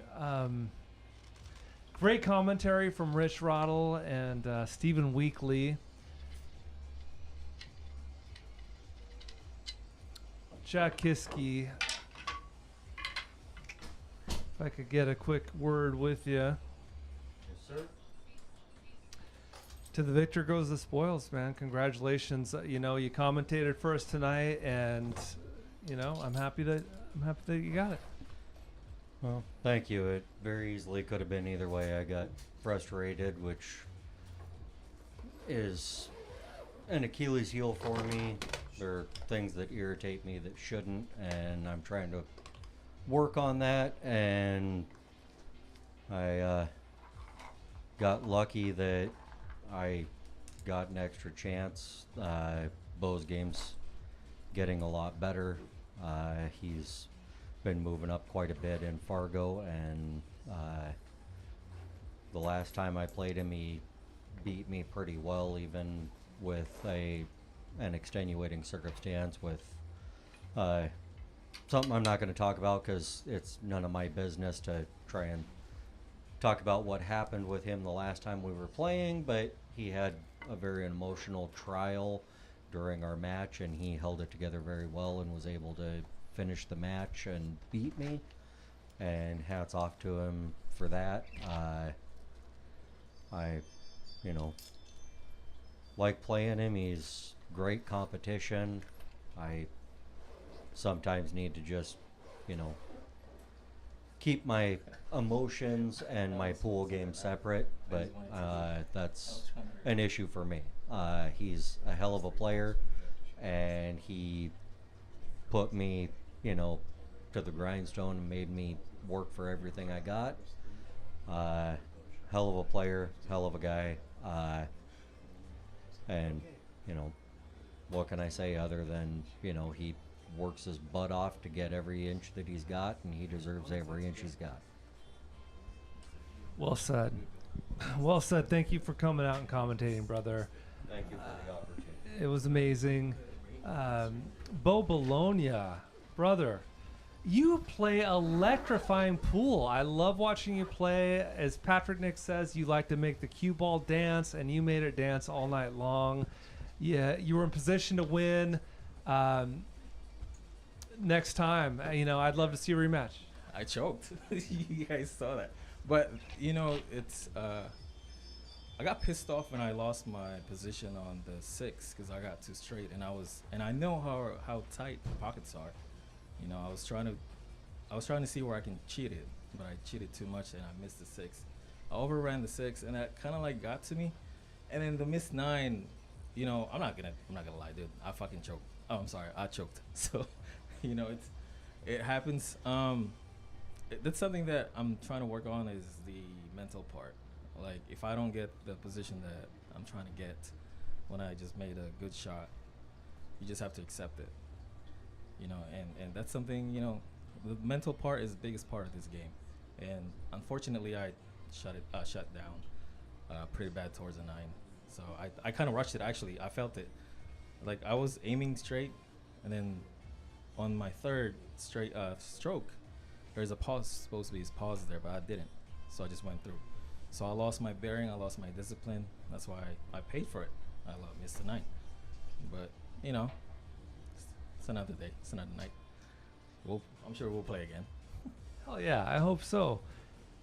Let's do this raffle, my friends. I'm gonna grab some stuff. So on the wide shot.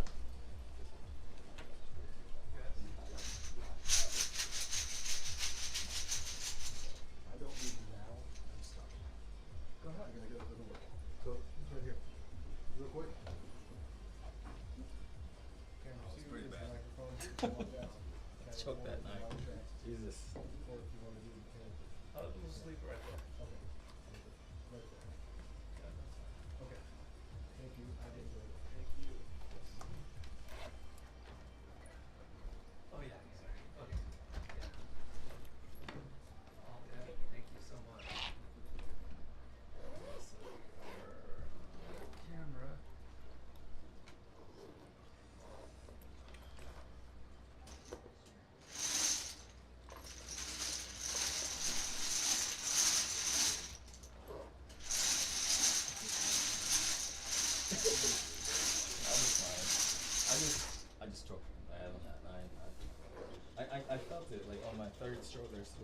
to be a pause.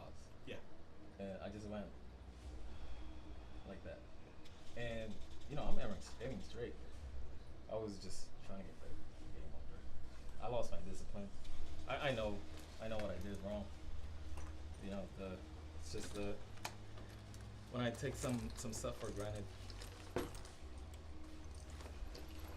something that got work on. Yeah. I'm sure we'll play again. Oh yeah. We'll play again, Jack, right? We'll do a double header. You guys again, and me and Sean again. Cool. Me and Sean. Double header again. Oh. Well. There you go. I was going to mention if you're doing it. Oh, no. Played, like, I'm like, that's going to be business, but like, you help me get the All right, so Mike, the producer, found out that I-5 is shut down tonight. So I would Google that. He just bailed to catch the last ferry. Something about I-5 being shut down tonight. So It's around Federal Way. oh, the Federal Way area. Okay, so let's go 405. All right, cool. Okay. Thank you, Lee. Thank you, Steven Weakly. Well, I don't know if you remember, but I don't know whose cue that is, but that 1-9 we're playing at. all right. So we got to do this drawing. Rich Roddle, are you gonna help me out?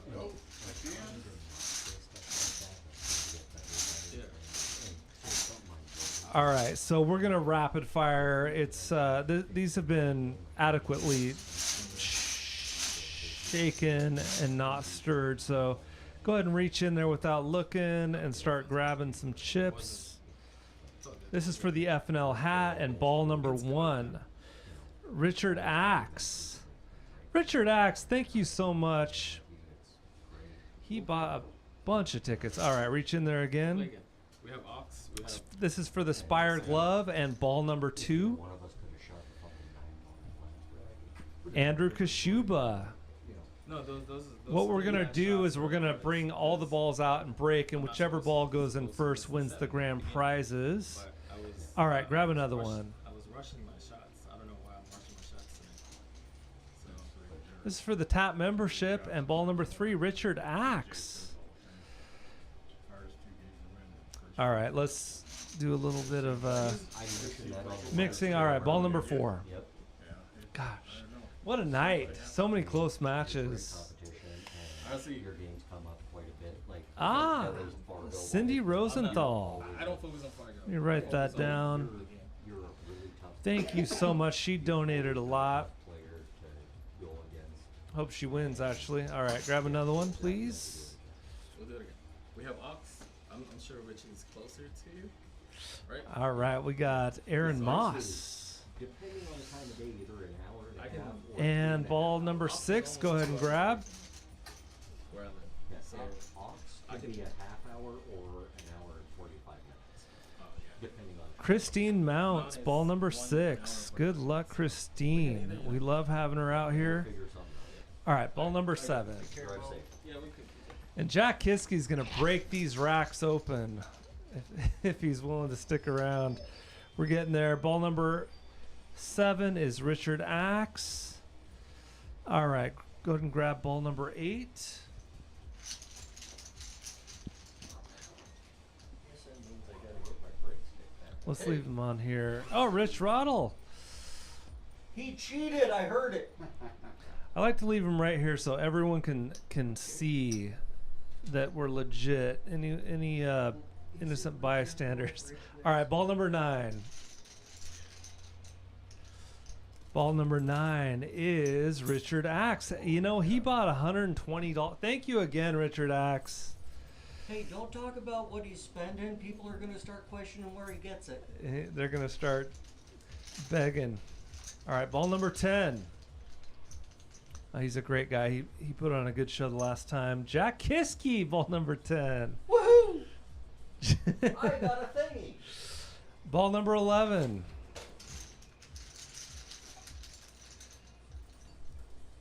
Ball number 11 is Cindy. Again, Cindy Rosenthal.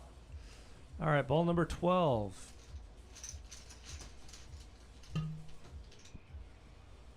Ball number 12, Richard Axe. You know, you donate a lot, you get a lot of odds. Ball number 13 is Cindy Rosenthal. Ball number 14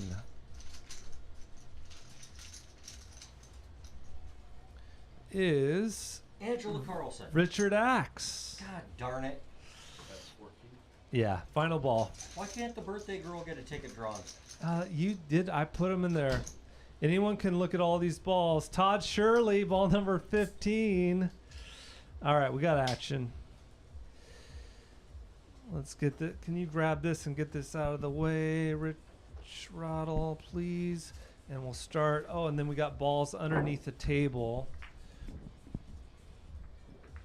So this first one is for the pool cue. Thank you so much to Golden West Games for donating this excellent cue. Go there, please, for all your stuff. I'm assuming we're doing Yeah. the Delta rack. The not Delta a rack. template. Yeah. That was donated by Todd Shirley. But yeah, Golden West Games in Lakewood. They did move away from the Tacoma location. Please support them. They're giving away a nice cue. It's got the Unilock joint, the Portica cue. Whichever ball goes in first on this break will win the cue, and then we'll re-rack for the spot on the show. Can win a spot on the show. Chance to win $200, and if you don't want to play, you can just cash out for the $100.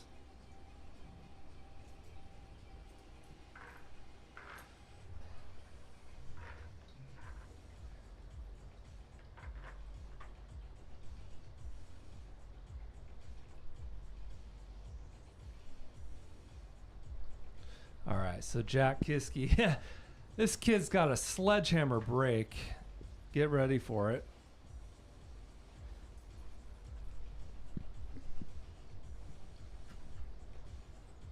They already saw it like 3 times tonight.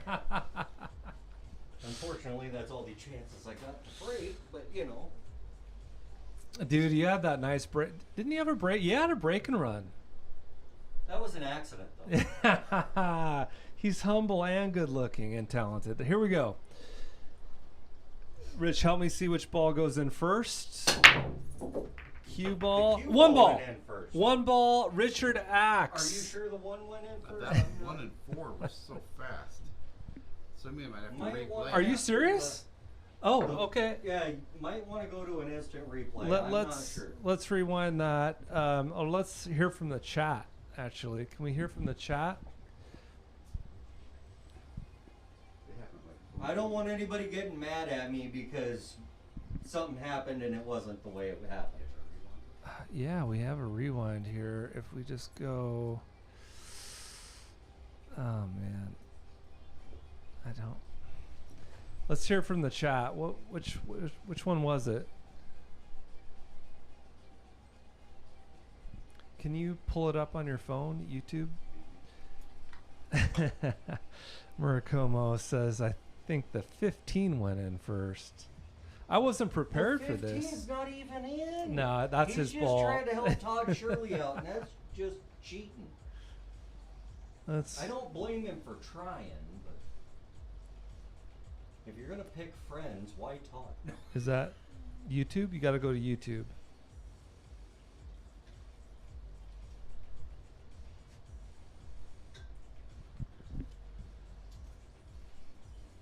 Oh, table was obscured by Lee. Thank you, Andrew. I will move out of the way.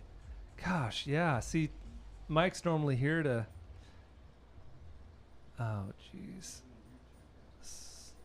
Saw the 4 in the corner, but didn't see where the 1 went.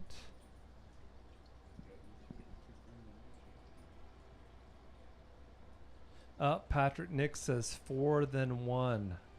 Yeah, that's what you saw. Okay, we're going to go with that. And I'll get out of the way next time. Oh, and then you knocked my phone on the Dear ground. Lord. Okay, so Cindy, you know what? You just won a nice pool cue, and you can still win the spot on the show. So let's re-rack. Hey, she can donate that cue to me if she wants. Okay. That's fair. Did we get all the balls? Okay, I'm going to get out of the way this time. This is for the spot on the show.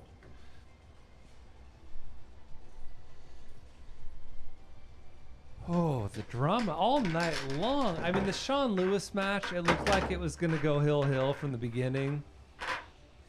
And then the drama of the hill match with Jack Kiske and Bo Belonia.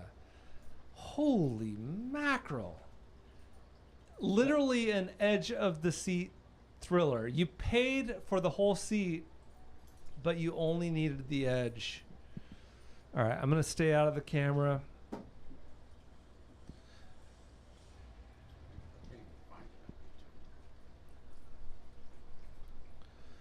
This is for the spot on the show.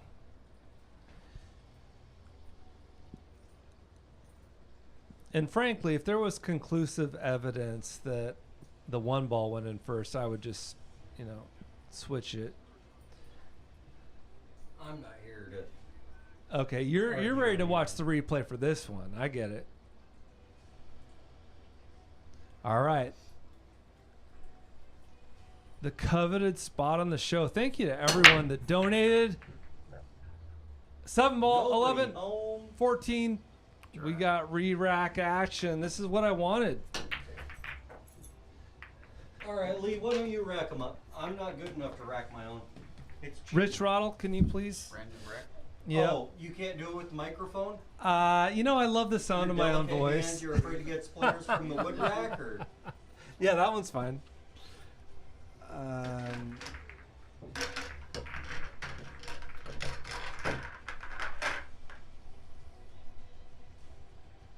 Oh yeah, again, I'm in the camera view.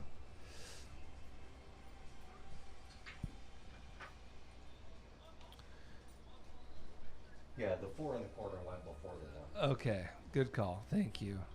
So if you look at it, you see this ball go in well before that one. Oh yeah, I was distracted. The 2 ball went in, then the 4, then the 1. Okay, so we have total confirmation that Cindy Rosenthal won that Portica Q from Golden West Games, and here we go, the spot on the show. If she's going to be in Lincoln City, I can bring it down to her if she doesn't want to have it mailed to her or anything. Oh, we love that. That break didn't work last time. Maybe we'll just try hammering it from the middle if something goes in. Boom. All good. Well, it was plenty of effort, but nothing went. 3, 4. Are you sure that was tight, Rich? Yes, sir.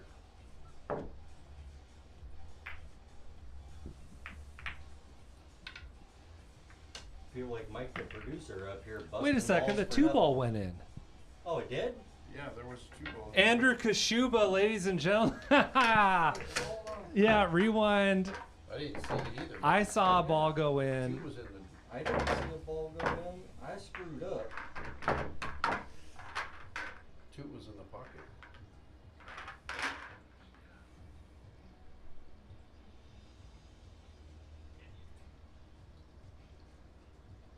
All right, we're reviewing the footage. So I broke, nothing went in. Rich racked them up. Let's see what happened here.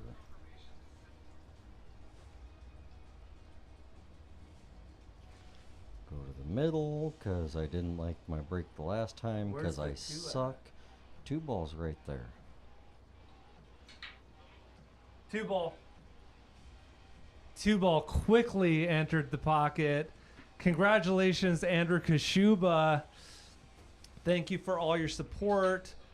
It's been a hell of a night. 2 ball went in the corner. It's I been missed it confirmed. twice. Ah, what a fun night. Thanks to everyone for tuning in. We are going to call it a night. Glad I could help a friendly feller out.